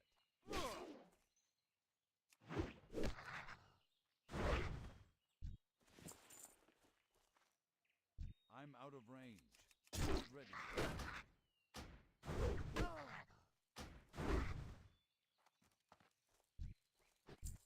That ability isn't ready yet.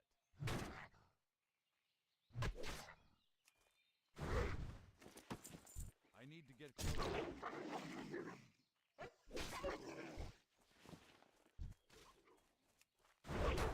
Can't do that yet.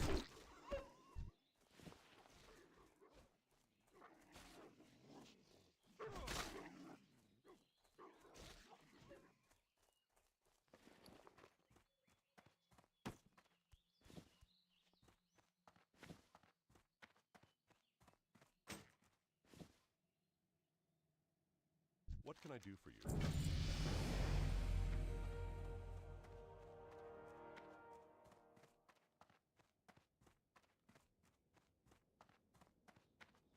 Hey there. You need something? Be careful.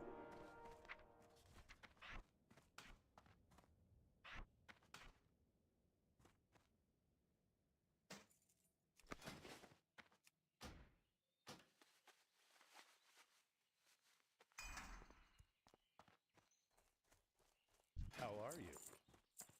Have a good one.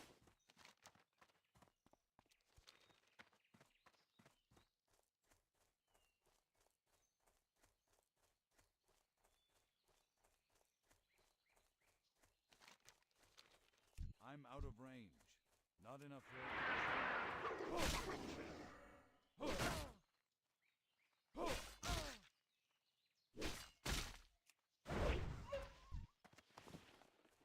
It's too far away. Not ready yet.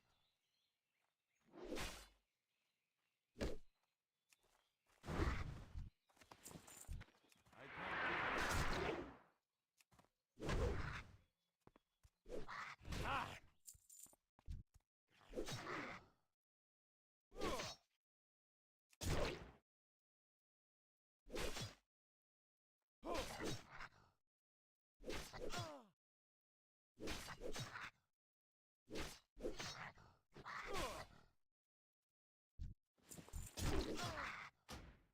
I need to get closer. That ability isn't ready. Not ready yet. That ability isn't ready. Not ready. I can't do that yet. Not ready yet.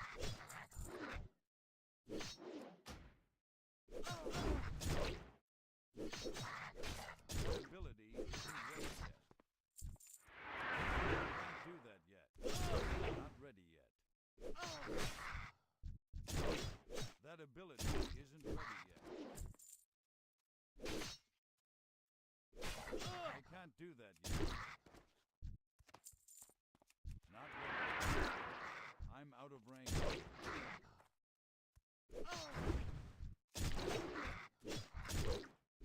That ability isn't ready. I can't do that yet.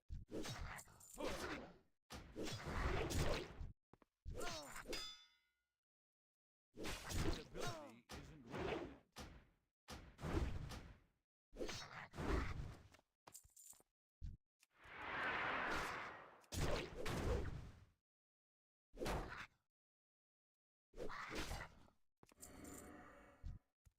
I need to get closer.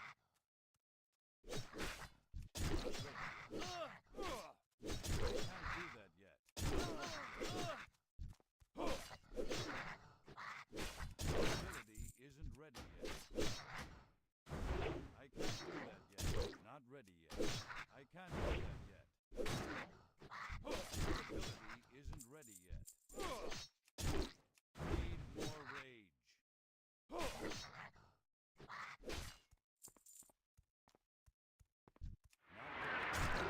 I can't do that yet. It's too far away.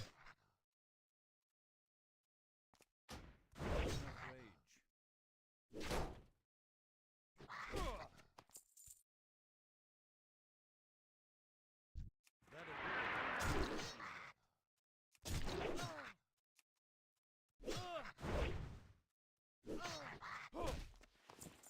I need to get closer. Not ready yet. I can't do that yet.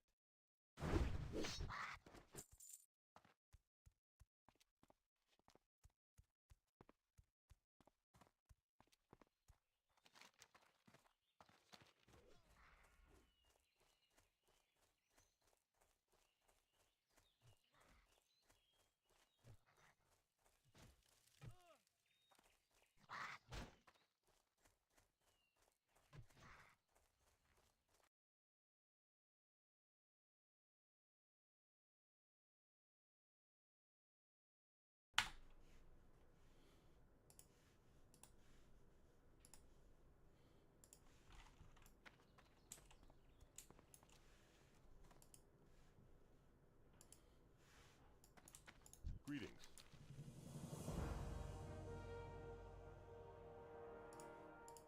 careful.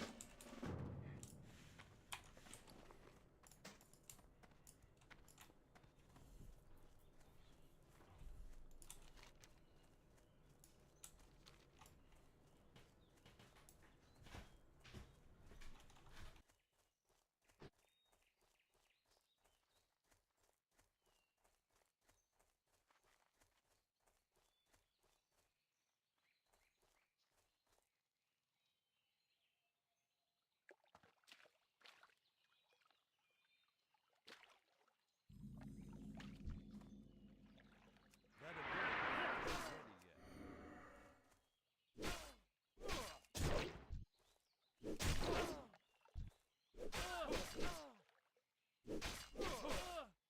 Need more rage.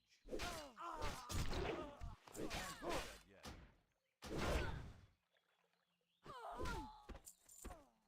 Not ready.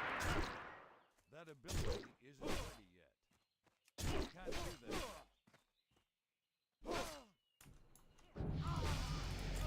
It's too far away. That ability isn't ready yet.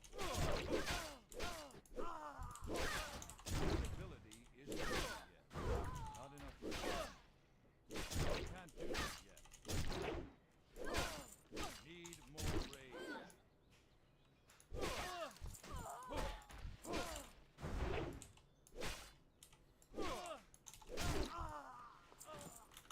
I'm out of range. Not ready yet. That ability isn't ready. Not enough rage.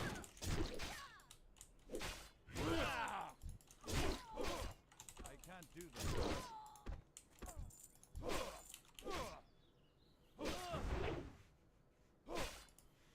Okay, Tel Aviv is here. Jaffa is here. And then Lod, I believe, is in this area. Wait, let's look at the cities so we know where they are.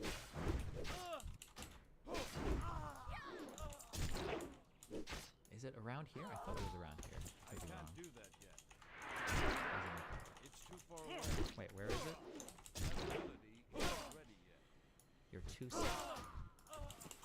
Not ready yet. That ability isn't ready yet. I can't do that yet. I can't do that yet. Oh, here we go. We were too south. All there is now. I can't do that yet. If that's so, then the whole Oslo process was mistaken, and there is a basic flaw in the entire worldview of the Israeli peace movement. Oslo had to be tried, but today it has to be clear that from the Palestinian point of view, Oslo was an exception. Palestinian leader Yasser Arafat did not change for the worse. Arafat simply defrauded us. He was never sincere in his readiness to compromise and conciliation. Do you really believe Arafat wants to throw us into the sea? He wants to send us back to Europe, to the sea we came from. He truly sees us as a crusader state, and he thinks about the crusader precedent and wishes us a crusader end. I believe Arafat died in 2001. Arafat... I'm out of range. I can't do that yet. I need to get closer. It's too far away. That ability isn't ready. Not yet. I can't do that yet. That ability isn't ready. Not ready. That ability isn't ready. I can't do that yet.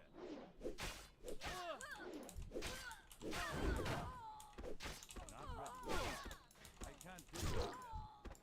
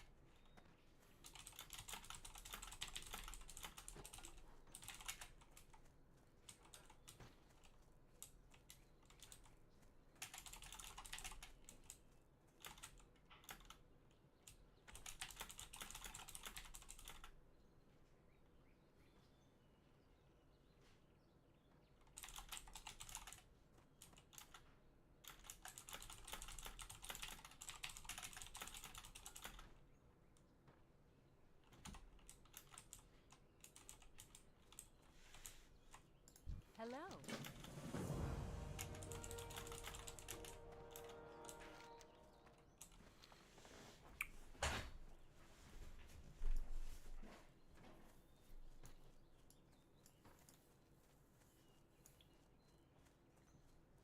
Ready?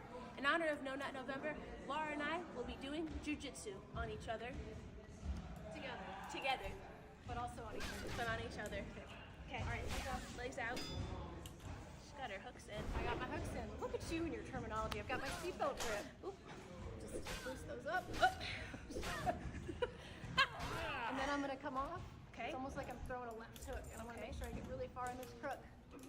And then I'm gonna put this one through, and then you have to tap, okay? You haven't been tapping. Okay, ready? Okay, ready. The noise does not count as a tap. Oh my God, Laura. You okay? Yeah, I think my ear popped. Right. You're welcome. Ready? In honor of No Nut November, Laura and I will be doing jujitsu on each other. Together. Together. But also on each other. But on each other. Okay. All right. Legs up. Legs out. Got her hooks in. I got my hooks in. Look at you and your terminology. I've got my seatbelt grip. Oop. Just loose those up. And then I'm gonna come off. Okay. Almost like I'm throwing a left hook, and I want to make sure I get really far in this crook. And then I'm gonna put this one through, and then you have to tap. Okay. You haven't been tapping. Okay. Okay. Ready. The noise does not count as a tap. Oh my God, Laura. Yeah, I think my ear popped. You're welcome. Ready? In honor of No Nut November, Laura and I will be doing jujitsu on each other. Together. Together. But also on each other. But on each other. Okay. All right. Legs up. Legs out. Got her hooks in. I got my hooks in. Look at you and your terminology. I've got my seatbelt grip. Oop. Just loose those up.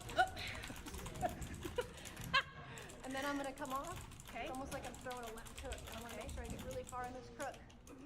And then I'm gonna put this one through, and then you have to tap. Okay. You haven't been tapping. Okay. Ready? Okay. Ready. The noise does not count as a tap. Oh my God, Laura. You okay? Yeah, I think my ear popped. You're welcome. Ready? In honor of No Nut November, Laura and I will be doing jujitsu. Yeah, it's over, Lamont, it's over! It's over! It's over, Lamont!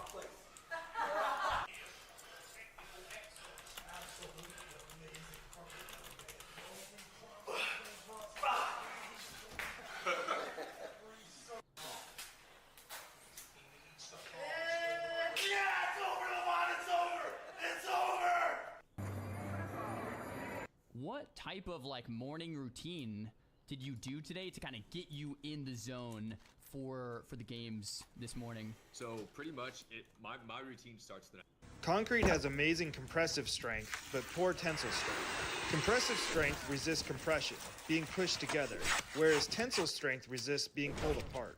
I made 2 concrete beams, one reinforced with 3 half-inch pieces of rebar, and one with no reinforcement. Driving on the unreinforced beam that's supported by the ground causes no damage because it has good compressive strength. However, when I suspend both ends of the beam, it creates tensile strength on the bottom, causing the block with no reinforcement to break under the weight of the Jeep.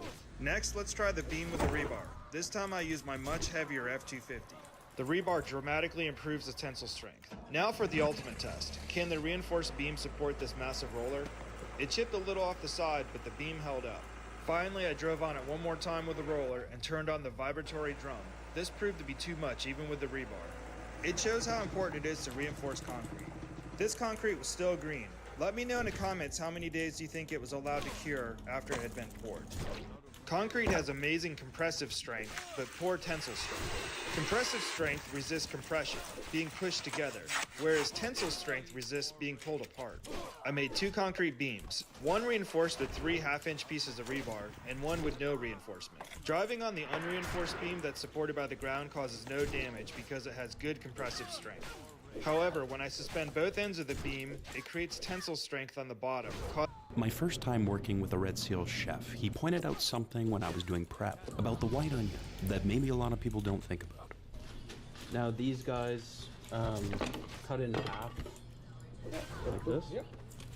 Now, one of my things that, and one of the things you're going to know with me is my chef angle. A lot of people just cut these fucking things. That comes off and that comes off. That's, we paid for that, right? So when I do it, that comes off. Okay. Just like that. That comes off, right? All the rest of it's fantastic, right? Okay. Yeah. And I know somebody had mentioned how there's kind of like this, the layer that's directly under the skin is also not amazing, but I'm guessing that's fine For stock, we're all right. Yeah.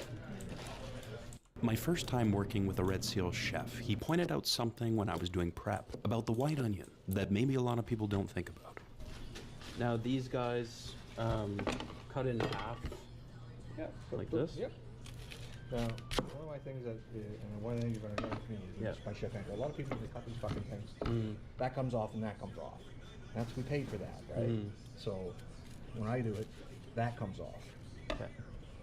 Just like that. That comes off, right? All the rest of it's fantastic, right? Okay. Yeah.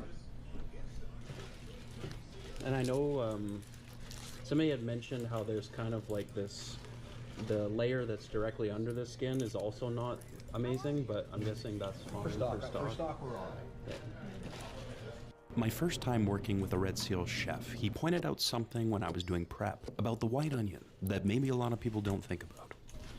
Now these guys cut in half like this. Yep.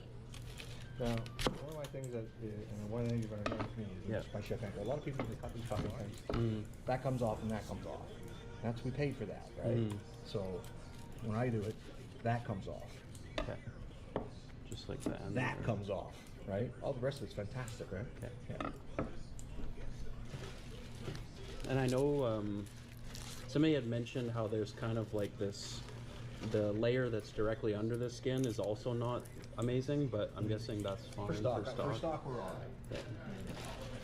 My first time working with a Red Seal chef, he pointed out something when I was doing prep about the white onion that maybe a lot of people don't think about. Now these guys cut in half like this. Yep. Now, one of my things that, and one of the things you're going to know with me is my chef angle. A lot of people just cut these fucking things. That comes off and that comes off. That's, we paid for that, right? So when I do it, that comes off. Okay. Just like that. That comes off, right? All the rest of it's fantastic, right? Okay. Yeah. And I know somebody had mentioned how there's kind of like this, the layer that's directly under the skin is also not amazing, but I'm guessing that's fine. For stock, we're all right. Yeah. My first time working with a Red Seal chef, he pointed out something when I was doing prep about the white onion that maybe a lot of people don't think about. Now these guys cut in half like this. Yep. Now, one of my my things that, and one of the things you're going to Sådan, brother. a lot of people they cut these fucking tanks. Mm. That comes Jeg off. står jo inde på en harnskum til, men jeg skal jo køre med dobbelt rock binder, så den skal til at pumpe noget mere thread. De skriver inde på Warhead, at det burde ikke være noget issue. Right? All the rest of Warhead ikke er outdated, det ting der. Jeg vidste, hvis man sidder med en anden end And I arm til know tank. somebody had mentioned how there's kind of... Det tror jeg. Ja, næste gang så er det både, så whipper jeg både Earthshocken og... Hvorfor skulle du egentlig have mit vandglas? Du skulle tage og bruge den der Sockify der i stedet for. Jeg ved ikke, jeg kender ikke lige Warhead den der, men Sockify den er virkelig, jeg synes virkelig, den virker stonks. Er det det? Ja. Nå, okay.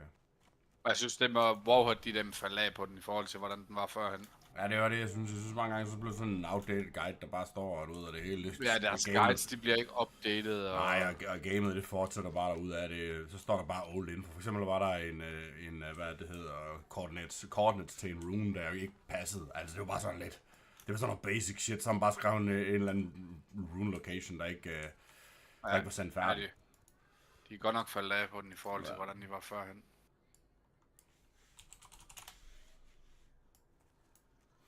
Førhen, der var det jo bare the ultimate place for knowledge. Nu er det bare sådan stank og sted.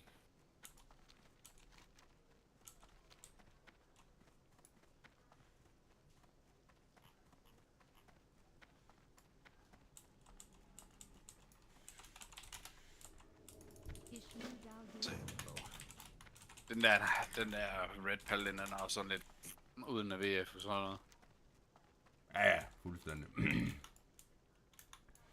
Det problem har jeg så ikke mere på Feral Druid. Det er dem nice. Jeg kæft, som bare konstant VF. Det er dem stonks. Ja.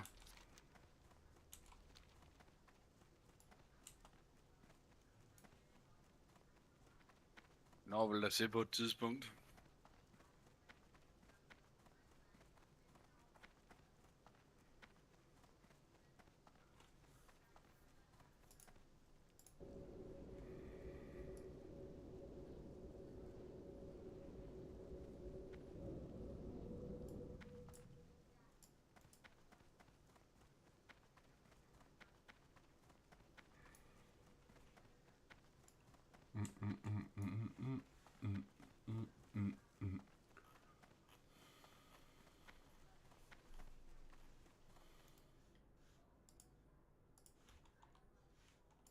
Jeg synes virkelig, at de er stonks hen på Sockify, dude, fordi mit problem også med Warhead, det var, jeg synes ikke, deres runes, de nødvendigvis stod i order. Det gjorde de måske, det kan være, jeg bare ikke lige helt har vidst det. Men de var virkelig en order ved Druid. Altså, der tog man dem simpelthen bare fra toppen af. Det var jo ikke sådan noget med, at den rune, der stod listet i bunden, det var jo virkelig det en af de sværeste, eller hvad man skal sige, eller ikke sværeste, men altså, de stod i starten, der stod de alle dem i startzonen. Det var ikke sådan noget med, at man skulle til at scout runen igennem, så kunne man bare tage dem fra en ende af. Den øverste rune, det var den, du kom encounter der først. Næste rune, jeg ved godt, der er nogle af dem, de begynder sådan at overlap og alt det der, men det var fandme meget dejligt, fordi det er lige noget sådan noget for sådan som mig, jeg skal bruge. Fordi når jeg har 12 runes, jeg sidder ikke og bruger tid på at sidde og tjekke a location på alle 12, så jeg selv kan plan out, hvor jeg lige skal lægge en route for det, hvis du forstår det. Er slet ikke, altså det er alt for ukoncentreret til, det må jeg sige. Jeg har gang alt for meget lort til sådan noget der. Så jeg skal bare helst have dig ind og fortælle mig, det er der, jeg skal gå hen nu, og der, jeg skal gå hen nu, det duer. Og det må jeg sige, der det er bedst til dig. Ja, det er det sgu. Det er sgu tiden godt nok over. Jeg kan slet ikke bevare fokus til sådan noget der. Alt det der planning, mand, det er bare... Er du old as shit, eller hvad du siger? Jamen, jeg tror sgu bare, jeg er i gang for meget. Jeg tror sgu, det var noget andet, hvis jeg sad og var helt alene, og bare havde 6 timer om dagen til at bare sidde i game. Og det eneste, jeg skulle worry about, det var, hvad jeg skulle have til aftensmad. Og det blev som regel bare en eller anden white bread med et eller andet spread på. Nej. Så skulle svære the days. Ja, det er sgu over. Men det er nok. Jeg tror, helt seriøst, så tror jeg sgu også, at det, altså... Jeg tror sgu, det er ved at være... altså mad? Nej. Jeg tror sgu, altså jeg kan mærke på hver gang, vi starter noget nyt op ind i gaming, så bliver det bare mindre og mindre enticing. Ja. Altså.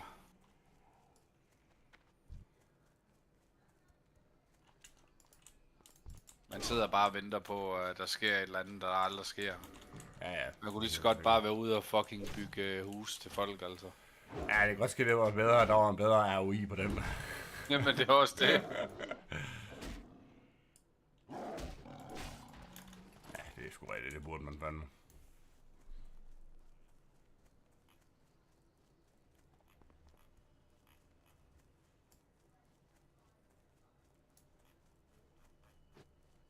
Jeg kan sige, at man godt ville have fået købt et hus, hvor der var, du ved, et værksted. Så kunne man, ja, så kunne man bare finde en eller anden niche, man kunne stå og lave ude på værkstedet. Ja.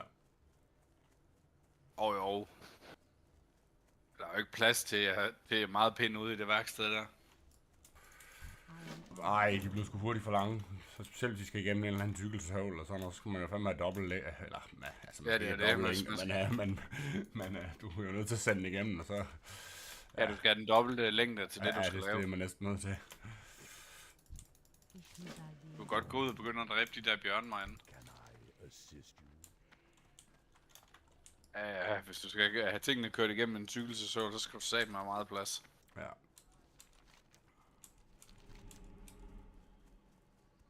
Jeg kan godt finde på at bygge en garage i stedet for den der carport, vi har. Ja. Og så har jeg værksted derude. Ja. Altså så bevare størrelsen, eller måske bygge til. Måske lave den lidt større, men ja, altså, skal man det er jo rimelig stor, den der garage, eller den der carport. Ja, det er måske, ja. Men ja 30 kvadratmeter, tror jeg, den er, så måske bygge den 50 i stedet for. Ja. Jeg ved ikke engang, hvornår...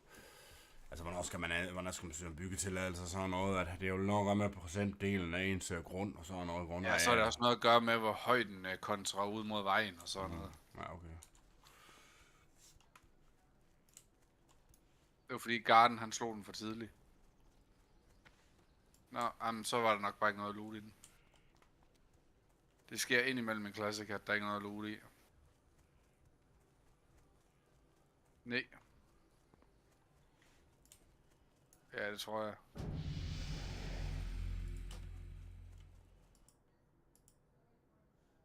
Ej, det er nok cykelstationen, der kræver mest plads. Ellers så skal du da save det op i små bidder. Ja. Men det er jo fedt nok, hvis man skal lave ting i stave, at man kan lave dem i nogle lange stave. Ja.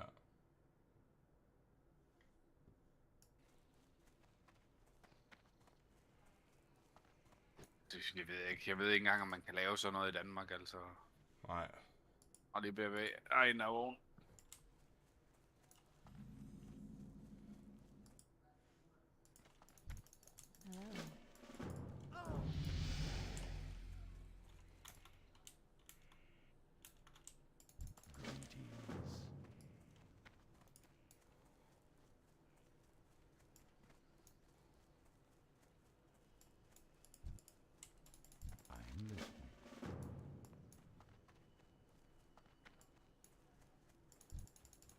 What is nature's call?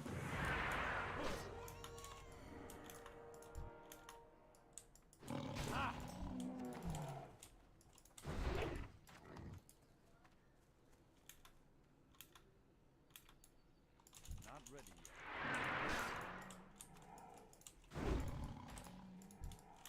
Need more raid. I'm out of raid. Not enough raid.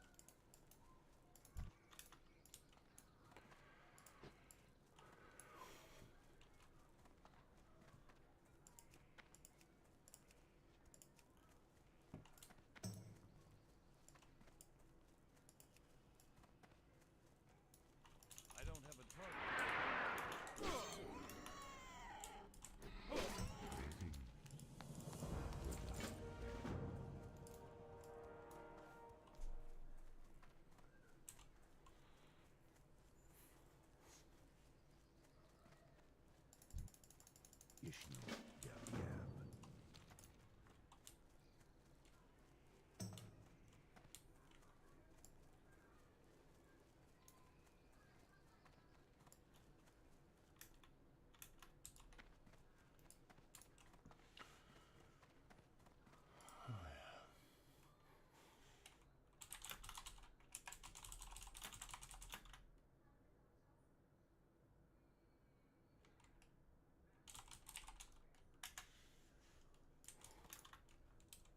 I'm listening.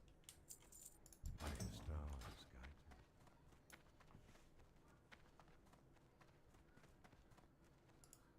Best in slot and free raid gearing for all types of shaman. Here we go. Starting off with elemental freebiz for season of discovery. Just FYI. Okay, on the head we're gonna go with the shadow goggles. Okay, these are gonna require line ring. Kind of get into storm again.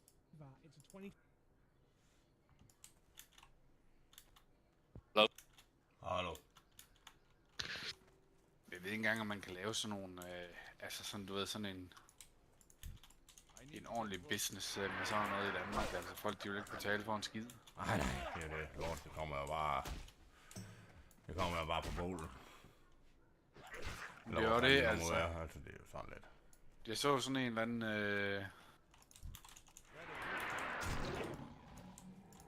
hvad hedder det, en fra USA, der lavede sådan nogle high-end skærebrætter og sådan noget. Ja.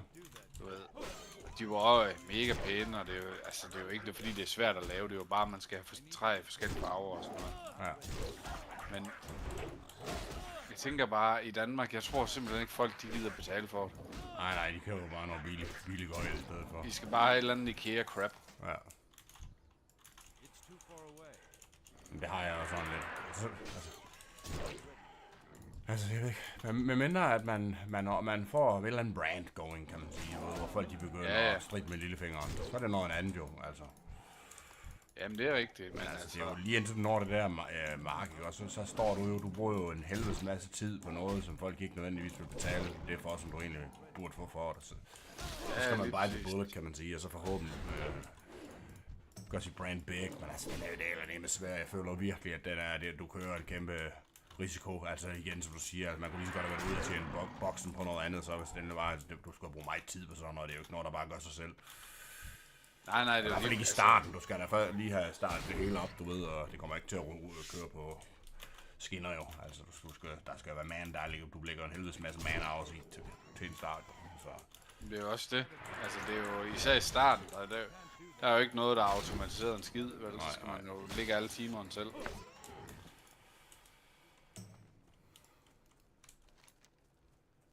Det er også sådan lidt det, men altså, hvad fanden? Ja, det er rigtigt. Så er det nok næsten bedre at have sådan en eller anden form for e-commerce derhjemme. Ja, jeg havde fandme overvejet på et tidspunkt, men jeg kom sgu aldrig rigtig i gang. Det ville satme være nemt, man bare...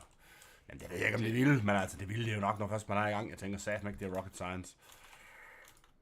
Nej, men det er også bare, man føler også bare, det er så skum i dem. Fuldstændig, mand. Du sidder der bare i dine sweatpants. Du sidder bare i dine sweatpants og har ikke været i bad de sidste 4 dage.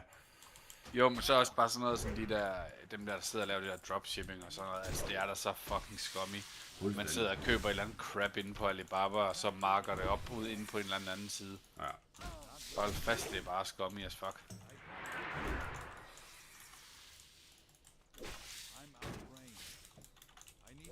Jeg ved ikke, om ham er en giver en nøgle, du skal bruge. Ja, det skal i hvert fald ikke være et stort ting på ens, hvad skal man sige, du ved, humanly. Altså, du ved, der er nogle mennesker, de går op i forskellige ting. Altså, man kan sige det der, hvis man går op i at lave en, altså gøre en forskel for andre mennesker, at det er en stor ting for en. Det skal man i hvert fald, det er i hvert fald ikke noget af, som at være sådan en dropshipping guy. Der skaber man godt nok ingen værdi for folk. Nej, det er præcis. Bare... Prøv lige at se om den der gold key, det er herinde, man. Rescue hedder den. Ja, men jeg tror det er ham her. Du skal trykke på den kugle herinde. Tror jeg. Jeg kan ikke huske om det. Han har sådan en kugle nede på benet. Hvis han har et eller andet spændende.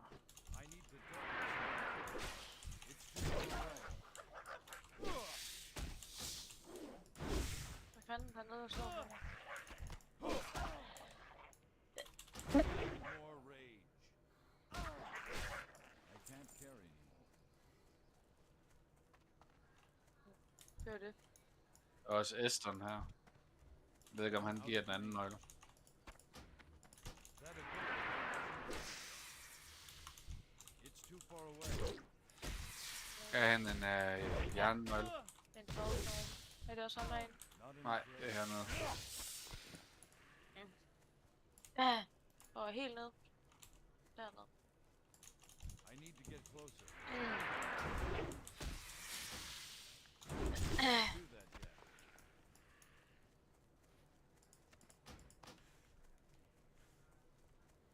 Jeg mangler sgu da en del af de der syndicated rogues.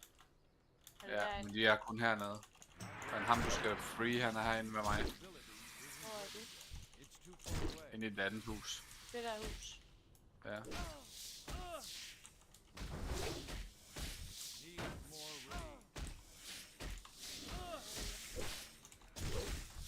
Ja. Inventory is full. I can't carry. Det ligger sådan. I can't do that yet.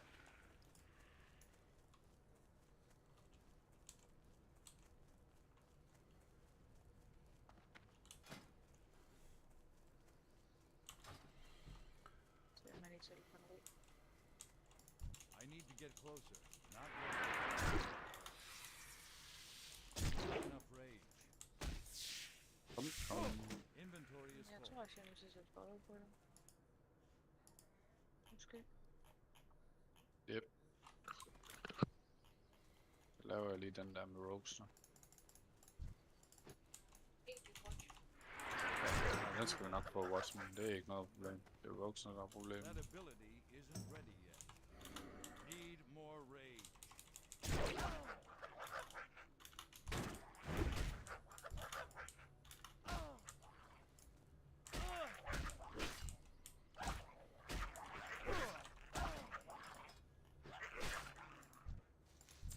Det der med custom furniture og custom, det er jo ikke noget folk de vil betale en skid for i Danmark, og det er jo pissedyrt. Ja, for helvede, man bare i indkøb, ikke også? Altså så også sådan, altså det materialerne koster bare virkelig, når man skal have nogle gode materialer. Jamen det er jo det, altså lige snart du skal have et eller andet decent fucking træ og sådan noget, altså. Ja. Du kan jo ikke lave møbler i fucking grænne pinde. Nej, det er jo det. Der bliver du jo nødt til at skulle ud af fat i noget asketræer, noget egetræer og sådan noget. Ja. Så måske du kan slippe afsted med at lave nogle ting i fyrtræ. Mm. Men det er jo heller ikke fordi fyrtræ det er billigt jo, kan man ikke frem sige.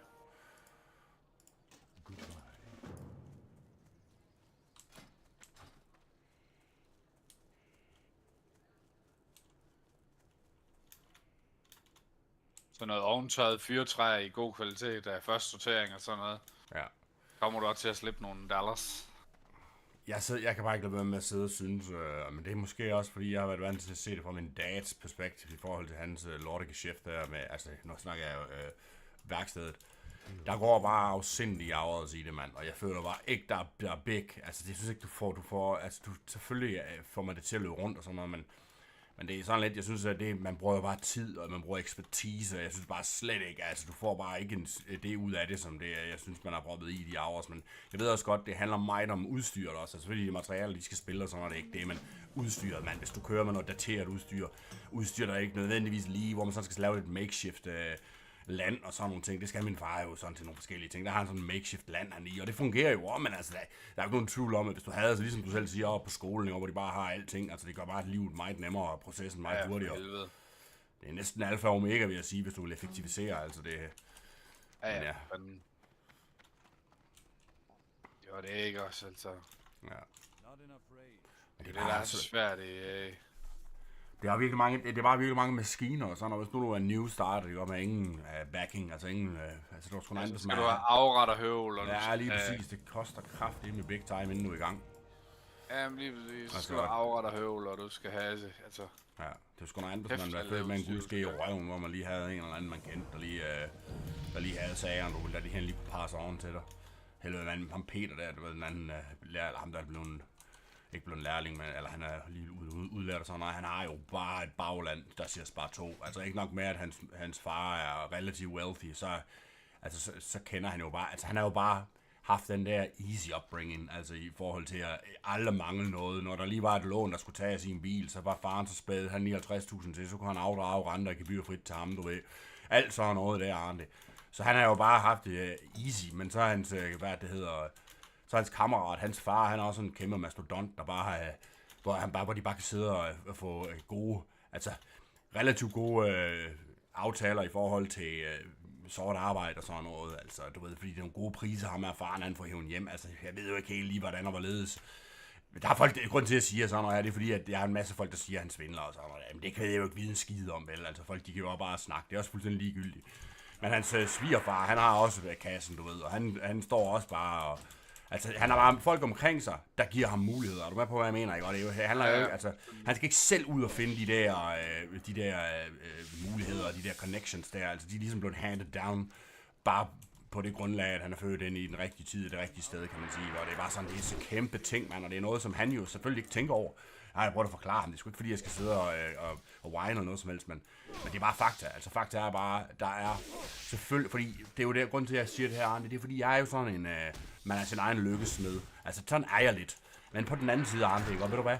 Der er sgu nogle mennesker, det må man også bare, eller det må man virkelig ikke glemme, at der er nogle mennesker, de har altså bare ikke de samme muligheder, og det kræver altså en noget større effort at komme oven vande end andre. Altså andre, de blev jo vildt født ind i, altså selvfølgelig skal man stadigvæk have the drive, men det er noget nemmere at have the drive, hvis man har en...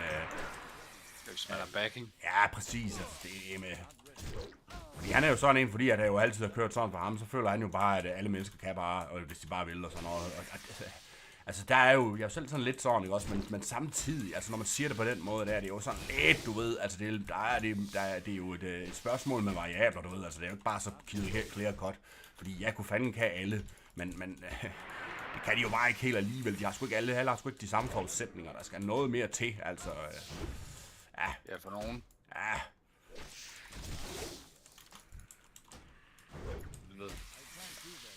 Det kommer bare virkelig nemt til det. Ja, fuldstændig. Altså, og det har jeg jo ikke som sådan et problem med, hvis det var, at man så var... altså, hvis man så sagde til sig selv, goddamn, det er jo sgu... Det er en stor ting, det her, sådan, hvis man lige... Men de tager det bare for granted, altså, fordi de har været vant til det der, Arne, ikke? Og de tænker bare, det er bare normal way, og de tror nærmest, alle de lever sådan, du ved. Alle kan lige få et lækker lån af far, ikke? Og til en bil, så man ikke skal køre rundt i en eller anden skrammelkasse, så man stadigvæk har penge, man selv kan investere. Ikke? Og så i stedet for, at han er ude og låne 50-60.000 af banken, ikke? Og så kan han have sådan et easy peasy lån fra hans far, hvor han bare afdrager andre byer. Det vil sige, at han stadigvæk har hans cash, han så kan investere.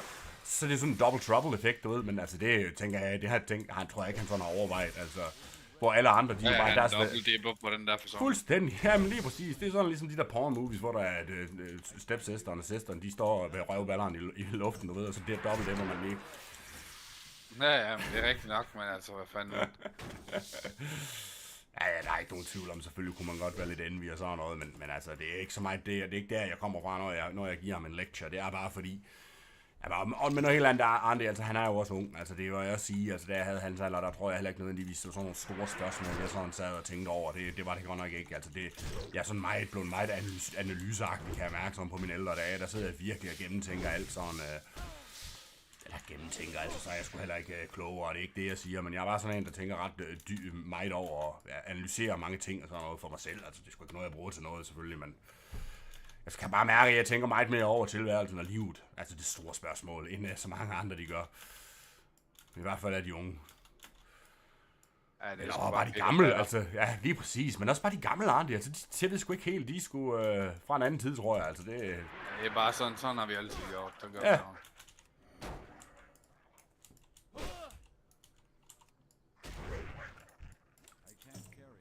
Det er også fint nok med nogle ting. Der er nogle ting, der bliver gjort af en grund. Ja, sådan har vi altid gjort. Ja.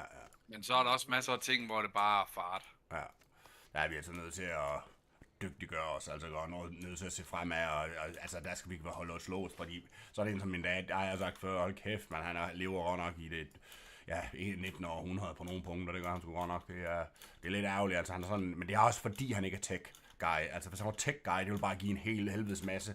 Altså, han kan jo godt sidde med en telefon, det er jo ikke det, men altså, han interesserer sig jo ikke for det i den forstand. Altså, når han sidder og kigger telefonen, så kigger han, hvad vejret siger, og så kigger han Formel 1. Altså, det er jo ikke sådan, han er ude og virkelig scout markedet tyndt for gode priser og sådan noget. Og det er jo fordi, han er sådan en guy, du ved, at når han snakker godt med en sælger og sådan, og så regner han jo med, at han kommer med de rigtige priser. Og når han mener de rigtige priser, så er det jo de priser, der er ligesom, at de mest konkurrencedygtige. Og det er jo bare aldrig det, altså han bliver tørret for fuld udblæsning hele tiden. Altså, ja. Ja, fordi han handler for mig nede i Excelbyg. Det er sgu en crap. Det er nede i til, man. Hold kæft, det er noget røvhuller, mand. Det er jo nok, det er helt til ren.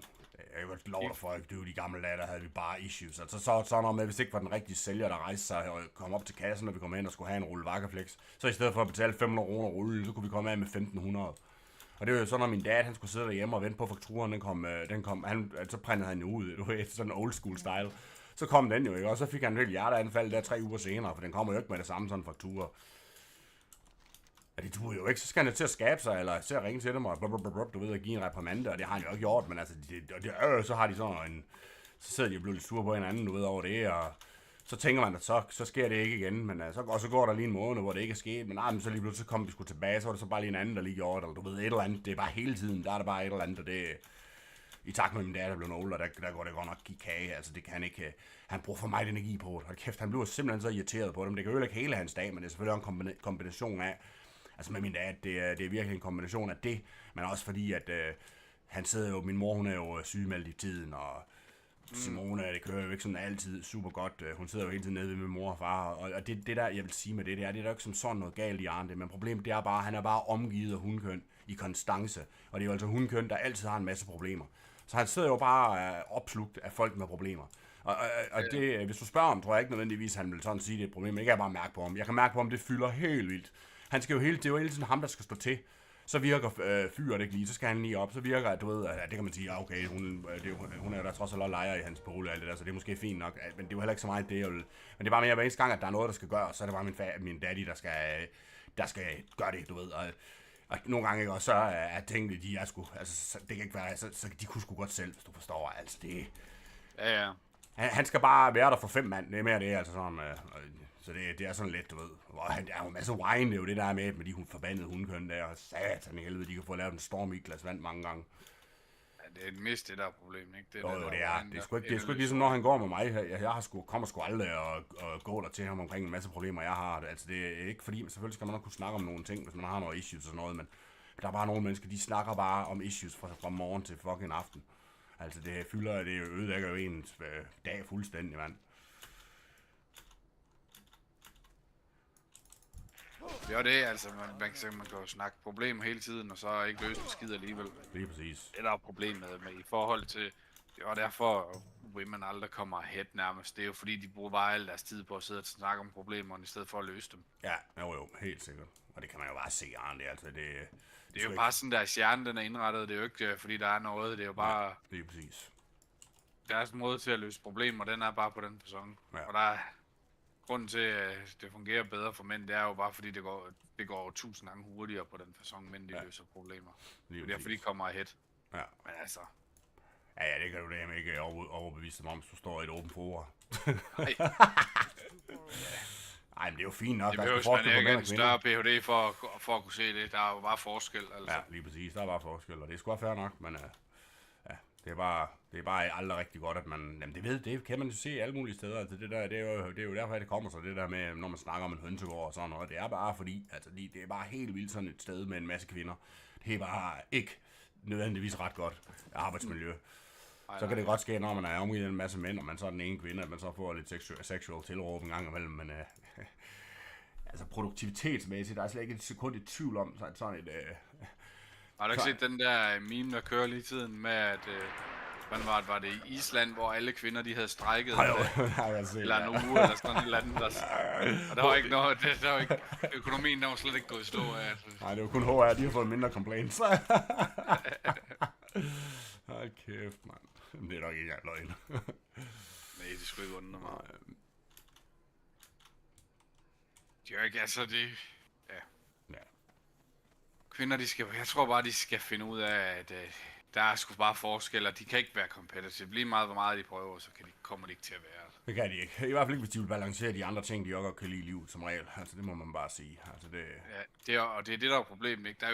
Det er jo, de bliver solgt, den der idé om, at de kan være boss babe samtidig med, at de kan være mor, og de kan være det ene og det andet og det tredje, ikke? Han går sat med, det er helt sikkert. Det er sat med no bueno. Uanset hvem du er, så har du altså 24 timer i døgnet, og der er altid et eller andet, der bliver sacrificed. 100%. Og deres primære instinkt, det er bare børn. Og så kan de sige, lad være eller ej. Altså, dem der siger andet, det er fordi, de er damaged. Damaged goods. Det er jo det, de siger. Hvis kvinder, de har meget mere end hvert 5 sexual partners, så er de... Så de er looking bad i forhold til ever at lave commitments. Ja. Det tror jeg gerne.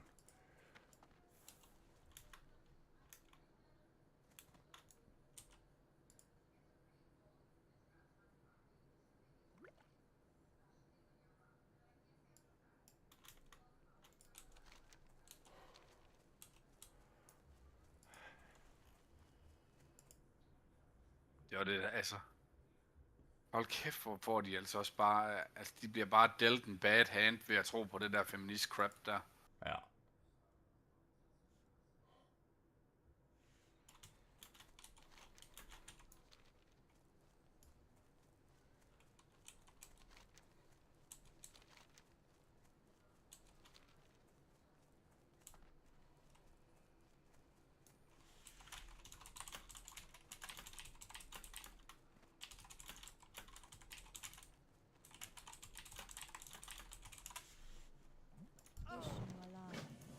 Nej, vi skal sgu have... Vi skal sgu have lavet nogle ordentlige aftaler med et eller andet byggemarked. Vi skal sgu ikke have sådan nogle skodde aftaler. Lige præcis. Ej, men dude, ved du hvad? Det er igen bare min dad, tror jeg, der er for... altså, jeg ved ikke, altså, hvad fanden der er galt med ham. Altså, han har bare... Altså, han er virkelig problemet med... Altså, han har bare sat en hans ways på nogle punkter. Altså, han tænker bare, det er sådan, det er. Og det er bare ikke sådan, det er. Altså, han kan sgu sagtens lave nogle bedre aftaler og sådan noget, altså en gang imellem. Altså, det... Jeg ved ikke, hvad helvede der er galt for ham, Arne. Altså, sådan noget som at købe en maskine. Så står han nede i Excel-byg og giver for eksempel... Peters, han har fået sådan en impact driver til Makita. Så står han dernede og giver 24... Jeg ved godt. Han giver ikke 2400 for den. Han selvfølgelig får den en bedre pris og sådan, og du får jo de der 20% over for alt det der, og alt det der fine. Det er slet ikke det. Men han står dernede i Excel-byg, der på labelen vil kræve 2400 for den her maskine. Den selv samme maskine, den kan man gå online og købe for 1300. Og min point her, den er, at han har højst sandsynligt, uanset om han har fået et procent off, så er han garanteret kommet til at betale mere for den i Excel-byg, end han ville, hvis det var, han havde købt den online. Men det er bare, altså, jeg ved ikke, hvad fanden der er med ham. Altså, det er også svært. Hvis du skal sidde og fuldstændig scrutinize internettet igennem for en rigtig god pris hver eneste gang, det skal man jo heller ikke, det er ikke det. Men det er bare, altså, han bliver bare, jeg ved ikke, altså... Det har ikke været min stil, det har jeg sat mig ikke. Jeg kan godt sige det, lige så snart jeg havde fundet ud af de første 2 gange, at jeg havde betalt scam prices i Excel-byg, så det havde jeg ikke floatet min boat, det kan jeg godt fortælle. Og det er jo ikke fordi, han har også aftaler med Stark og Byg med og alle de der andre, selvfølgelig har han det, altså, men det er jo bare sådan lidt, du ved, Excel-byg herude, så hjælper vi lidt hinanden, og det vil også være træls, at vi mistede Excel-byg i ØT, så det er sådan noget mindset, han har. Han tror kraftigt, at man skal redde balleren på Excel-byg i ØT, ikke? Og det samme med Elmelunden, ikke? Og nu snakker jeg om noget helt andet, men det er den der...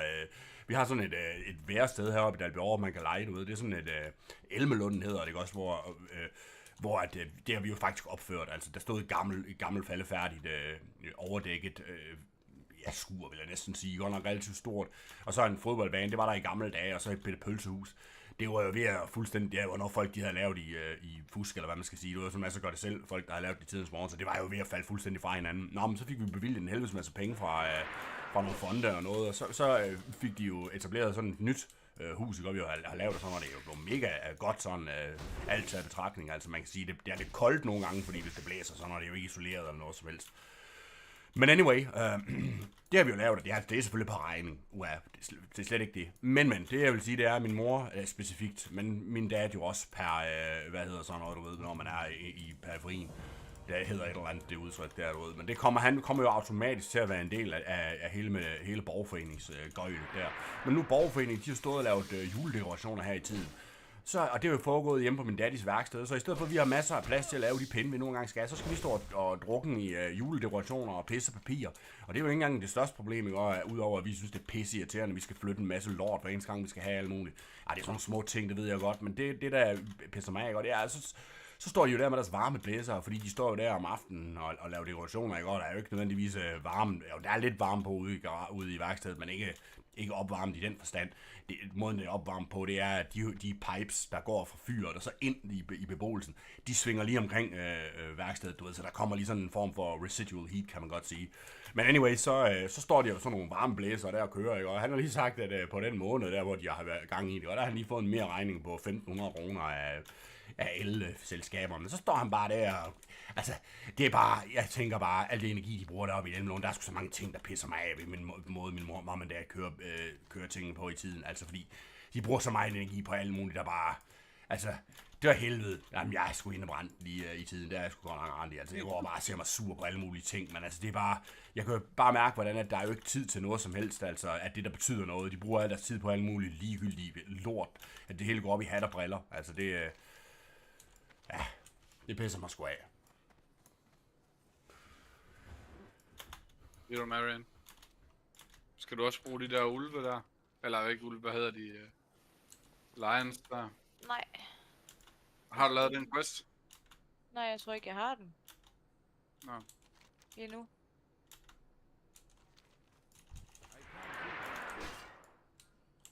Altså, jeg har det bare sådan, hvis vi skal lave firma, så skal det kraftedeme være for at tjene penge. Det skal skudt være for at bare gå og holde os selv ved lige. Nej, for helvede, mand. Det er helt sikkert. Så kan man sgu lige så godt bare være... Så kan man sgu lige så godt være ansat et eller andet sted. Ja. Fanden, man er... Så? Har du ikke fået en mistel til på dig? Jamen, der har vi det igen, min dad. Han er blevet indebrændt på de offentlige og sådan noget. Jeg kan også godt forstå det. Altså, han har jo haft et par episoder, eller mange episoder, hvor at hans tilbud bare er blevet brugt af folkene til ligesom at holde op imod andre. Og så, altså, du ved, det er jo noget, man har fundet ud af. Selvfølgelig har du ikke clear-cut evidence, vel, men det er jo selvfølgelig noget, det kan man jo godt sige. Det ved du godt, det er sådan noget, det går man jo og finder lidt ud af, og alt sådan noget. Snakken går jo og alt det der. Men så har han haft en helvedes masse, der er jo mange ting, men han har haft et par episoder der med, hvor at han har skulle give en pris, ikke? Og han igen har det jo været fra folk, han kender. Det er jo ikke bare sådan en random dude, han aldrig har mødt før. Altså, det er jo folk, som han synes, han kender. Altså, det er jo folk, man har et forhold til, du ved, man kender ude i lokalsamfundet. Og så finder man jo bare ud af, hvordan ens pris egentlig bare skulle bruges til, at en konkurrerende tømrer lige skulle kigge, hvad skal Kalov have? Nej, men han skal have det her. Okay, jeg kan lave det til en 50'er billigere. Og så, så sagde han, Kalov, du skulle for dyr. Okay. Altså, det er sådan lidt, det er selvfølgelig meget simplificeret det her, men altså, det er sådan lidt af det, ikke? Og det betyder, at han er jo selvfølgelig også blevet indebrændt, hvad det angår, og nu gider han satme ikke. Altså, så det du skulle forstå, det er, at så bliver han en form for indebrændt. Det vil sige, at godt nok så spørger de ham stadigvæk efter pris, men fordi at han så har den background knowledge om, hvordan han blev treated sidst, så får han ikke lige afleveret prisen til deadline og sådan noget. Også fordi han jo ikke nødvendigvis ville, men selvfølgelig ville han egentlig, altså det er sådan lidt sjovt noget, fordi han ville jo egentlig gerne, men han har bare meget at se til, og så bliver det nedprioriteret / glemt, du ved. Men altså, så ender det jo med, at så får man ikke de der, altså han holder sig ikke med i forhold til jamen til, og han holder, altså og igen, som jeg føler, vi snakket lidt om alt det der, altså jeg føler bare priserne, hvis du snakker om det offentlige, altså hvis du snakker om, at det er en eller anden skole, der skal have noget lavet, eller du ved, noget stort, der føler jeg virkelig, at jeg tror, det er der, man skal hive penge ud. Altså jeg tvivler simpelthen på, at det er ved private spilopgaver, jeg tvivler simpelthen på, at det er der, du hiver skejsen. Altså det, jeg synes godt nok, den er svær, fordi som du selv siger, folk de vil ikke betale en skid for noget som helst, altså her ude i Østjylland, altså det er... Selvom at Kalor han er en af de billigste, ikke? Også, så får vi stadigvæk snakke om, at det her vi jo, vi er et meget dyre, eller sådan noget. Du ved, det er sådan noget pis, vi stadigvæk kører på, det ved jeg godt, det skal alle nok, men altså, det er jo, ja, det er jo helt vildt nogle gange, når man hører de priser, andre har haft givet på nogle projekter. Altså, nu har man Malte der, ikke? Og deres hus, der, de skal have nyt tag. Det var noget med Heine Bjerg, de skulle have 600.000 for den her tagudskiftning, ikke? Og jeg skulle vist også lave noget andet stern og sådan noget, det er jeg ikke lige kontrol over. Men de vil have 600.000. KHJ Enterprises, de vil have 200. Altså, dude, du kan godt se, altså min point her, den er, at Heine Bjerg, selvom at Heine Bjerg, han måske signalerer, at han ikke vil have opgaven, det kan godt være, at det er det, han har gjort. Men der er ikke nogen tvivl om, at han jo selvfølgelig har lavet en pris, der jo ikke er helt fiktiv. Han har lavet en pris efter det, han nogenlunde plejer, og den her, altså min point her, den er, at det har nok gået andre gange, tænker jeg lidt, ikke? Og på forestil dig det her, du tjener jo triple the price af, hvad du normalvis vil. Altså, ja. Det er... Ja, det er rigtigt. Men det er min dad, han er også for proud, dude. Altså, han er alt for proud for sådan noget, der angår. Altså, han sætter en ære i at være billig. Altså, han sætter en ære i at lave den rigtige pris, hvis du forstår. For der er jo en pris, man kan sige, der er den rigtige. Men som du selv siger, du laver firma for at tjene boksen. Du laver sgu ikke firma for at lave den rigtige pris. Altså, skid hul i det, mand. Den skal der bare fuldstændig have hele armen, mand. Nej, det ved jeg ikke, om den skal. Du skal selvfølgelig også passe på, at dit omdømmer herude og sådan noget, men det er jo det, han i gamle dage var, ved du godt, der er jo omdømme, det var jo alfa og omega, men det er jo ikke nu om dagen, mand. Folk, de sidder jo bare online, de vil da skide alt det der, en høstblomst, mand. At det der talk of the town, jamen det er da også fint, men altså, mig der, det er jo vigtigere med Trustpilot og sådan noget, at du har et par gode 5-star reviews og sådan noget, det er det, folk, de går op i. Det er den, der sælger for mest, det er den der. Ja, det er klart, altså. Jeg tror, det er nu også mest med, hvad for noget arbejde, der bliver leveret. Ja, helt sikkert. Det er ikke så meget med prisen at gøre. Så skal man virkelig have taget ved, før folk de klager over og sådan skriver et review om en høj pris. Det er jo lige præcis det. Men det er man jo ligesom gået med til. Ja. Præcis, dude. Og det er jo det. Jeg føler, at sådan nogen som os, de tidspunkter, hvor det er, at man kan sige, at vi måske leverer et stykke arbejde, hvor vi sådan ikke nødvendigvis er alt for proud over... det ved du godt en gang med det der laver man sgu noget arbejde, man godt vidste, der kunne være bedre, og du ved, det er de der tidspunkter, hvor man føler, at goddamn, nu er vi ved at have gået her længe nok, eller nu er tiden ved at være gået her, du ved, hvis vi er sådan her, har fået, hvis nu man ved lidt om, hvor mange timer der er sat af, eller hvad pris der er blevet givet, og sådan, og så kan man jo godt selv begynde at lægge sammen, og sådan, så begynder man sådan at tænke, goddamn, nu skal vi også til at derud af, og sådan noget. Så begynder man sådan at slække lidt på det hele. Altså det er sådan de tidspunkter, ellers så leverer vi virkelig altid bare spitzenklasse work capital, altså det er sat med. Og så med den i mente, som du jo så også siger, ikke? Så er der jo ikke noget galt i at tage den rigtige pris, vel? Altså tag prisen, hvor det koster, fordi vi leverer et godt stykke arbejde. Det er jo ikke det der pisse. Vi leverer også en god... Altså han står der jo hver eneste gang, der skulle være det mindste, altså reklamationsmæssigt. Det er jo heller ikke sådan noget med, at man er ude, altså man er reddet ud over bjergen, vel, imod solnedgangen, altså aldrig til at få fat i, altså. Der står vi der jo også, hvis der skulle være et eller andet senere hen, reklamationsmæssigt, så jeg føler bare, at han burde bare crank up the price. Det får han dem at vide hele tiden. Du kan godt smide 20% på.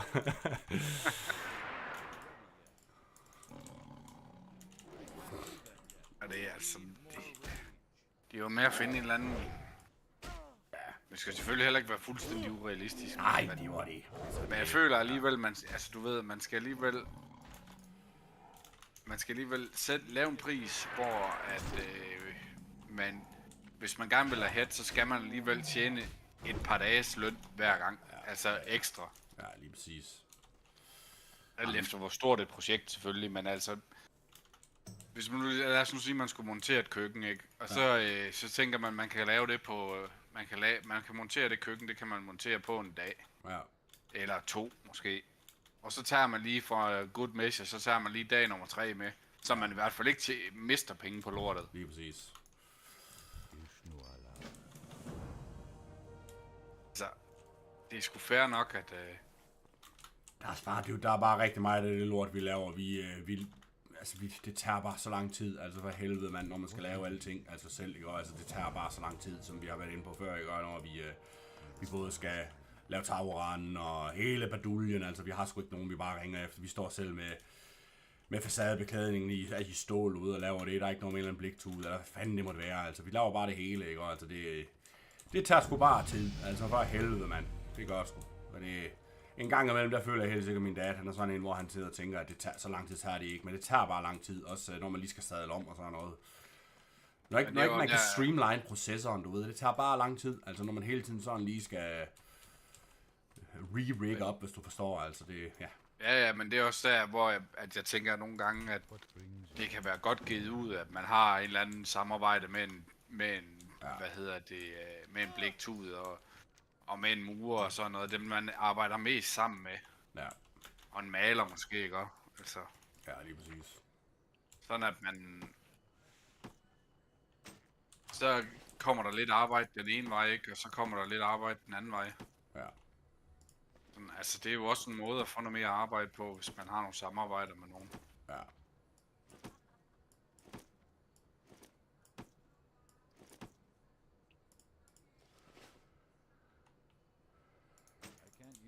skulle lige til at trykke på den der... Ja, den der. Ja. Jamen, jeg overvejede, som vi skulle med Munkam.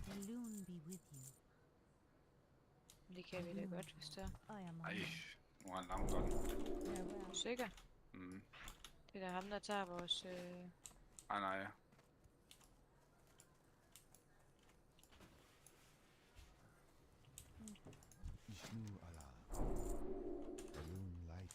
Ja, det er sgu... Det er godt at have nogle Karma Sugar der. Ja, det var det, altså. Hvad så mistelterer du mig lige? Mm. Nå, jeg ved ikke, fik jeg en? Var det det, jeg fik? Jamen men det er også, det er også, altså for helvede det er at fortælle, altså min datter er jo sindssygt god på mange punkter, det er ikke det. Nu får jeg til, nu ramser jeg alle de negative ting op, det er slet ikke, så skal det jo ikke forstås vel. Men det er bare, altså, jeg har jo trods alt 30 års erfaring. Og det er jo svært lige at koge det ned til sådan en hurtig 10 minutters samtale her, ikke også? Men altså en ting, der jo også er et problem med min dad, det er netop det der med samarbejdspartneren, fordi han jo netop i tidernes løb, så har han jo haft nogle samarbejdspartnere, og han har vurderet, der har taget alt for høj pris. Altså, og det kan man jo sige, han kan være ligeglad med. Men problemet er bare, at jeg tror, det der er sket nogle gange i Arne, det er, at han har haft givet en pris, en overordnet pris. Og så det, der sker, ikke, og det er jo, at vi så skal have haft behov for at have en elektriker på, eller et eller andet. Og den elektriker, han er så bare, eller en murer for den sags skyld. Og så har de bare taget, så hatten passer. Men han har jo allerede givet prisen. Og som jeg så har fortalt, så min dad, han er jo bare overhovedet ikke en efter... Han var der, Andreas, han er ved at munke en. Min dad, han er jo slet ikke den der, hvad hedder sådan noget, efterregning type of guy. Altså slet ikke. Selvfølgelig skal ret også være ret, som du selv siger der, ikke også? Altså selvfølgelig, hvis man skal lave noget arbejde, som der jo ikke, som man var nødt til, altså hvis det er aftalt og sådan, så skal man selvfølgelig have betaling for, at det er ikke det. Men jeg ved ikke helt, altså så går han jo og bliver hist op over det, at de har taget, at de var alt for dyre og sådan noget, altså du ved. Og så gider han ikke rigtigt næste gang så at bruge dem, hvis du forstår. Det er sådan lidt sådan hans mindset er, tror jeg. Altså men det er så svært, for jeg tror altså bare nogle gange, så min far, han er bare mega indgroet. Altså han er jo fra en tid, hvor en elekt, den kostede 3 kroner meteren. Altså det er jo, den koster jo over det dobbelt nu, mand. Altså nu ved jeg ikke lige den current price, men den var i hvert fald op at kysse 10 kroner meteren på et tidspunkt. Så det er bare en anden tid, altså jeg ved sgu ikke. Jeg er ringe til det her PvP, det ved du godt, ikke? Ja, du er godt nok virkelig dårlig. Ja. Men vi skal nok få ham alligevel. Tror du? Ja, jeg har dræbt ham. Det hjælper heller ikke, vi har den der fucking bjørn på os.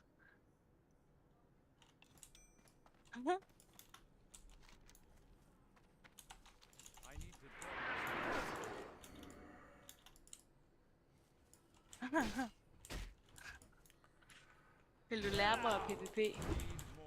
Bare heal dig selv, og når han kommer ind på dig, så skal du gå i bæreform, når du ikke tager så meget damage. Okay.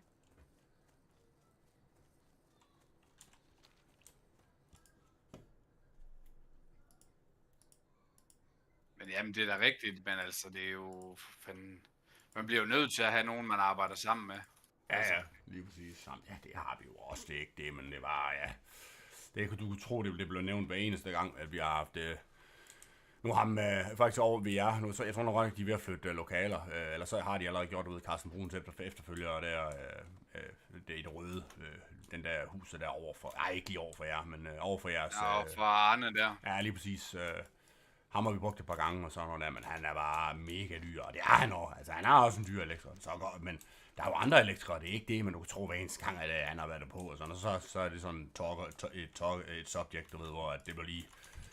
Der blev lige brugt en helvedes masse energi på, hvor dyr han var og sådan noget. Altså, det er bare sådan lidt, altså for helvede. Ja. Det er så for helvede, det skal bare, du skal bare tage pris for helvede. Du skal bare tage penge, mand. Det er fandme nemme, som du siger, du har fuldstændig ret, Arne. Altså, man tager kraftigt ikke på arbejde for at gøre folk en tjeneste. Du tager kraftigt, du har sgu din egen biks for at sørge for dig selv og din nærmeste. Det er sgu ikke for at sørge for hele Kroniland.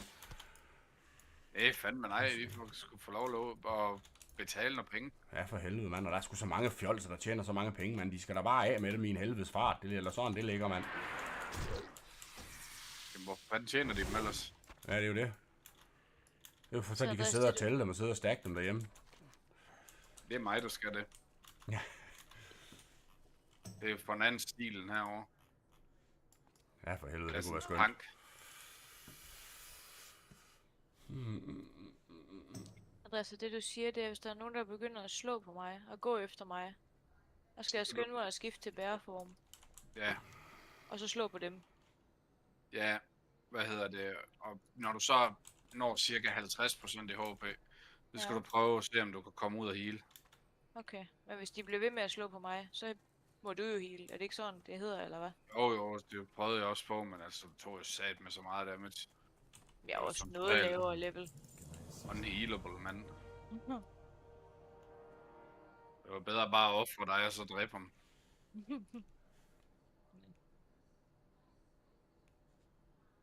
Se om ham der farmer duden, han er herinde.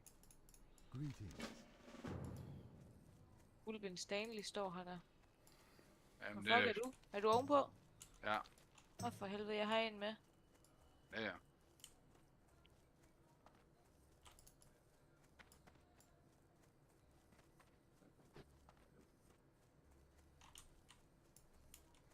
Kæft, man, Warrior Runes, ikke? Og de er bare ass at få fat i forhold til Druid. Kæft, man, Druids, ikke? De kører bare. Det kører bare lige på trip-trap-træsko ude lige på... Altså, det er virkelig nemt. Og Warrior, ikke? Det er bare pain in the ass. Der skal du bare... Jeg synes godt nok, det er noget helt andet. Det...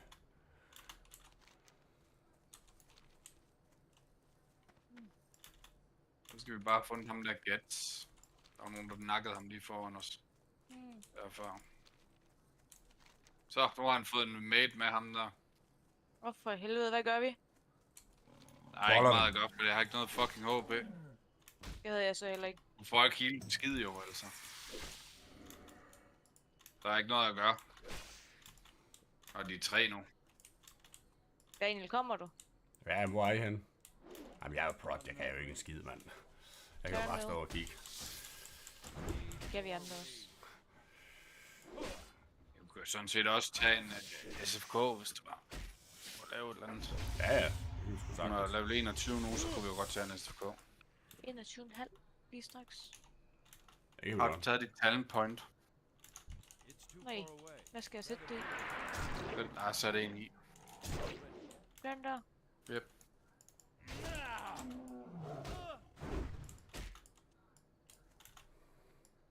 Jeg bliver nødt til at hjælpe med at blive øvet i PvP, så. Fordi jeg er ikke god til det. Ej, det går sgu nok mig an. Det er screw PvP. Det tror jeg ikke, det er ret meget, vi kommer til at bruge tid på det. Det tænker jeg heller ikke. Altså, vi er da lige blevet nakket.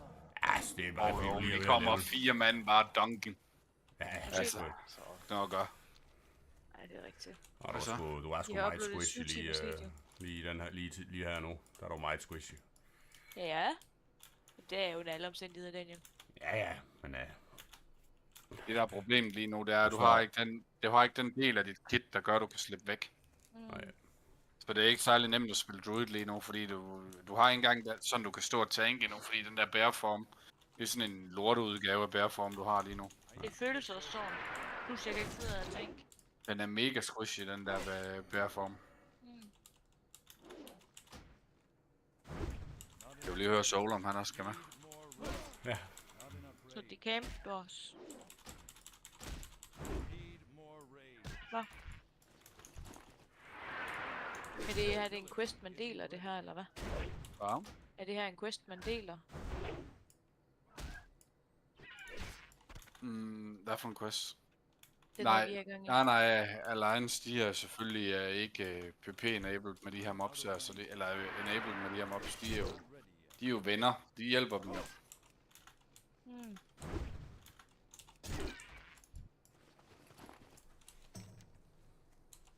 That ability isn't ready yet.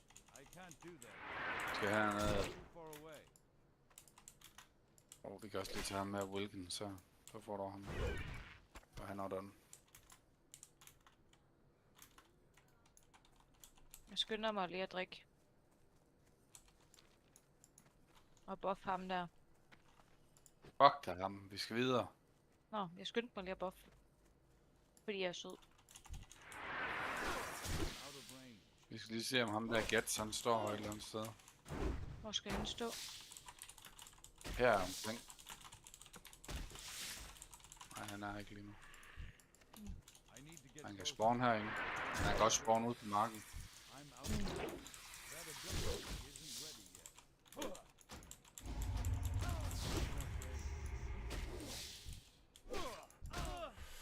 Jeg tror sgu da, den der nægter, det var faktisk bis, Arne. Jeg kan se, du skal have den der fra Baron Aquanis der. Men ja, det den ved har jeg bis godt, til Feral, den der Aquanis en. Kæft, den er strong, man. Det er både Aggie og Strength. Ja, men på den anden side... nej, skide hul i det. Men på den anden side, ikke, og så... det er fint nok, at det der, man bare får en masse Aggie og Strength. Men jeg føler bare på min druid, ikke, og det er sgu også fint. Det er heller ikke meningen, at du skal tank. Men når man ikke får de der stamina af det, altså, så jeg synes virkelig...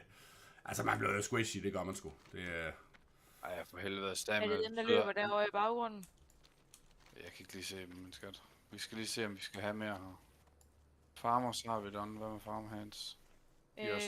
Vi mangler Vi skal en. tilbage. Vi mangler Kalaba. Ja, men det er lige meget. Den tager vi senere. Nå. Men nu løber vi, så kommer Daniel på, så kan vi tage den dungeon der. Ja. Nå, det er en dungeon, de der 3.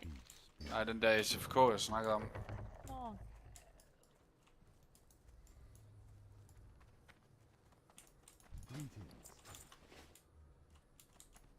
What brings you?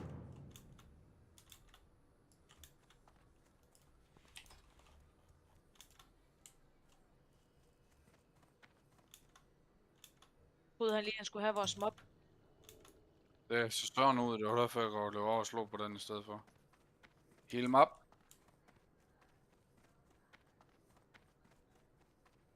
Hvad var det, du smed der? Var healing touch, eller hvad? Ja. Den havde en instant, fordi jeg lige havde haft for den der anden. Hvor fucket der.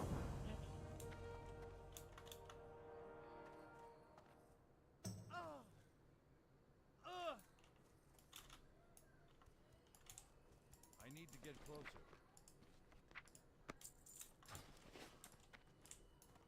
It's too far away.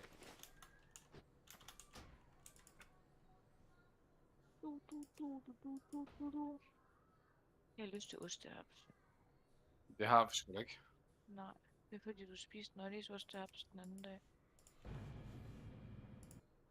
Jeg spiste den ikke. Nonny spiste den. Han spiste sgu da ikke det hele af den. Ej, jeg spiste det halve af den. Se, så spiste du også Nollies ostehaps. Jeg kan lige invite mig, og så lige lide mig.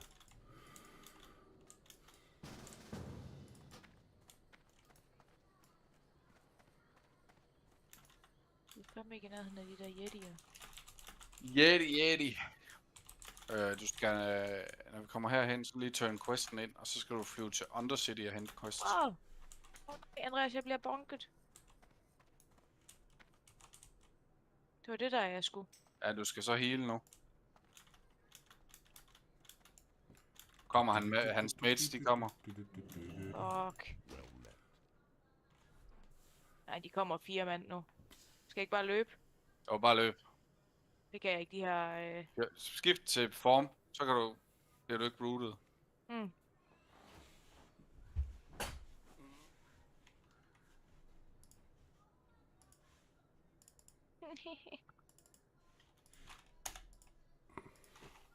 Bare over til byen.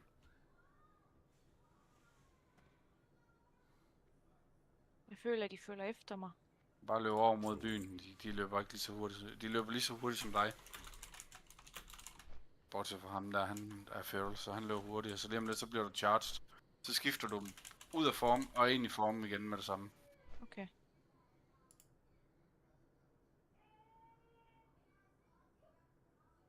Hvem? Nej. Brugte du lige alt dit mana på ingenting. Oh fuck. Skal du ud og heale dig selv? Men det når jeg ikke. Det kunne du bare have drukket en potion jo. Nå for helvede, det havde jeg i dag. Du har 1 milliard potions. Du har hele dit inventory fyldt med potions.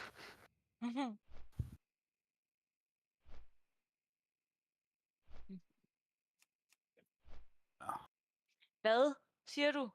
Du er ring, og de er ring. Kunne du ikke overveje at lære mig at PvP så? Jeg dræbte næsten den der druid, mens de alle 5 stod oven på mig. De er virkelig ringe. Men de får mig hver gang. Jeg er virkelig ringe til at spille. Men husk lige på, at jeg har aldrig været god til PvP. Ej, det er klart, du går totalt panik lige så snart der er nogen, der slår på dig. Mhm. Hold kæft, mand. De bliver jo bare flere og flere hver gang. Jeg skynder mig lige at løbe herover, for så slår de på dem, gør de ikke det? Jo, de kan ikke angribe dig der. Så skal du flyve til Undercity, når du har tømt questen ind. Og så hente den, der hedder Book of Yore. Jo. Og så skal du flyve til Sepulcher bagefter. Jo. Jeg kan ikke rigtig gøre noget for dig, kan jeg? Nej. Jeg må jo bare affinde mig i, at jeg bliver offret på bålet. Jeg skulle godt med dig, Bilund. Jeg offrede Andreas. Han blev sgu sacrificed. Ja, det gjorde han godt nok.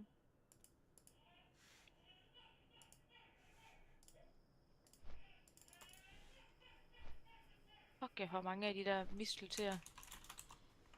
Det er bare nice. Du siger Undercity? Yep.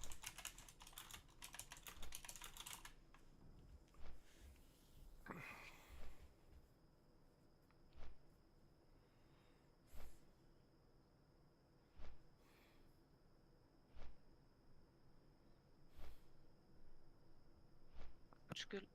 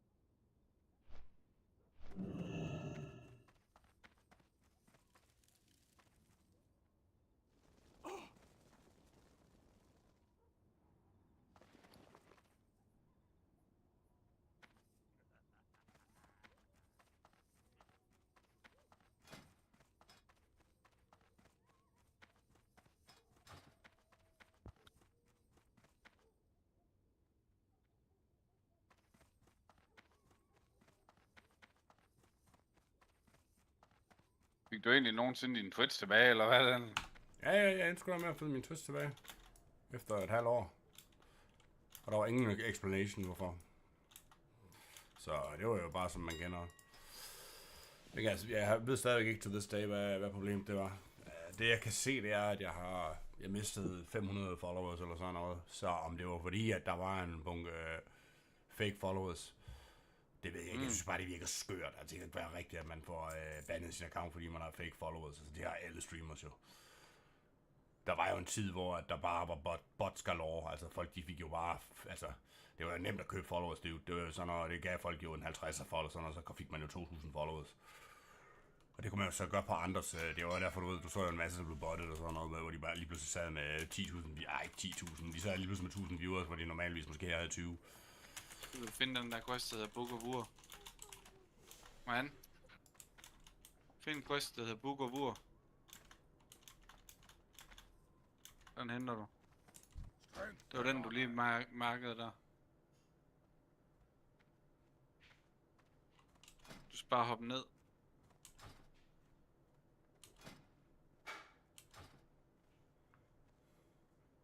Jeg er sgu ikke fan af dig, ham der Bilund. Nej, jeg tror, han er... de er nogle facts helt tilbage fra hvad det hedder, Nostalgic Days, hvor de sad, og jeg tror, de var alle sammen en alliance.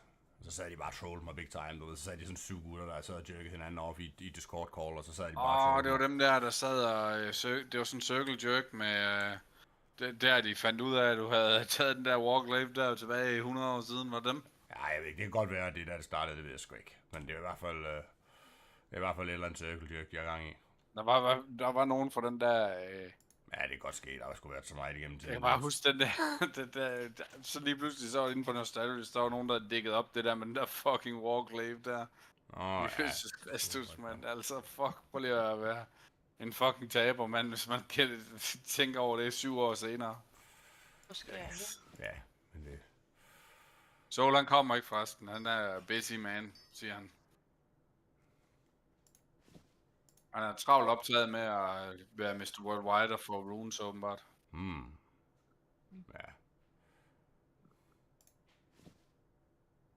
Er klar, vi nok går? Ja. Er det en healer priest eller en DPS priest? Nej, det er en healer. Ja. Ja, jeg regner med, at Nebula, hun bare deep, så. Jo. Så. 4,5 sølv. Jeg kan jo ikke se, hvad de bliver solgt til mere. Jo, det kan du da. Der står en der lige midten med buyout 4,5. Ja, men jeg kan jo ikke se, hvad de sælges på ellers. Hvad mener du? Ved venteren. Nå, de sælger for 1 sølv. Hmm. 1 sølv bare sælger for 1 sølv. 1. Men kan det betale sig at smide 2 på? Altså ikke 2 sammen. Jeg smider dem, deler dem op, og så smider dem begge 2 på til 4,5 eller sådan et eller andet. Det er ikke sådan, man gør det. Du skal dele dem i bagsen. Sådan der, ja. Og hvad siger du så, jeg skulle sætte den til? 4 til buyout. 4 sølv og 39 eller sådan noget.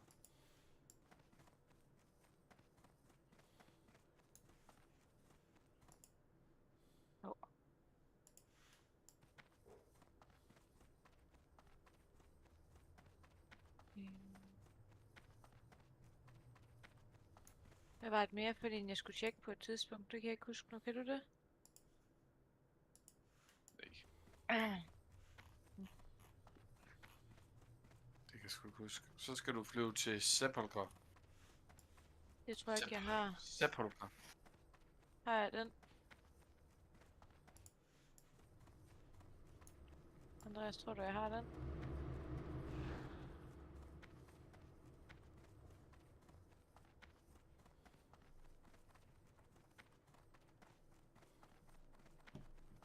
Er der sådan en, man kan smide sådan en supply officer her i byen? Egentlig. Det tror jeg ikke. Jeg ved det faktisk ikke. Jo, det er der. Derovre. Men ikke det heroppe. Er det ham her måske? Now what?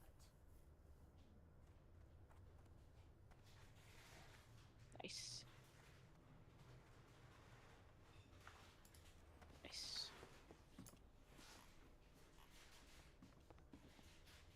Skal du flyve til Sepulchre? Har jeg den, tror du? Ja, det skulle du. Det var den, jeg bad dig om at tage i går. Jeg skal lige... Venter som crab. Medium height, det der slags skid, du har det? Ja. Hvad med light height? Med det. Vil du have det også? Jeg er bare kommet med. Okay. Ruined leather scraps. Nej. Torn furry ear. Nej. Light leather og medium leather gider jeg have. Men det er jo ikke light leather, det er height. Nå, den skal bare ud. Det skal ikke bruge til noget. Og medium height skal du heller ikke bruge sådan noget. Jo, medium height gider jeg godt have. Fordi det er det, jeg bruger. Height eller leather? Begge dele. Når jeg siger begge dele. Jamen, jeg bliver jo i tvivl, om du er enig med mig. Altså. Det kan jeg jo ikke. Men jeg har begge dele til dig. Fed.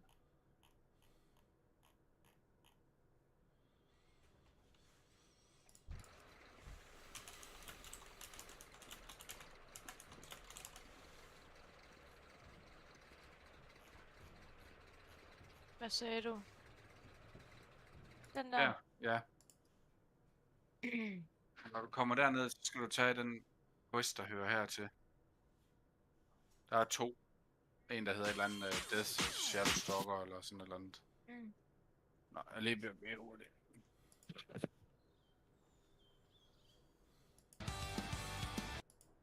Proceeds from The white chocolate popping candy. Can I make the recommendation, being this close to you, that you go with mint? I'm joking, there is no mint. Can I get the Biscoff, please, bud? Look, Biscoff's one of my favourite things. Biscoff, Oreo, white In 25 minutes for it to class as a success. No, it would still be an abject failure. You've got quite a bit on your crotch.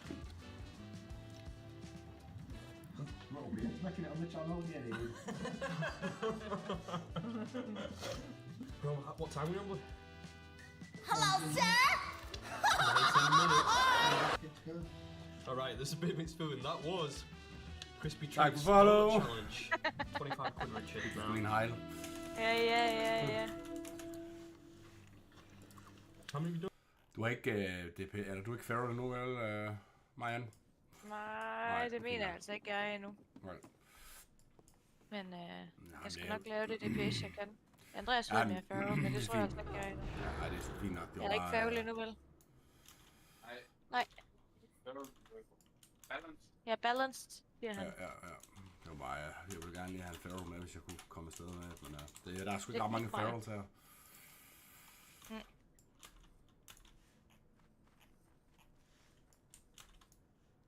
Daniel fik lige en follow fra mig af. Har du followet Daniel? Det er sgu nice. Hvad hedder sådan noget? Unfollow. Hvad er det for en, Andreas? Jeg ved ikke, hvad den hedder. Skal jeg bare tage? Nej. Prøv at kigge. Den der Death Stalkers.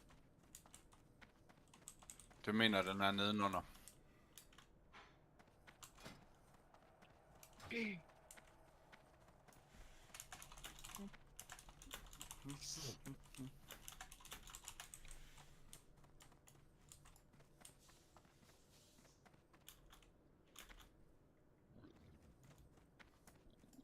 Hvordan har du et eller andet transmog på, så du ser ud som en idol? Ja, det hedder iMorph. Det er bare sådan et third party program, du ved. Nå, jeg vidste ikke engang, det eksisterede med. Jo. Ja, den skal du også have. Men det er blevet lidt mere elaborate. Du laver, at du har et add-on simpelthen i din add-on folder samtidig.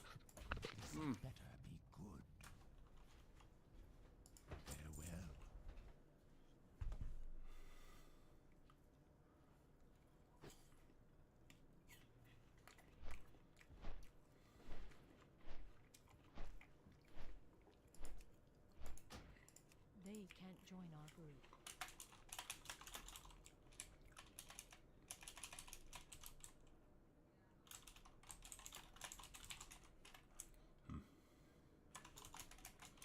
Det er helt vildt inde på Alliance, ikke? Hvor der er bare mange ferals. Det er sådan helt ekstremt, så mange druids der er. Herinde, der er bare ingen, altså. Ej, det vil jeg ikke lære dig, men ja. Og så skal du bare løbe ned til dungeon. Der, hvor der er et spørgsmålstegn. Ja. Du kan bare løbe nedad. Der, hvor du bare løbe lige ned her. Så er der sådan et hul der. Bare følg det. Du kan sagtens løbe igennem alt det der lort der. Det skal sgu ikke en skid her.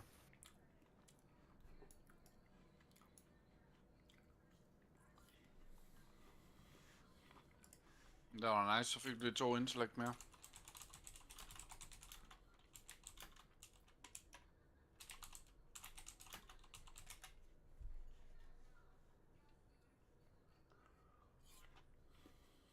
Jeg skal også level den paladin der. Det bliver bare ikke til så meget lige tiden. Nej. Marianne, du har selv lige sagt, at jeg ikke skal pille det gulv op, før vi har holdt jul. Nej, det sagde du. Om jeg ikke bare kunne gøre det, tænker jeg. Nej. Ja, han skal nok gå dernede her.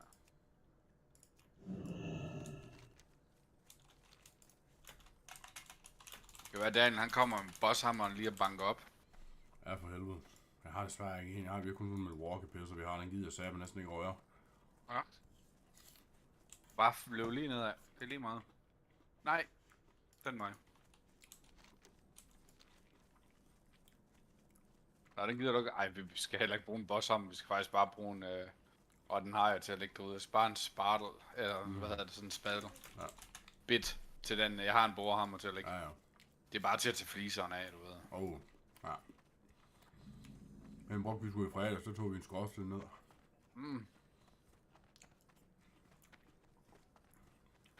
Det er det fede. Ja, jeg var heldigvis en, hvor det hele det var fuldstændig mørnet op, du ved, så det var jo bare lige tre slag, så gik stenen jo løs. Nå.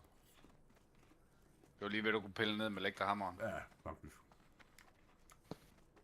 Jeg er bare ikke så vild med, at så når du har sådan en sandmørtel, det hele det sprøjter op i øjnene på dig, når du står. Ja, det flyver bare omkring en. Ja, ikke. Det er bedre med de der lidt mere kontrollerede slag der, de der laver. Det er ikke nok. Hvad så? Drej til højre. Kommer der en vej ind der, du kan følge op. Men da Dan han er lige bag dig, så det... Kæft, der er ikke ret mange, der står nede ved den her dungeon, som den der, da vi lavede den de første dage af dagen. Der har stået bare mange mennesker hernede. Forresten også, lige om lidt, så skal vi have lavet DM på min paladin. Ja. Så jeg kan få en fucking hammer, eller et eller andet. Nej. Yep. Der kom sgu din druid. Er du dejlig. Men så er der ikke nogen undskyldning for, at jeg ikke kan bruge dobbelt rockbiter. Noget specielt ud over bare wrath. Yes, jeg tror det er vigtigt, at du bruger den der sunfire der. Den ser ud til at lave meget damage. Den der. Ja. Men du har jo ikke den der endnu, der laver den big damage. Hvor er den der, jeg skal samle op? Den der quest ting. Hvad? Sagde du ikke, der var en, jeg skulle samle op her, eller turn ind? Eller... Nej, du har taget den. Altså, det er ikke... Ja, det er inde i dungeon, det der.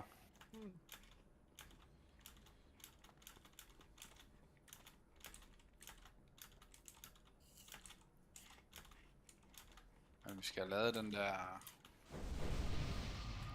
til dig. Den der... Star Search. Jeg synes, det var et eller andet med... Ja, du skal til Wetlands faktisk for det. Hvor langt er han væk? Ham der Arstruiden. Han er ikke ret langt væk. Og vi skal gå ind, jo. Ja. Arsedruid. Jeg henter lige noget, der ikke lige hurtigt. Inden vi går den bammer. Det må du ikke. Så får man ikke tid til at hente noget.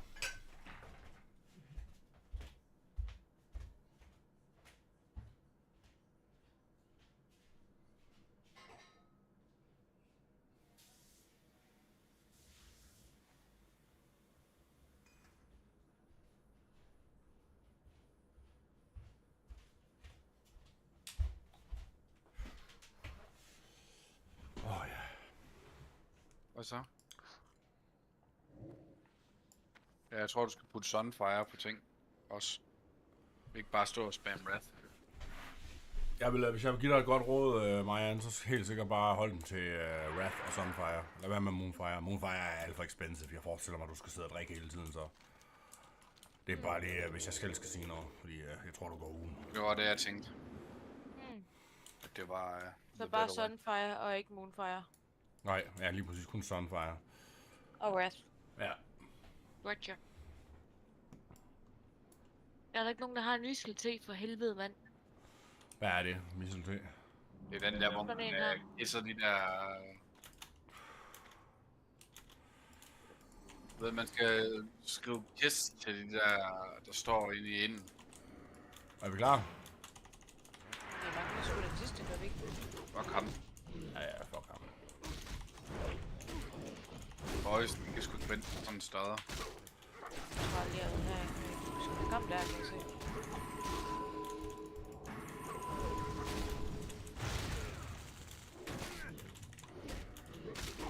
Nå, jeg prøver bare at følge med.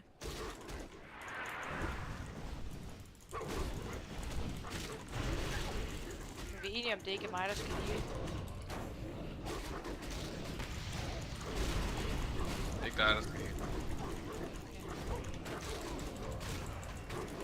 Ja, det kan da godt være, det bliver nødvendigt. Nej, overhovedet ikke. Det er bare at køre.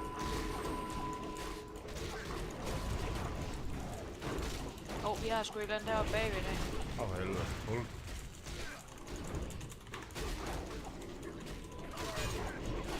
Jamen, jeg kan jo godt stå og slå lidt på det, så må jeg jo tænke det. Nej. Jeg står bare med halvdelen af dungeon her. Så skal man tage, at stadigvæk køre på... Der er stadigvæk smack talk for druiden i baggrunden.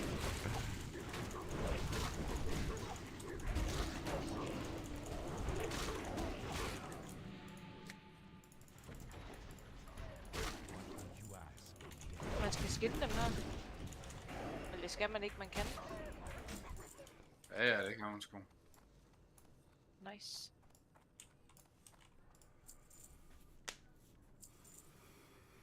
Har du dem alle sammen nu? Ja. Nej.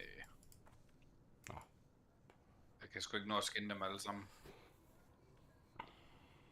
Skal vi op igen? Ja, vi skal bare videre igen. Så skal du sådan lige ned til højre herhen, og så... Hvad?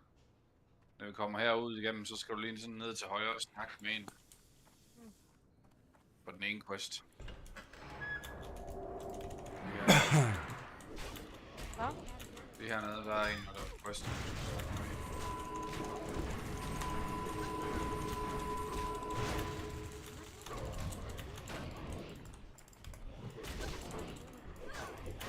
Har du lavet det? Jeg har tændt den ind. Var ikke det, jeg skulle? Hop derind. Jeg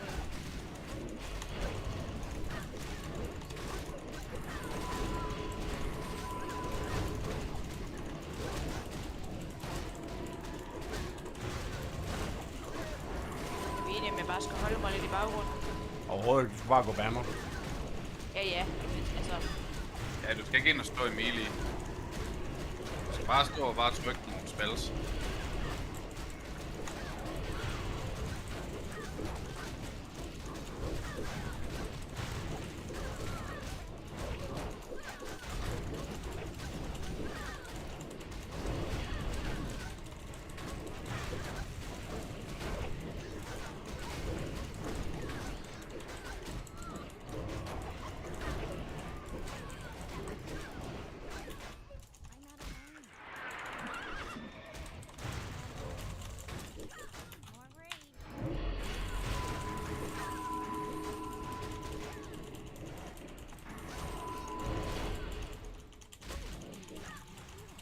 Der er bare changed on på de her fell steeds, mand.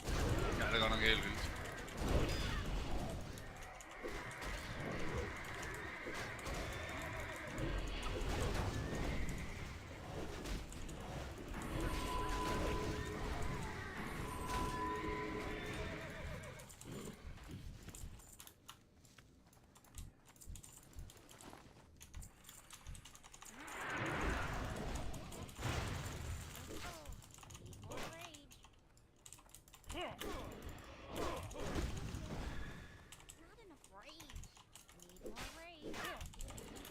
Til at have en masse ledere til dig, Andreas. Hvor skal vi have det?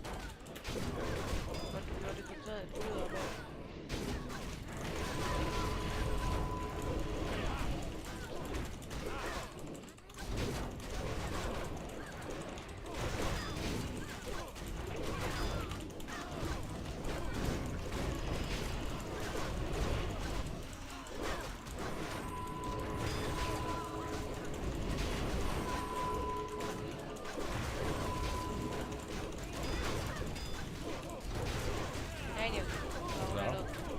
Der var en spirit, der var loose. De skulle bare have et slag. Ja. Jeg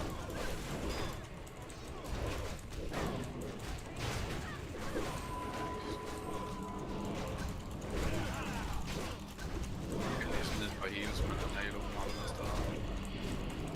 Nej, det tror jeg også.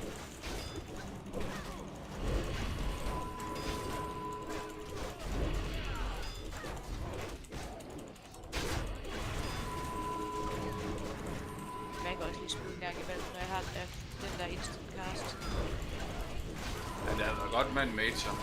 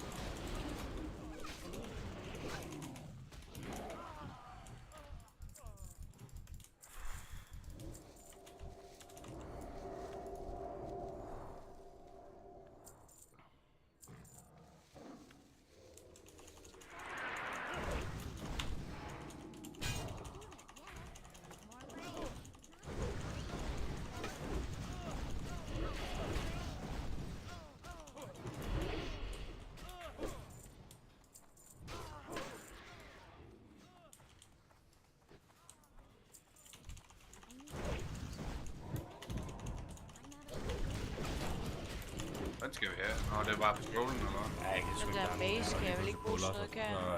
Så gælder I jo.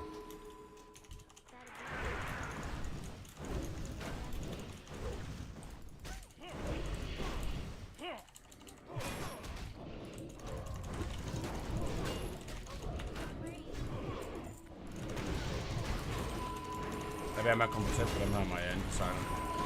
Ja, jeg står helt hernede så.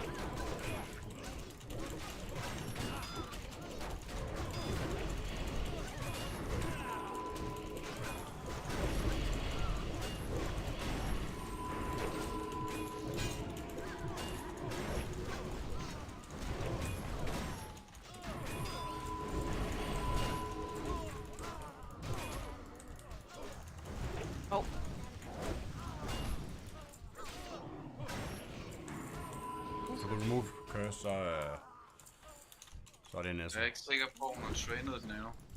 Nej, det kan være, det kun efter 24 minutter for det. Er den bedre, Andreas? Nej, ikke til dig.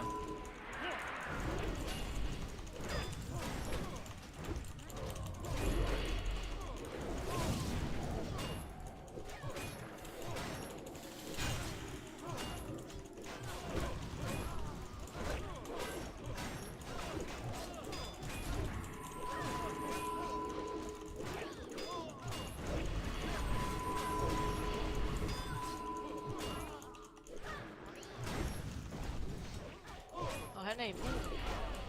Ja, han har boble på det nu.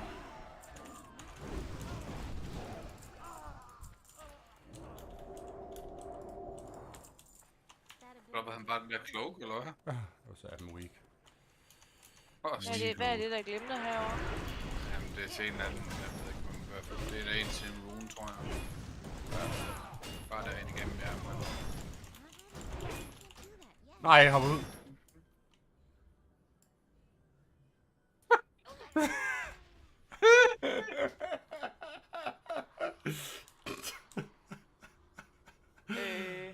Jeg var ikke klar over, man kunne.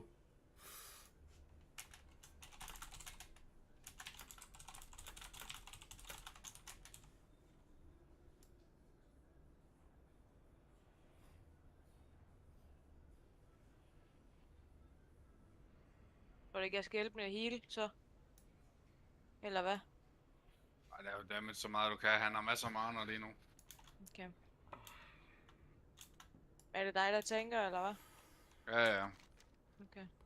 Når man har dual rockbiter på, så er man the natural second tank. Mm. Fuck, kør op, Daniel. Det må man da sige. Jeg havde sgu da ikke troet normalt, så plejer der at være sådan en invisible wall. Nej, det er der vel ikke normalt her.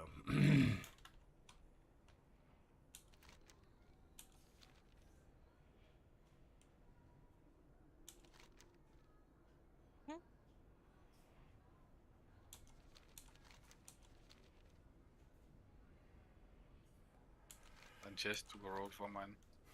Ja, for helvede. Vi skal jo få tiden til at gå med et eller andet. Var det mig, der fik den? Bare det er priesten roll. Hvis jeg går ud til, at han gider roll, så går du bare til ham.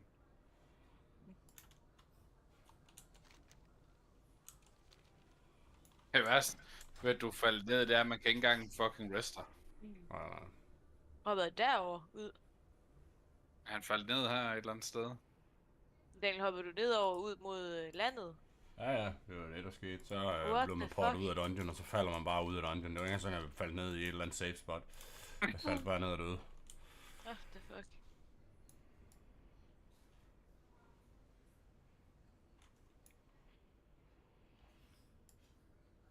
Det er egentlig ikke, når man tænker i forhold til, hvad for nogle classes vi er med, så er det ikke så dårligt AoE damage. Altså, de store puls der har vi lavet okay damage. Ja. Altså, og bare trade mig alt i læder. Lak og læder. Mere. Det er virkelig irriterende det her, så er jeg jo død ude for instant stå af. Og så skal også lige rest, så ind i dungeon igen og... Ja, det Andreas, hvor højt skal man være for at kunne lave wolf claws? 80. Hov. De er bedre end dem, du er på. 80. Ja. Det lyder med nederen. Du er det næsten. Jo, men jeg er jo ikke ligefrem, fordi jeg får linden lige nu. Nå, der kommer der lidt en gang imellem. Mm.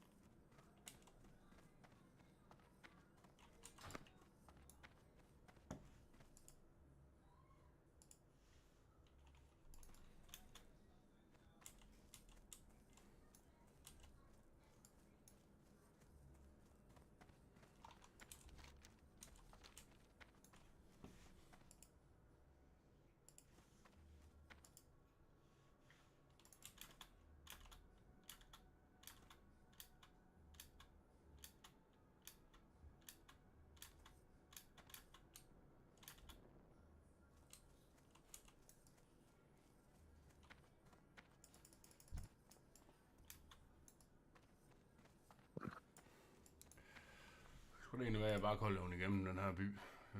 Ja, det kunne jeg sgu nok måske. Nej, det kunne jeg måske ikke.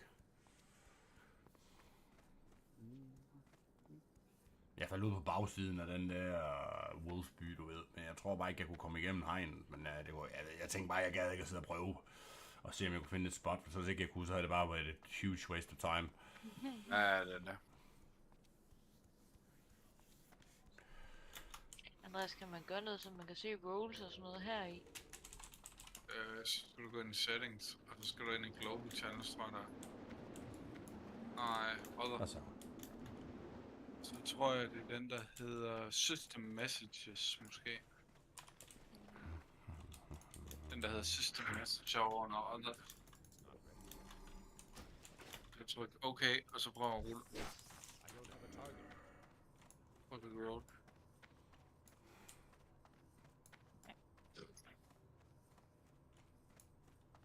Stor fed waste af... Det må man fandme sige. Jeg sagde den, han er inde, Andreas. The man. The moon. The man on the moon. Men vi skal vel herhen, skal vi ikke? Skal herop. Hvor skal jeg hen så? Tilbage? Yes, det er hvor jeg står.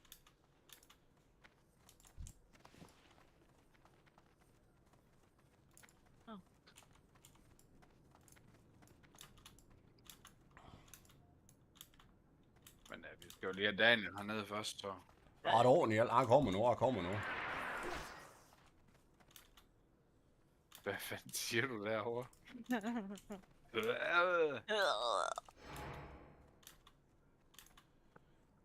Hvad fanden? Må nok hellere lade være med at hoppe her igen. Ja. Long time no see. Tror du, ham der, han buffer dig? Eftersom det er ham, der har de bedste buffs. Nej, jeg tror også, han har tænkt, at det var sgu vist balance routen, der stod for det. Ja, det er balance routen, der buffer. Ja, det tænker jeg. Men det ser ikke sådan ud, da. Det er dig, der er balance routen. Jeg tror ikke, det er det, du skal have. Den har sgu da en bedre thorn, end jeg har. Hov. Nej, Thorns, den skal dem være der. Det er quality of life, godt. Hans er den bedste. Det er ikke mig, der har den. Han må bare komme i gang. Det gør han ikke, Daniel.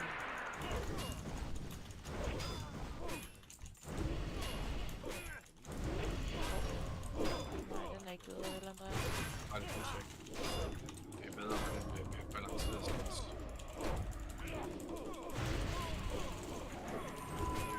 Hvor blev det af? Bare derude igen.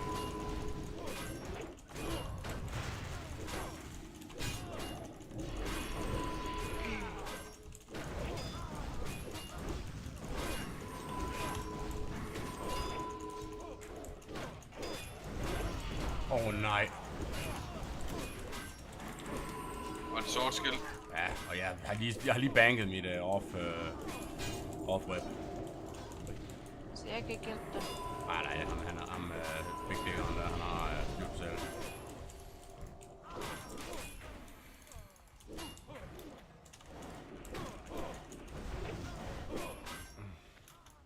Prøv lige lige tjekke Marianne i Resto og se om du har den der Curse. Jeg har det her ikke. Jeg husker nemlig lige selv, at det er level 24, du får. Okay. Så jeg har... Jo... Nej, bare kom med... Det var ikke lige det, jeg mente. Bare kom. Nu står jeg ikke med det. Nej, det er lige meget. Var det ikke den, der jeg lavede? Nej, det er ikke poison. Det her det er bare en, du bare køber.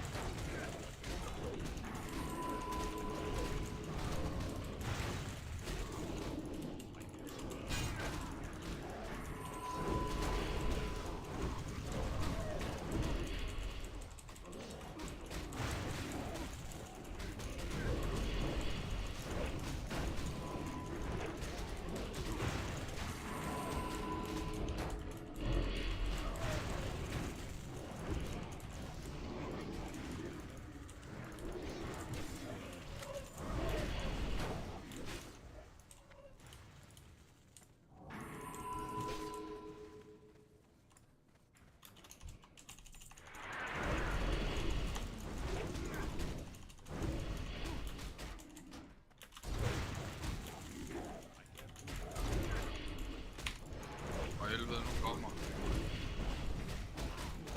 Er det opad?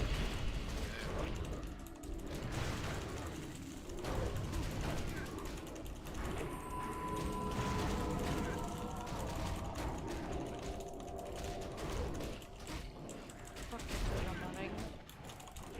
Hvad? Det ved jeg ikke.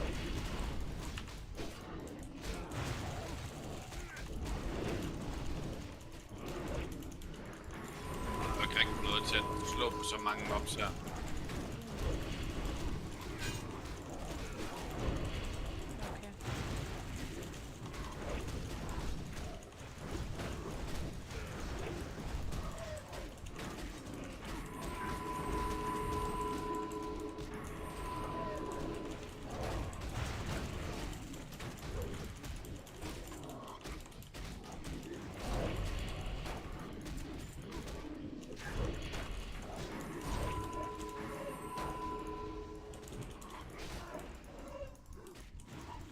Skal der egentlig få, at du tror en male nebula?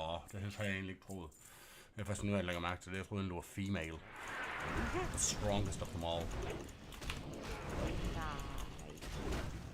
Har du ikke sådan en sucker ligesom mig? Nej, jeg skal jo have noget at pille ved. Nå for helvede. Ja, det kan jeg godt se nu. Jeg må ikke vant til det, så er det en stor ting. Jeg har godt pille ved en female cow. Og der lyver. Ja, det er selvfølgelig rigtigt. Jeg kan bare ikke se det.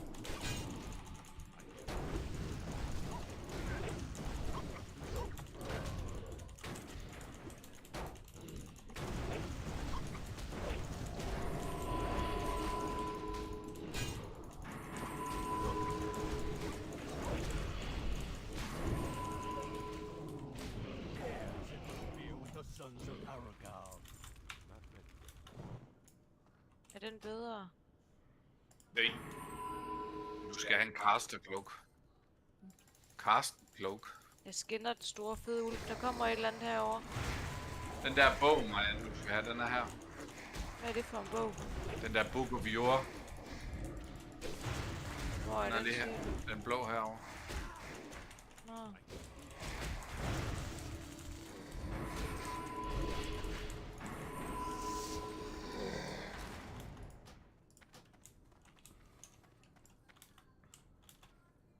Vanden. Er det et neat item? Ja, det er bare neat. Hvordan er det igennem her så? Yep.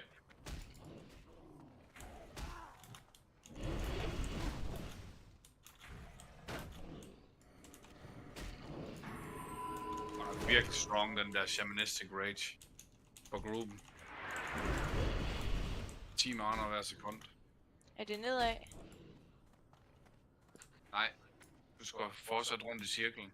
Åh, for helvede, hvad gør jeg nu? Bare løber jeg derind igen, og så op igen. Jamen for helvede. Ej, men du mister ikke noget, bare roligt. Jeg er sgu da dum.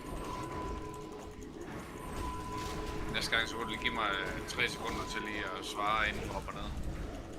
Lige over. Ja.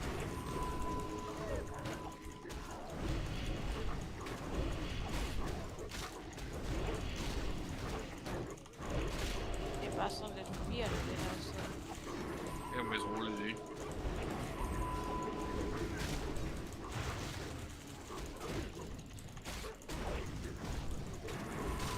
Så lige den der delusion en gang først.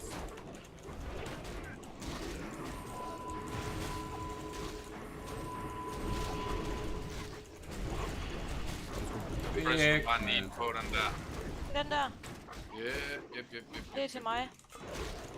Ja. Hvad med bootsene? Er de også bedre end nogen har? De er rimelig big. Ja, de er også bedre. Vi dem.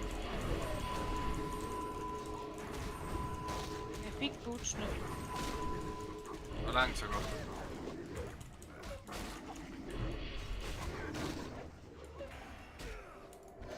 Man kan vinde det hele.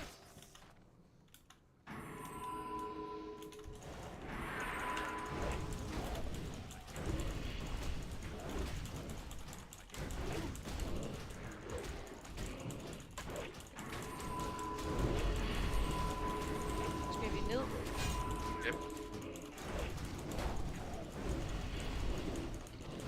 Ja, det behøver du ikke. Du kan også stå deroppe, hvor Breezen står. Ja, jeg er gået ned. Jeg troede, du sagde, at du ville tidlig i seng egentlig. Jamen, det havde jeg egentlig planer om. Så skulle vi ind og starte. Ikke sammen.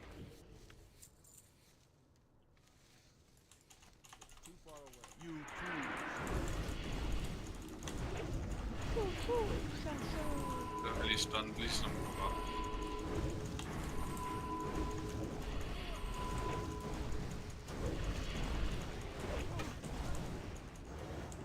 Hov. Hov.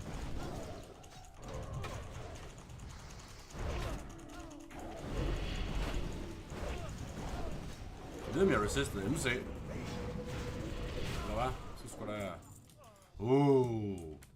Det var neat for dig, man. May the big man, may the best man. Ej, ikke... Jo, bare need that shit, man. Need that shit. Ropen. He needer bare. Ej, så vinder Priest begge dele, mand. Jeg forstår ikke den der... Bare greeten, det er bare en hat. Vind i næste uge. Husk at tage hovedet med. Yes. Ud og turn question.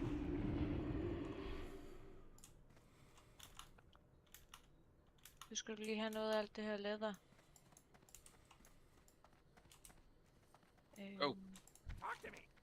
Hvor meget har du? Du lige få de her tre her.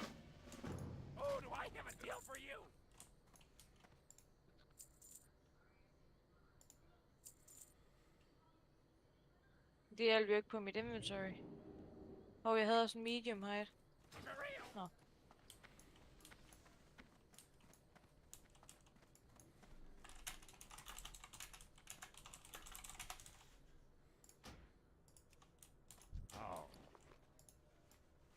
Bare hoppe ned her. Fordi det Jeg sækker kraftigt med mining, men så går jeg blacksmithing. Det er jo ultra tryhard, men jeg kommer ikke til at mine. Altså, jeg kommer ikke til at mine noget som helst. Jeg kommer til at få den i semi-fuld, og så kommer jeg til at bare stå, og så mine den der occasional vein, der er inde i en dungeon. Og det er jo slet ikke worth. Ud, så det er jo så for sådan en no-lifer, der bare sidder derhjemme og gamer hele dagen, der lige kan tage en 2-hour session, hvor man lige rydder rundt og miner. Hvor skal jeg hen? Bare hop ned. Helt ned. Og så drej. Jeg er sgu da drønt forvirret i den her dungeon. Og så op. Yep. Og så ud over kanten her. Ud over kanten? Yep. Sådan. Oh. Så skal du bare op og turn quest ind. Dem kan du se på kortet. En i Undercity og en i heroppe. Jeg skal løbe derop. Yep. Og så HSR. Nej, er vi færdige her så? Ja, så har vi lavet alt det, der hører til den her. Så der behøver vi ikke komme ind igen. Jo. fik jo ikke nogen af de der items, jo. Jo, jeg Det fik er husene. bedst en slot. De der blå. Ja, man fik ikke rope på det. Det er det bedste, du kan få. Det er Så vi creme, skal der derind er igen. creme. Ja, det er nok fint nok, Marianne. Det er en god dungeon. Den er nu ikke så ringe igen. Nej, jeg kan bare ikke forstå den. Det er Ej, sådan det er god XP. Det finder man sgu hurtigt ud af. Ja, det skal du nok finde ud af.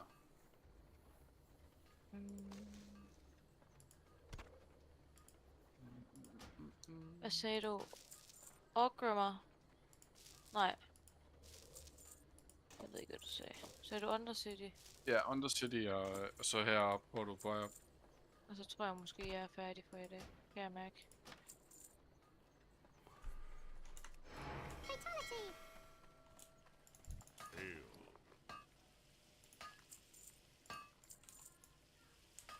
Det var det, jeg tænkte. Kan man løbe op her? Nej, det tror jeg ikke. Nu skal jeg udenom. Det er...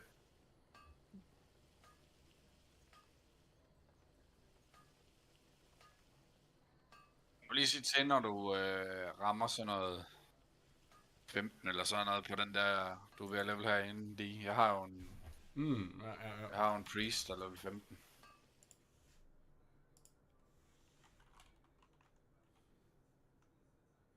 På Alliance, eller hvad? Nej, det er hårdt. Nej, det er Druid. her på hårdt. Jeg har lavet en Druid, jeg er level 7 på, eller sådan noget 8. Jeg tror, jeg er level 9. Earth Og på den mage der. Dem kan du godt tage. Du kan godt tage de herbs der. Sker der ikke noget?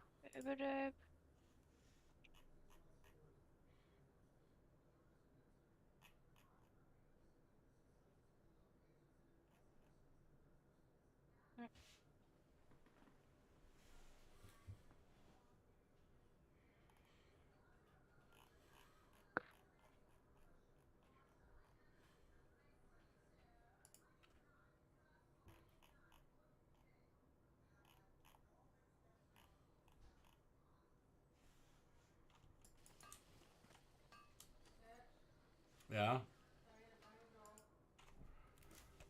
Nej, hvad er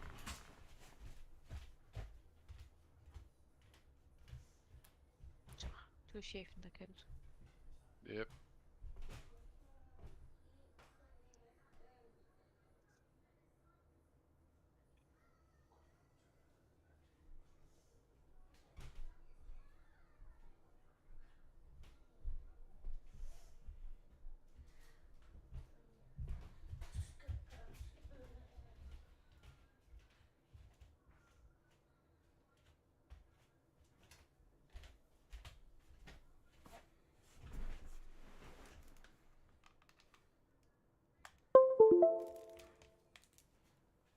Det var lige til... Hvad så? Det var bare Daniel, der viste sin store fede tær lige i bunden af skærmen. The feed pics. Jeg skal vel ikke tage den her skær? Prove your worth. Nej. Det er bare en 0 quest. Hvad var det, jeg fik? En ring. Men den er ikke bedre end dem, du har. Fordi den er til melee. Så det er kun spille melee. Det skal jeg ikke. Jeg kan ikke finde ud af, hvad der er inde.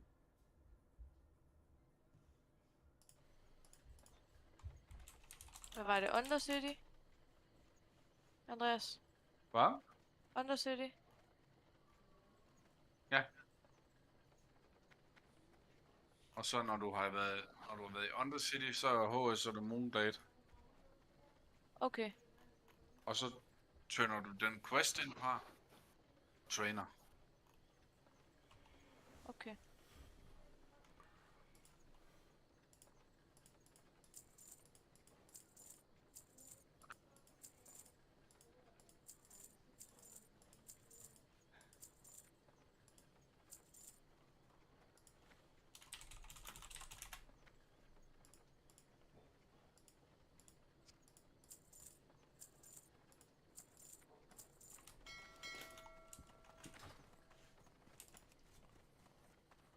Hvad er ikke gået på juleferie, eller hvad er den? Eller, Nej, det er vi nok ikke. Det gør vi.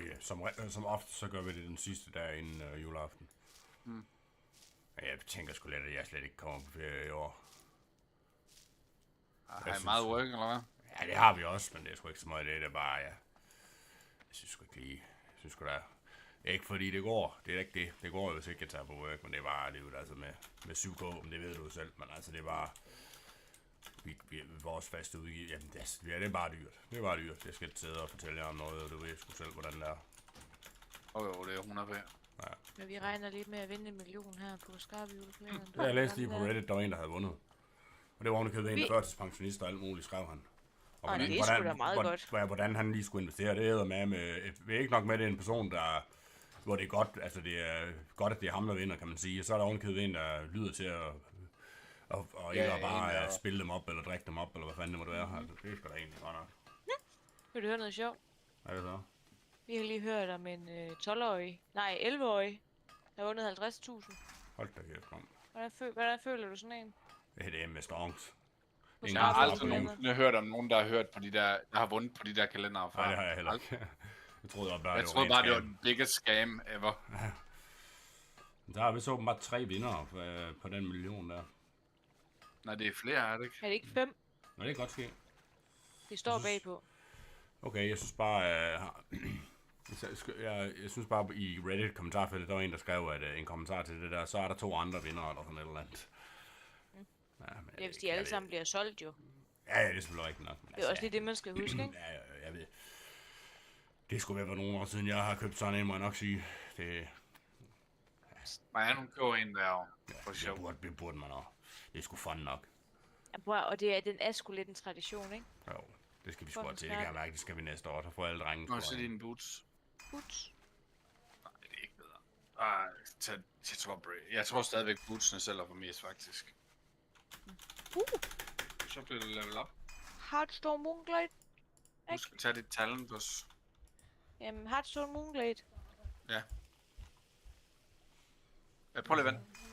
Sæt din HS her. I overkommer. Nej, her. Så skal jeg herover og ryste bagefter. Altså, ikke lige i dag, men i morgen måske. Derfor sagde jeg, at nu er den lille bitte chef vågen.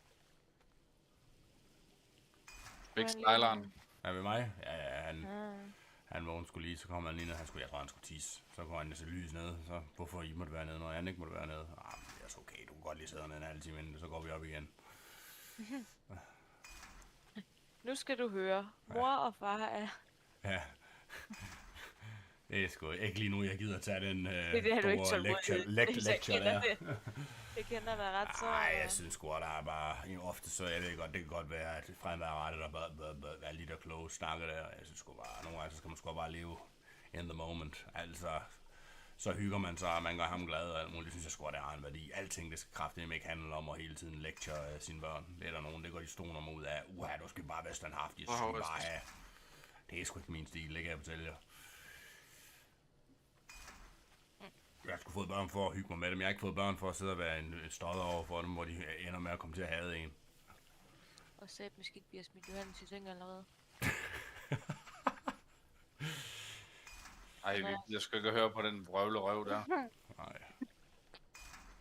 Fuck, han skældte ud tidligere, mand. Så en baby skældte ud. Ja, Fjord, kan det meget godt. Det er det med dejligt. Han ved, hvad han vil, og hvad han ikke vil. Det er godt nok. Hvis du ikke skal spille... Det skal jeg ikke. Jeg skal ikke noget tæt på. Så selv. Dem der skal jeg igennem. Ja. Og de der skal ud. Og den der. Kan du også bare tage på, den er bedre end den du var på. Ja. Den? Ja. Okay.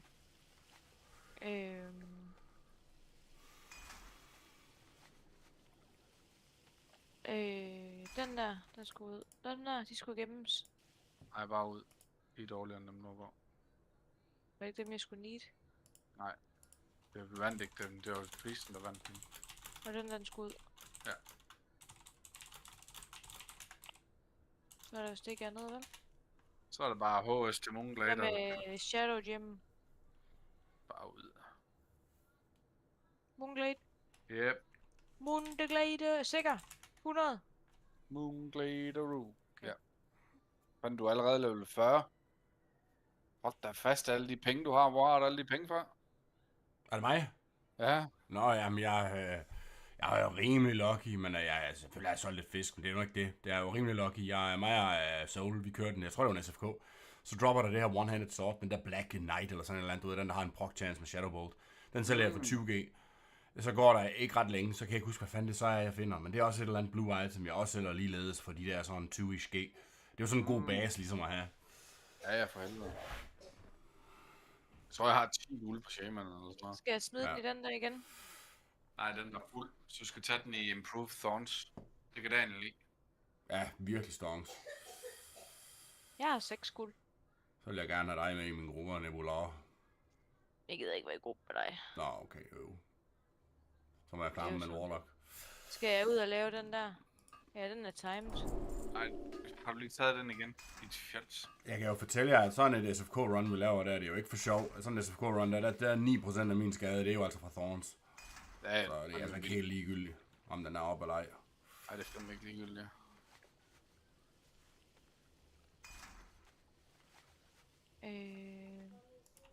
Thunderbluff. Har du tyndt den ind, den der? Ja, jeg skal til Thunderbluff. Nå. Så skal jeg vel dertil nu. Nu skal du først train jo. Ja. Nu skal du først train jo. Jeg kan ikke lide, der står sådan en rød night elf her. Det er lige meget. Hvis han angriber, så bliver han munket skider. Nej. Nå. Og Det er det, der ikke skal løbe den der vej. Yep. Hey, jeg lærer efter 5. gang, jeg falder ned. Ja, jeg tror, du skal putte Sunfire. Så hvis jeg slår på ham, så munker de mig. Ikke bare stå og spam wrath. Okay. Monkerer de dit skidehuller. Så skal helt sikkert bare holde den til Wrath og Sunfire. Jeg skal starte i sække. Do it. Den er plan om game all night. Ja, det kunne være tager en all-nighter. Det kunne virkelig være skønt at prøve det. Ligesom gammel lærer. Jeg kommer sgu ikke til det. Så skal du have en ny rank. Jeg synes, der er et eller andet over Marianne. Der er sgu sådan en anden stillhed. Det er sgu dejligt. Ja, det er jo, men ungen, han vågner klokken. Ja, så laver man lige, så siger man bare, Arne, det er din chance, så sidder du bare og chiller. Det er kasse af mig over. Det kan vi da godt sige. Andreas, du har ham. Du har fået en ny Wrath. Har du taget den ned? Ja. Den nye rank Wrath. Nej, jeg har ikke nået det til den. Okay. Jeg er jo lige ved at tage Sooth Animals ned. Og ny rank Moonfire også. Den har jeg ned. Så Ritual. Ny rank Ritual.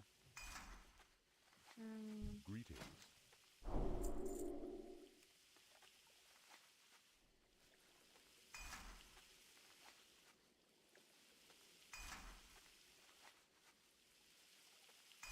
Er det det? Det tror jeg. Jeg synes, jeg har lært mere end det. Jamen, du lærte også den der shred der, men den, du skal jo ikke den skal ned i catform. Nå. Hvad er det for en? Shred. Den er lige der over swipe.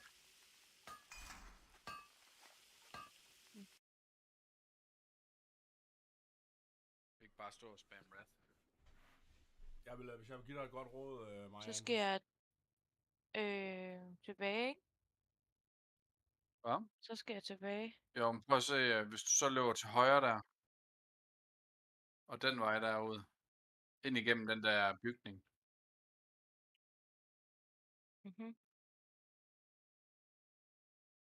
Og så ud til venstre her, og følger den vej. Den der vej. Ja, Og følger vejen. ja. Du kan se, der er sådan nogle griffins lige derovre til venstre. Der. Der skulle gerne kunne flyve dig til Thunderbluff, så du kan få lavet den quest der færdig. Der er en, der har en turn.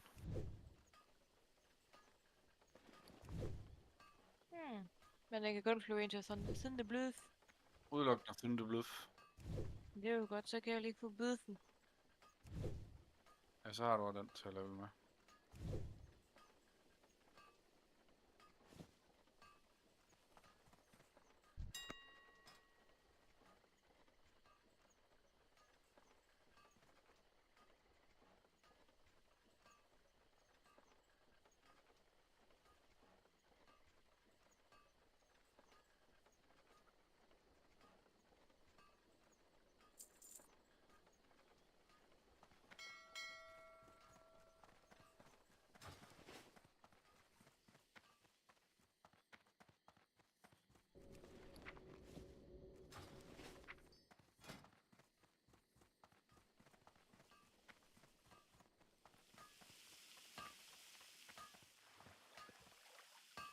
Hold op, der er langt deroppe fra til Thunderbluff.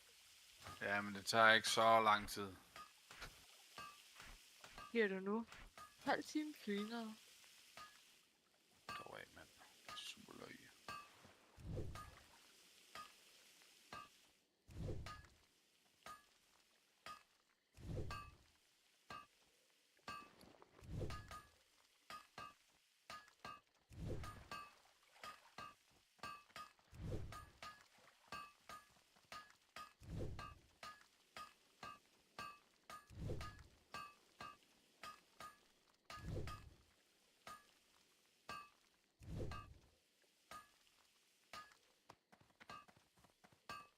Strength and honor.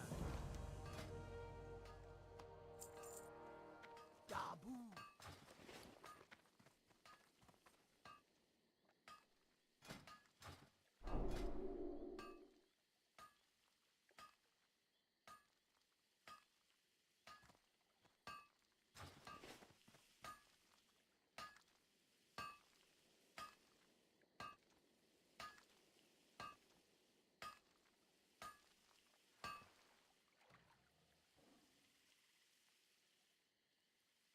Hail. Ancestor well met you. Hail. Be careful.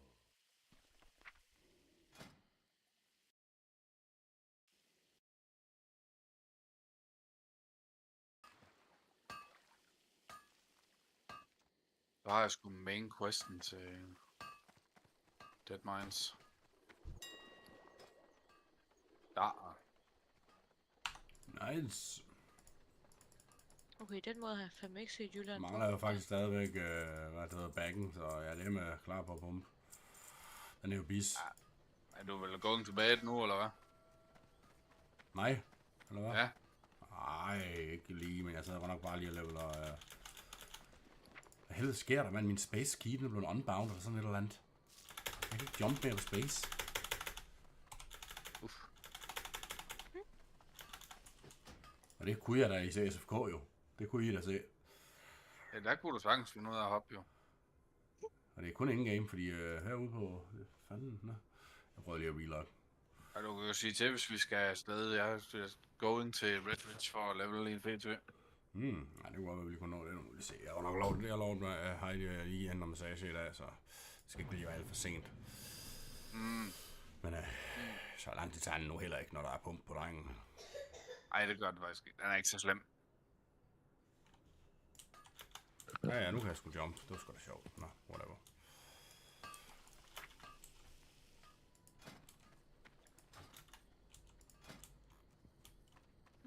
I'm out of range. Jeg leveler lige BS'en en bitte smule mere andre, så tænker jeg godt lige, vi kan nå det. Men altså, jeg regner med, at så bare lige, så du er forberedt, fordi... Styrer du fandme selv. Jeg er ligeglad. Det er jo ikke noget problem for den tank. Nej, det er jo det. Det er bare... Så kommer jeg bare og tænker, det er fint. Det er nice. Jeg skulle ind og have fået hjertestop. Nå for helvede, nu igen. Det ved jeg ikke ved Premier League-spil. Ja, det var i går. Nå. Det er vist ikke den første i de sidste 3 år her. Han skulle vist ikke have været triple, quadruple ranked. Nej. Som lucky. Det er sgu uheldigt. Det er unlucky. Det er virkelig unlucky. Man sætter sin lid til de instanser, man... Ja. Om han var da været bevidsthed, da de fjernede ham fra banen. Det er heldigt nok. Men altså, det har jo altid været sådan, at fodboldspillere, de drættet om ind imellem. Jo. Ja, på den måde der. Det er fucking hårdt. Ja. Det er vildt. Det kan godt være, at man bare har mere øjne på det nu, men man synes jo bare ikke, at man kan google sig tilbage i tiden og så finde lige så mange... Altså, inden for den sidste 3 år i årrække her, der synes jeg, man har i hvert fald offentligt hørt om og set om. Altså, det er blevet... Jeg tror også simpelthen listen over folk, der er drættet om, den er på 3 år. Hvis du tager de sidste 3 år versus de 3 år før de sidste 3 år, du forstår, der er jeg rimelig sikker på, at du har set en eksponentiel increase. Det er ret. Altså, det ved jeg ikke, men det kunne jeg forestille mig. Det er i hvert fald den der overbevisning, jeg har. Sådan føles det i hvert fald. Daniel, to the Googles. Ja, lige præcis. Han er da jo blevet opereret i hjertet, så... Ja, det er jo, hvad der sker. Men der er ingen tvivl om, at der synes også, der er drættet mange om lately. Jeg tror ikke, det er fordi, de bliver mere presset af... Og så er de bare generelt mere belastet. Det kan selvfølgelig være, at de tager mere dope, end det nogensinde har. Det kan også være. Det tror jeg tror mere, at de er mere presset af hvad de skal yde. Altså. Jeg tror ikke bare, det er sådan nogle dingsedrenge, det tror jeg sgu. Det er sgu da sådan nogle dingsedrenge, der de kunne aldrig finde på at yde en ordre, men det er da sådan nogen, der har været vant til at få fra mor og far. Mm-hmm. Det er min klar overbevisning. Det er sådan nogle Niklas Bentner typer. De gør sgu ikke varme, når de siger.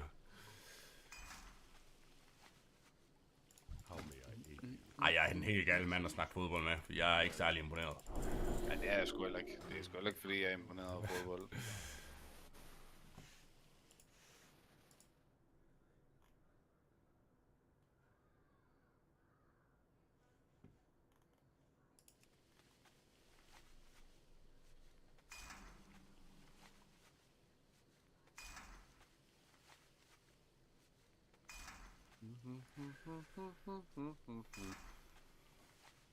Jeg tænker nemlig lige, at jeg kunne få den der epic chest af næste BFD run. Hvis jeg kan nå det. Har du lavet alle det der quest i forvejen? Nej, det tror jeg ikke, man kan. Kan man? Jo, det kan man måske godt. Det er bare ikke jo, du kan godt lave noget af, at du skal købe sådan en et eller andet concealed, et eller andet crabber pot, og så et snak med en dude op i, så får du en ind i rated. Jeg er på den step. Okay. Så skal man snakke med den der Thresher bag ham der turtle-bossen der. Så får man sådan nogle scales. Og så har jeg ikke lige nået at læse, hvad jeg skal gøre med de scales, men det kommer nok. Ja.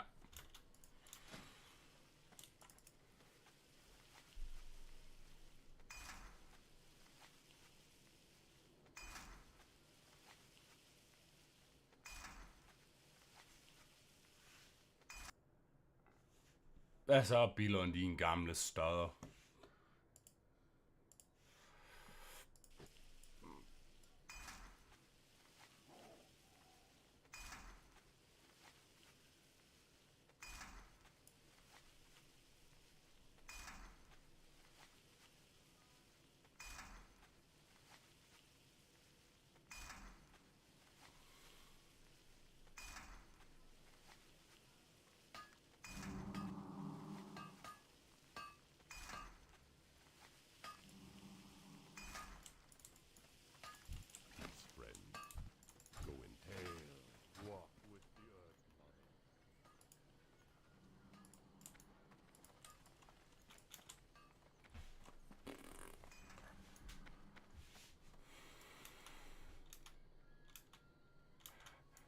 Jeg fortryder faktisk lidt, at jeg lavede... men altså, PC kan det så være lige meget, for du har ikke rigtig access, men jeg fortryder en lille smule, at jeg ikke lavede ork.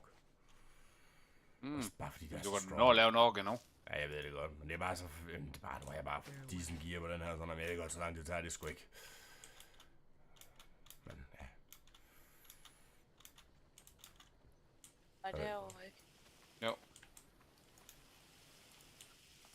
Det er bare ekspertise op på Warriors. Altså, det er bare big. Altså, det er virkelig big. Ja, det er virkelig big. Det er 3% hit, og så ingen chance for glancing. Ja.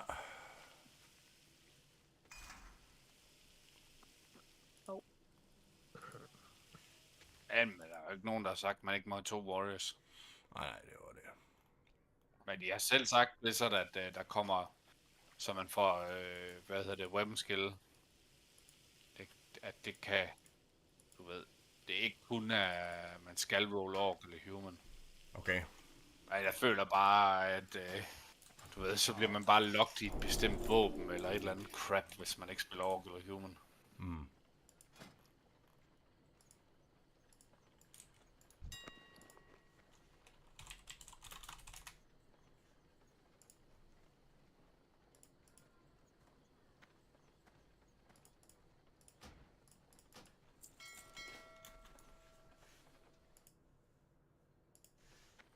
Jeg siger, at der er Nasus, det er lort, man, i forhold til AH og så mailboxen, man. Der er en mailbox, det er endda hen ved banken, ikke? Og AH ligger bare langt væk. Så hver eneste gang, du har købt noget, så skal du løbe hele vejen tilbage, for at løbe hele vejen tilbage. Altså, ja. Ej, det stinker virkelig. Der er tv sgu noget bedre. Thunderblocks er sgu fint at by. Ja, det er sgu. Ligger dejligt tæt til Orgrimmar og alt det der, du ved. Altså hvorimod dig, jeg synes, det er jo bare... fedt.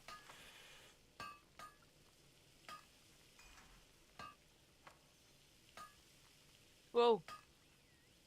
Så? Det var bare buffen. Jeg blev lige lidt chokket. Nå. Man lige fik en... Skal jeg bare begynde at flyve til... til West? Ja, Westfall. Jeg har lavet lidt der, og Escort og alt det der. Ja, det har jeg lavet. Andreas, skal jeg samle nogle af alle de her op, eller hvad? Nej. Det ved jeg sgu ikke.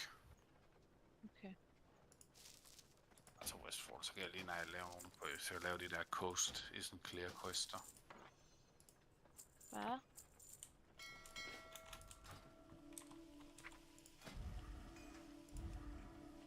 Jeg er forvirret. Bare Rodonda, så bare HS ud. Og så sæt den til at flyve til Terran Mill. Og så putte den i enden der, og så vent der.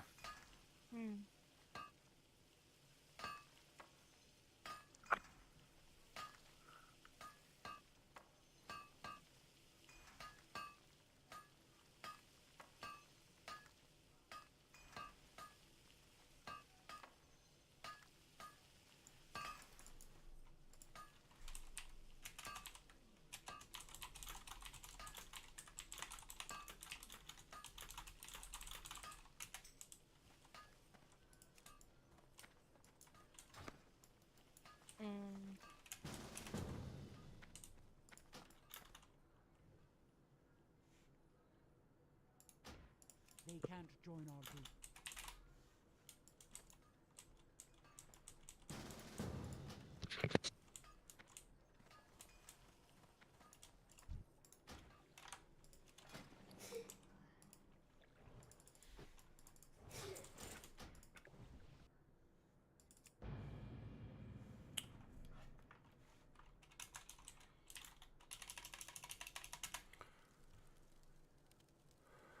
Greetings.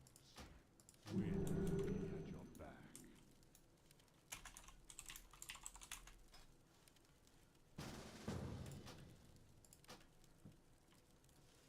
Der skulle en, der sælger summon til Starset Rune her på... Og man kan bare... Det vil da være, den købte det skulle for 2G, i stedet for at jeg skal til helt til Wetlands selv og alt muligt. Det...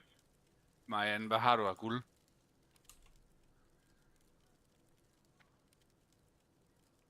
Hvis jeg var dig, ikke? Så skrev jeg til ham der, Johnny Kosik, og så blev jeg somnet til Wetlands og fik den der fucking Star Search Rune. Det pædede jeg det med easy 2 guld for. Great to meet you. Tænker jeg altså, at det er worth. Off with you. See you soon.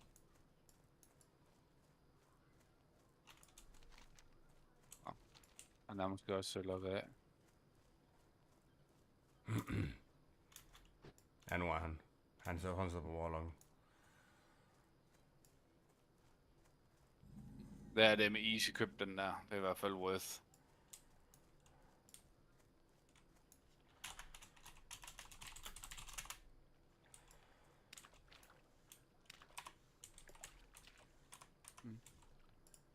Han er lukket af. Han er nok inde på det sådan en Warlock, der somner. Ja, det han hedder ham her Crew X-Rulock. Jeg kan bare skrive til, at han skal invite Nebularis der. Ja, bare gå, så lige ved gruppen mig ind. Og så Dan han skriver lige, at Dan han skriver lige til ham, at han skal invite dig. Ja. Og så får du en sommer, så kan du lige lave den der, så du får Star Search. Så bliver du altså noget stærkere, det er jeg sikker på. Jeg er lidt forvirret. Ja, det er bare for at lave den rune. Damage rune. Den sidste du mangler. Så betaler du 2 guld for at blive summonet derhen. Ja. Der skulle noget i min mailbox. Jeg har skrevet til ham, at han skal invite dig. Der kom han, det var ham. Og hvad gør jeg så? Så afventer du hans summoner. Og når han så summoner dig, så betaler du ham bare 2 guld. Og så laver du det der til den der rune.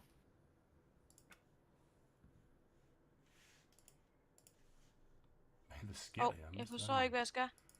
Bare accept. Og så er det ham der. Ja. Sådan der, og så 2 guld. Så skal du snakke med en eller anden dværg. Det her i nærheden af et eller andet sted. Du skal sige sounds intriguing. Sådan. Og så skal du... Hen til lægen, der er sådan en lille sø, til og han viser dig det. Ja, så skal du spise den, så Hvor skal er du bare han snakke. Hvor Det er er nok. han? Og så skal du suge den der mushroom, skal han ikke? Jo, det er præcis. Jeg forstår ikke. Men han viser mig, når det er det mindste. Ja. Ja. Den der. Hvordan gør man så? Der åbner du bare din bags, og så spiser den der ved søen. Og så kommer der sådan en eller anden, du skal snakke med ude i søen. Så skal du gå ud og snakke med ham der. Den frø der. Wow. Ja, sådan en blurry. I'm out of range.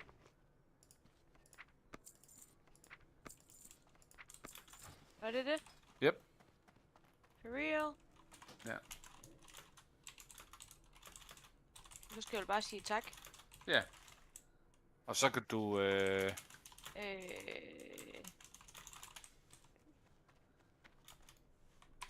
Hvad? Så kan du bare... hvad hedder det? Moonglade.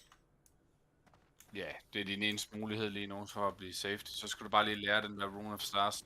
Så Moonglade og så Staffen. Ja, så lærer du den der Rune of Stars. Jeg kan fandme ikke have en 15 priest med. Det kan han dem glemme. Er det vi sikre på det her? King's honor, friend. Ja, du kan lære den der rune, inden du tog afsted jo, så var du sikker. Nu er du ikke sikker, men du har den i bagen, det her kan jeg se. For helvede, du sagde noget. Men jeg kunne jo bare vente med at leave partiet. Ja, bare lige nu. Og så... Der var jeg lige ved at klikke på ham der. Så ind i din spellbook, så skulle den gerne være den der. Så ind under runes. Nå, du skal lige putte den på det item, whatever. Cure poison.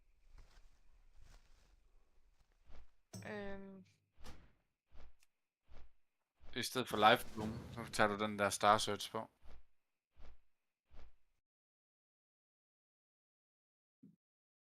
Yep. Så er du Gucci. Så bare lav gå ud, så kan du bare HS i morgen, og så flyve derned.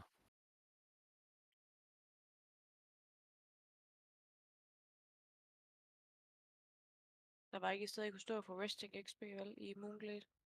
Jo, jeg tror, der er en ende der. Uden at være helt sikker.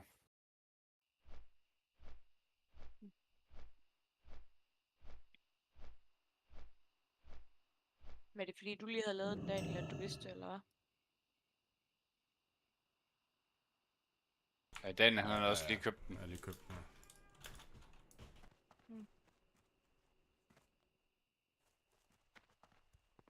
Der er der ikke en inde, tror du? Jo, det tror jeg, der er. Hey! Fucking røvhul, lad det være med at slå på mig. Så munke bliver han munke. Det gør jeg da også åbenbart. Nej, du healer bare dig selv nu jo. Fucking idiot! Og så er han død, fordi jeg er travlt på din skærm. Nå, så løb over i inden. Hvor er jeg inde? Derovre, den, mod der, hvor du løb hen før. Jeg skulle da blive level 22. Nu kommer han igen, når morgen kommer. Nej, han gør ikke. Slap nu af.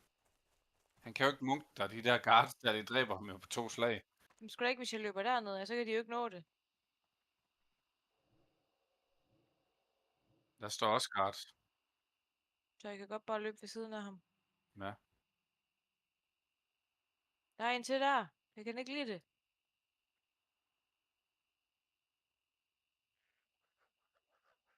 Jeg synes, der er mange af de andre lige nu.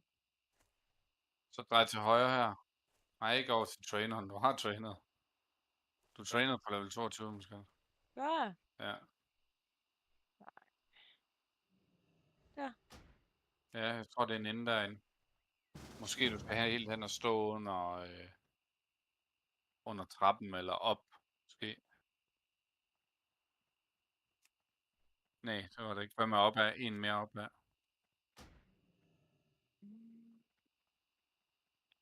Nej. Så er der sgu nok ikke en ende, så kan du bare flyve til Thunderbluff. Det er det eneste mulighed så. Det var bare ikke dumt at stå et sted, hvor der ikke er resting XP. Jo, fordi man ved jo aldrig, om du kommer på i morgen eller ej. Nej, det er jo det. Det kommer an på ham den lille. Mhm. Altså, jeg kommer under alle omstændigheder nok ikke ind før ind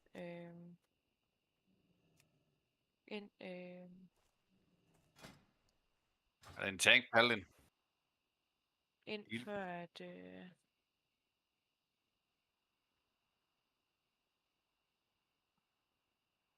Sengetid. lukker du så? Ja, jeg skal nok slukke din computer.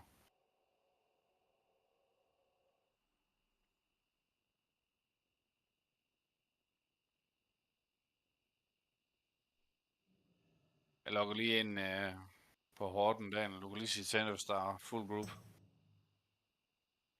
Det er hurtigt her. Daniel, han sidder spaced out i sin egen verden. Nej, det gør jeg ikke. Jeg var bare muted, kan jeg se. Du sad stadig spaced out i din egen verden. Det må man nok godt. Altså, jeg var nu godt nok telefonen, men ja. Selvom jeg er mand, så kan jeg godt både lytte og læse telefonen samtidig. Det er ikke altid lige nemt. Hvordan skal jeg tro på den? Nå.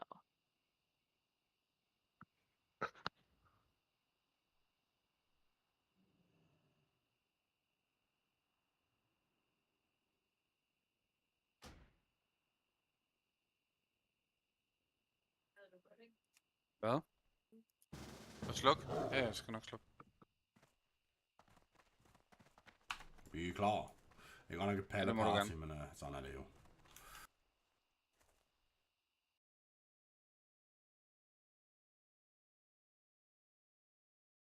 Det er en træt hund.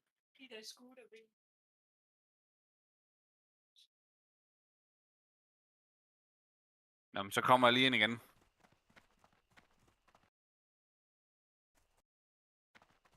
Når vi har lavet dungeon, så sender jeg alt det der kan blive chartet og sådan noget. Det sender jeg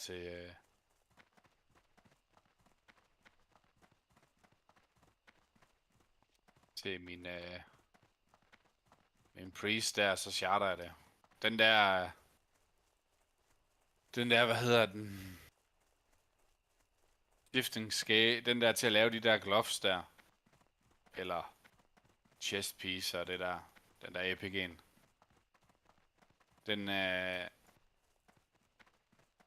Den skal man jo bruge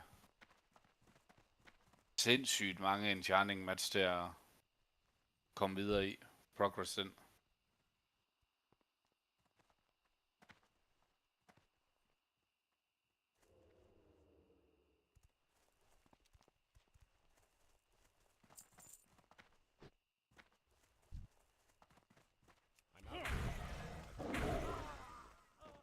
Hvordan er du layout for mig? Det skal sådan noget.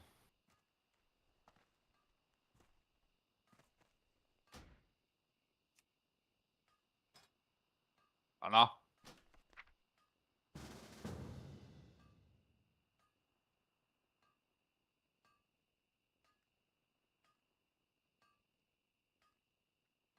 Det er fedt nok med layering bug, sådan. Ellers.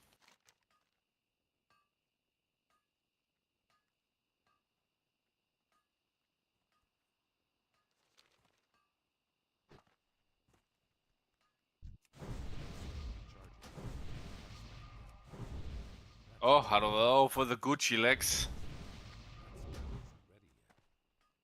Ja, det er satme nice. Det er rimelig easy, når mig og Samus, vi gør bare stealth ind og så nakken. Nej, han spiller også druid, eller hvad? Nej, han spiller også rogue, men ja.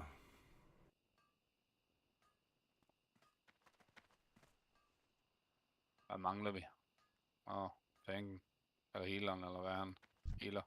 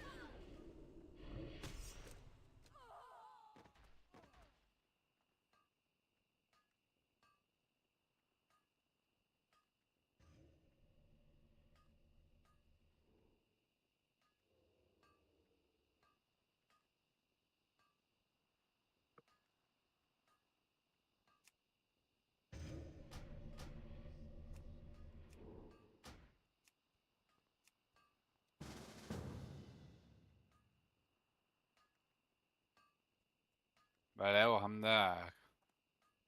Smider du ham ud?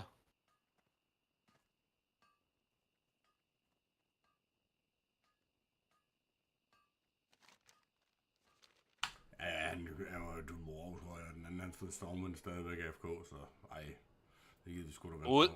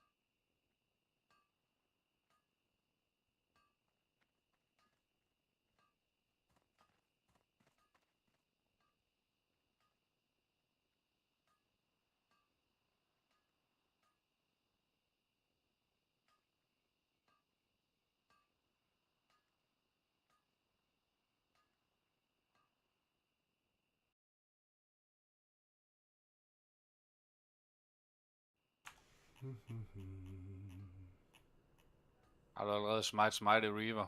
Easy. Ja, for helvede, mand. Det første run, jeg kommer på Druid, mate, der dropper Smite Reaver, Lavish Ring dropper og en Cloaken. Og jeg vinder desværre kun Lavish Ring, fordi Smite Reaver er bis, backen er bis. Men ja, så fandt jeg så Smite Reaver et par runs senere. Men backen den er jeg yet til.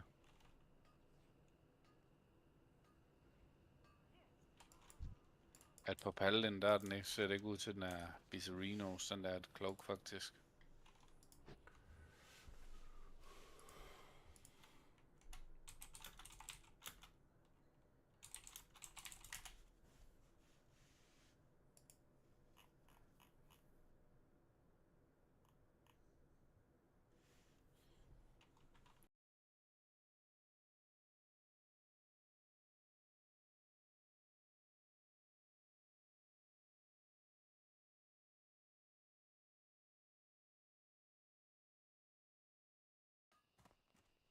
Og så er den de der shoulders, er de inden for rated, eller hvad?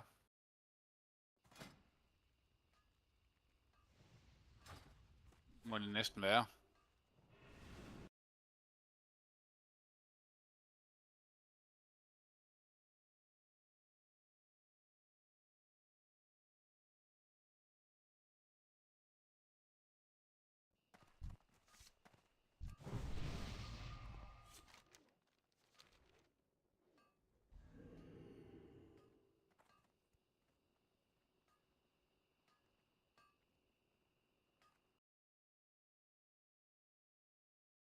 Hvad er den der Seal of Rin, du har? Er det ikke fra en level 30 quest? Eller hvad? For helvede, bro, jeg sidder bare muted. Nej, jo, det var...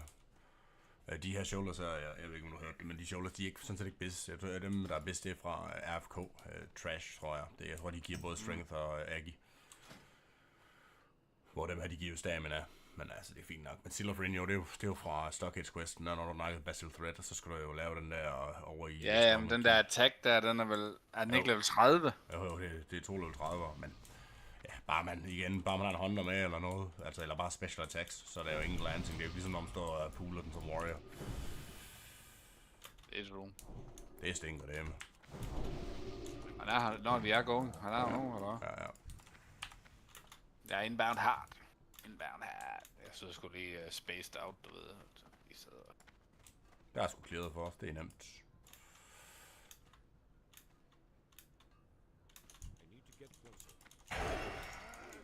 Jeg kan se, jeg har fået bog. Er der en grund til det, at den anden... kan jeg ikke få noget andet end bog, eller er der kun might og bog lige pt? Jeg tror kun, der er de to, fordi de spækker ikke ned i prot tanksene, de spækker ned i holy. Jeg skal nok... jeg ved ikke. Han er jo noget højere level end mig, så jeg ved ikke, om han har en bedre wisdom, end jeg har, men... Eller en bedre might, men jeg har den improved i hvert fald. Det er altså noget. Jeg lige klonk den her.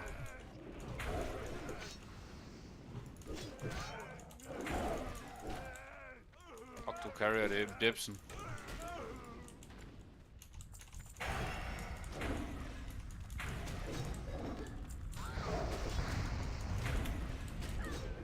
Vi smutter. Vi løber bare, kan jeg se. Nej.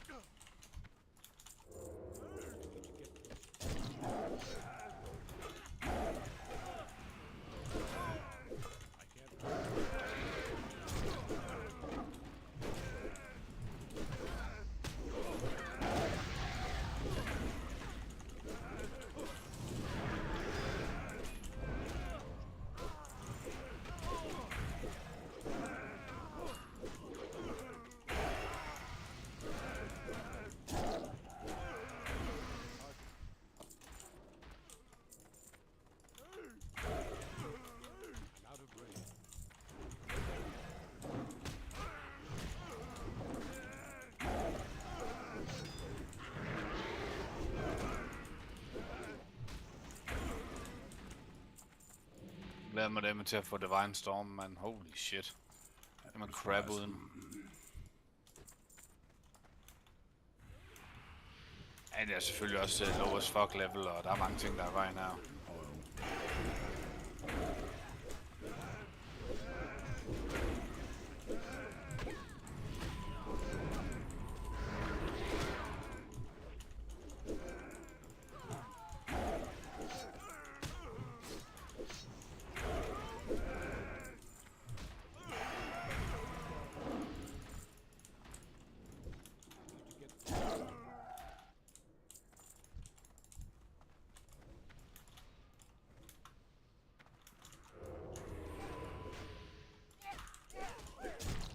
bare derude at stå, det er modigt.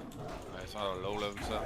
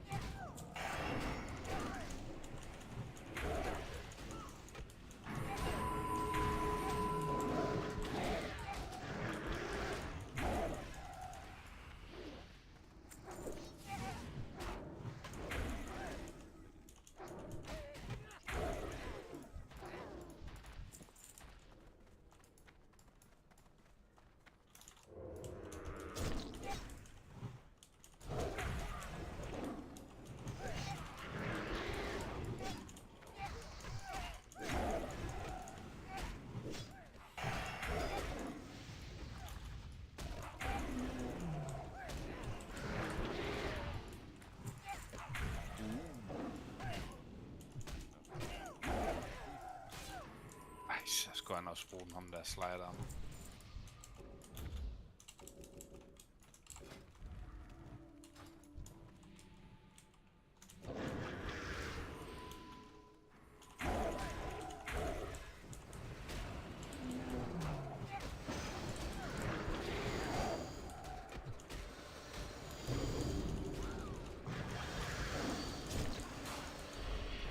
Nej.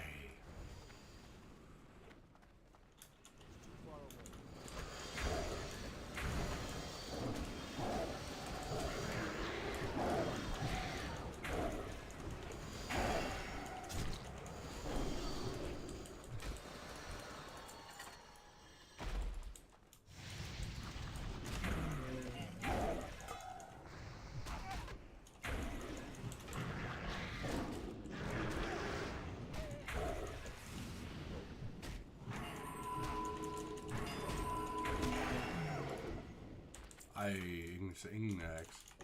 Unlucky, man siger.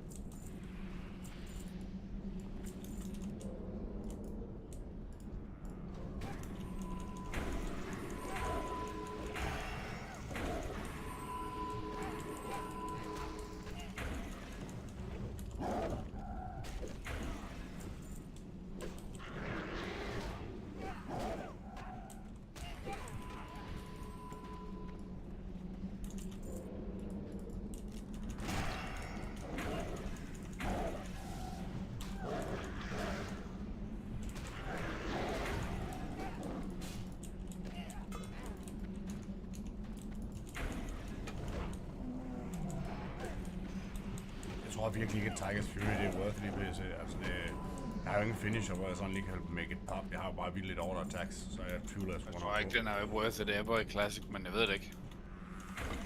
Det kommer aldrig til at give energy. Den vil jo lade forever bare være sådan en... Der giver det mere white damage nærmest. Jeg ved det ikke. Jeg vil bruge den som pre-buff. Hvis du har styr på din anti-text.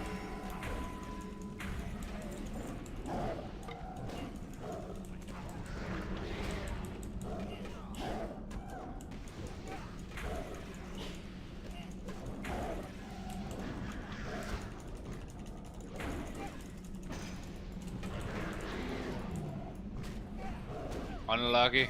Det må man sad sige, det har ikke været et særligt juicy run.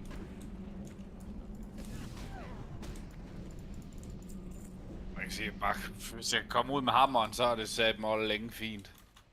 Ja. Men ja, det sker jo ikke. Ham er Pallan, han tager ham vel. Selvom han er ved at lave den der quest til den der anden hammer.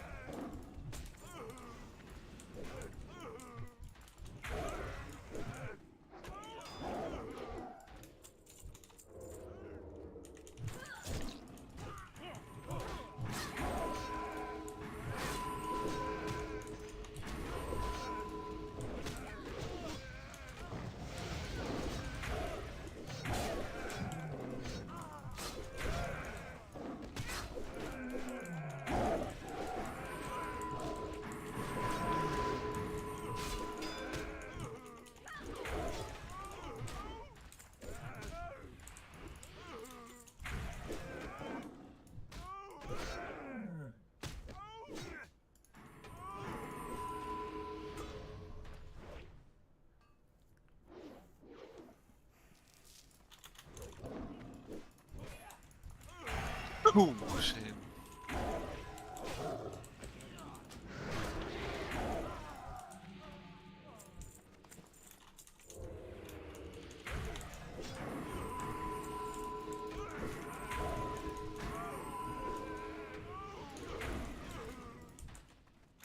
I'm out of range. I need to get closer.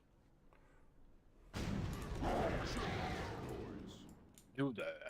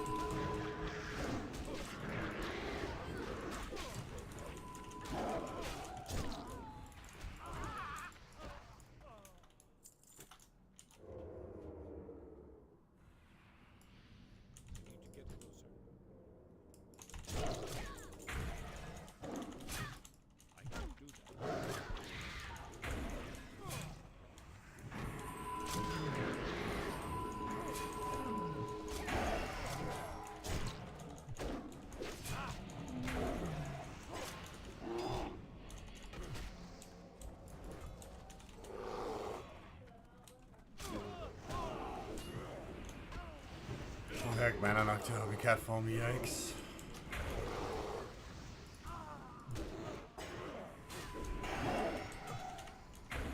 Det er sgu rough. You landlubbers are tougher than I thought. I'll have to improvise. Jeg vil dele mig ked af at dø, nemlig.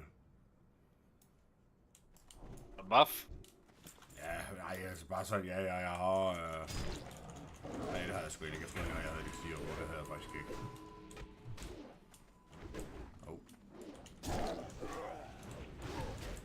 Now you're making me angry.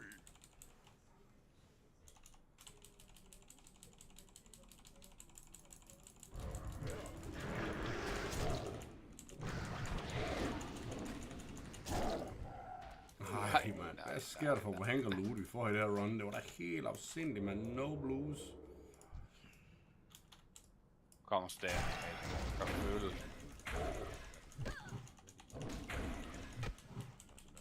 Det der, det er også bare den værste, altså det er det værste loot, han har, den der. Ja. Selv den der øks, den er bedre. Ja, nu er der ikke rigtig mere at komme efter den her dungeon. Han dropper ikke noget. Jo, der er selvfølgelig den der cloak til dig, men han dropper ikke mere til mig. Altså, der er ikke mere loot at komme efter for mig her. Eller ikke cool bare var der med til, hvis du skulle tank. Det er måske ikke noget særligt. Den er jo slow as fuck. Jeg tænker ikke, det er virkelig godt til at tank som paladin. Nå, okay. Og jeg ved det ikke, hvad det er.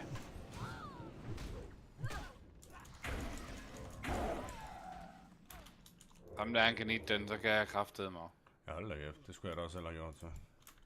Nice, så vindede. Oh man.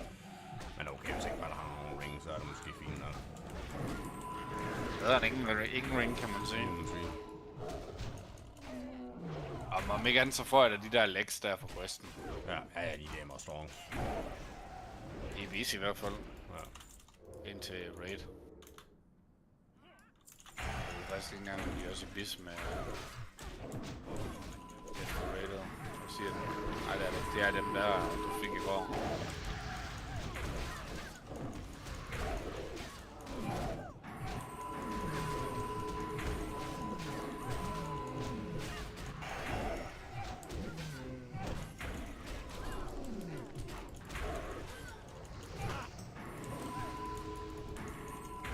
Jeg er også unlucky, der hverken dropper axe eller base.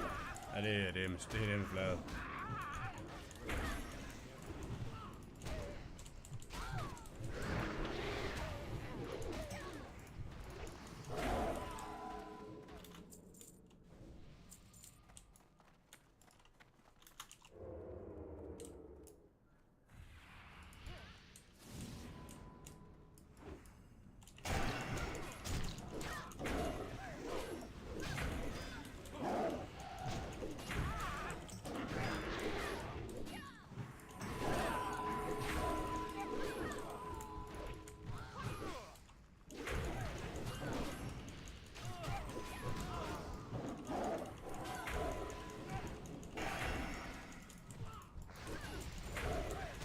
Det værste gør det jo, hvis jeg går hen og looter en, så mister jeg min combo point. Det skal jeg virkelig vende mig til, at jeg ikke bare lige sådan kan...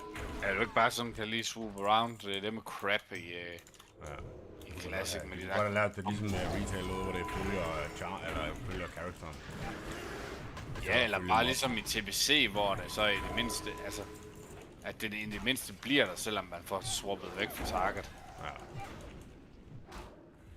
Men det kribler bare big time, altså man kan ikke sådan rigtig lave et hard swap her, altså sådan, hvis det er, man har lyst til. Nej, det er... bare forever stock i... på det samme target. Ja.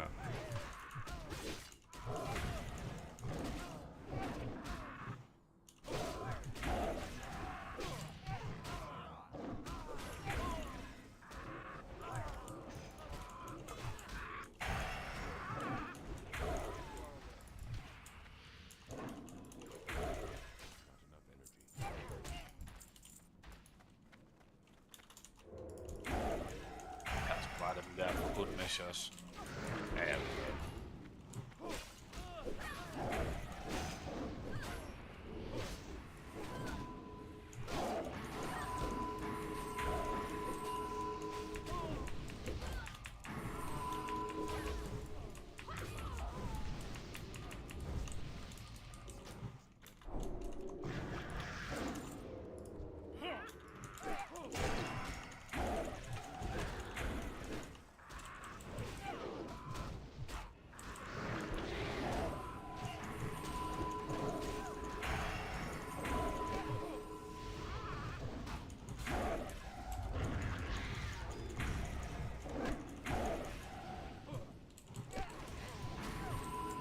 Det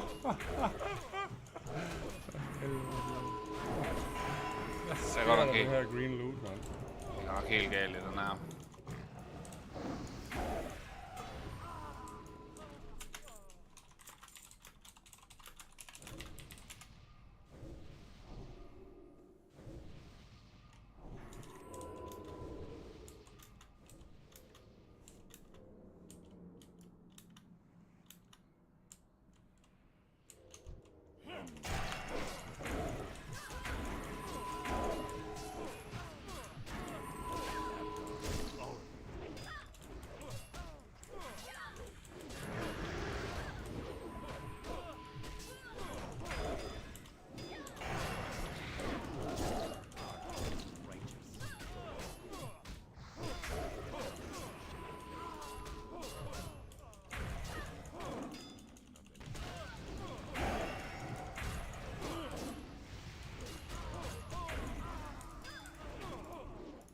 Oh my fucking god, no wanker nu, bro.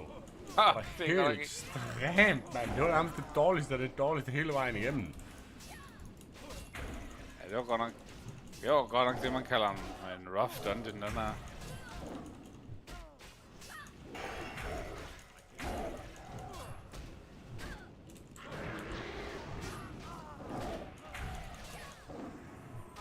Man har den allerede, Priesten. Ja. Det sagde sig ned med ikke for... Åh.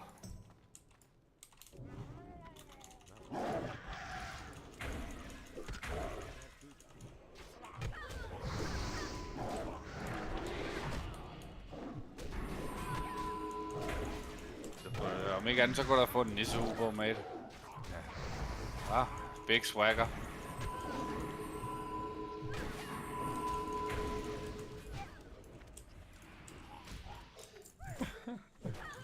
Heller ikke nogen want. Kæft, man. Ekstremt troll det her loot, bro. God damn, man. Det må man want sige.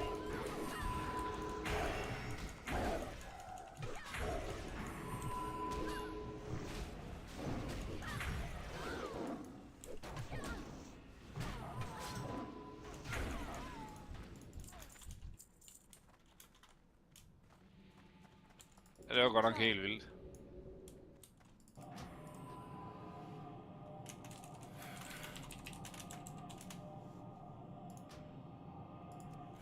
Hvis vi skal lave de der quests udenfor, så må vi lige gøre det med morgen, bro. Jeg tror sgu, jeg er pizza den nu. Jeg skal lige få masseret. Ja, det ser vi lige. Yes, yes. Peace. Peace.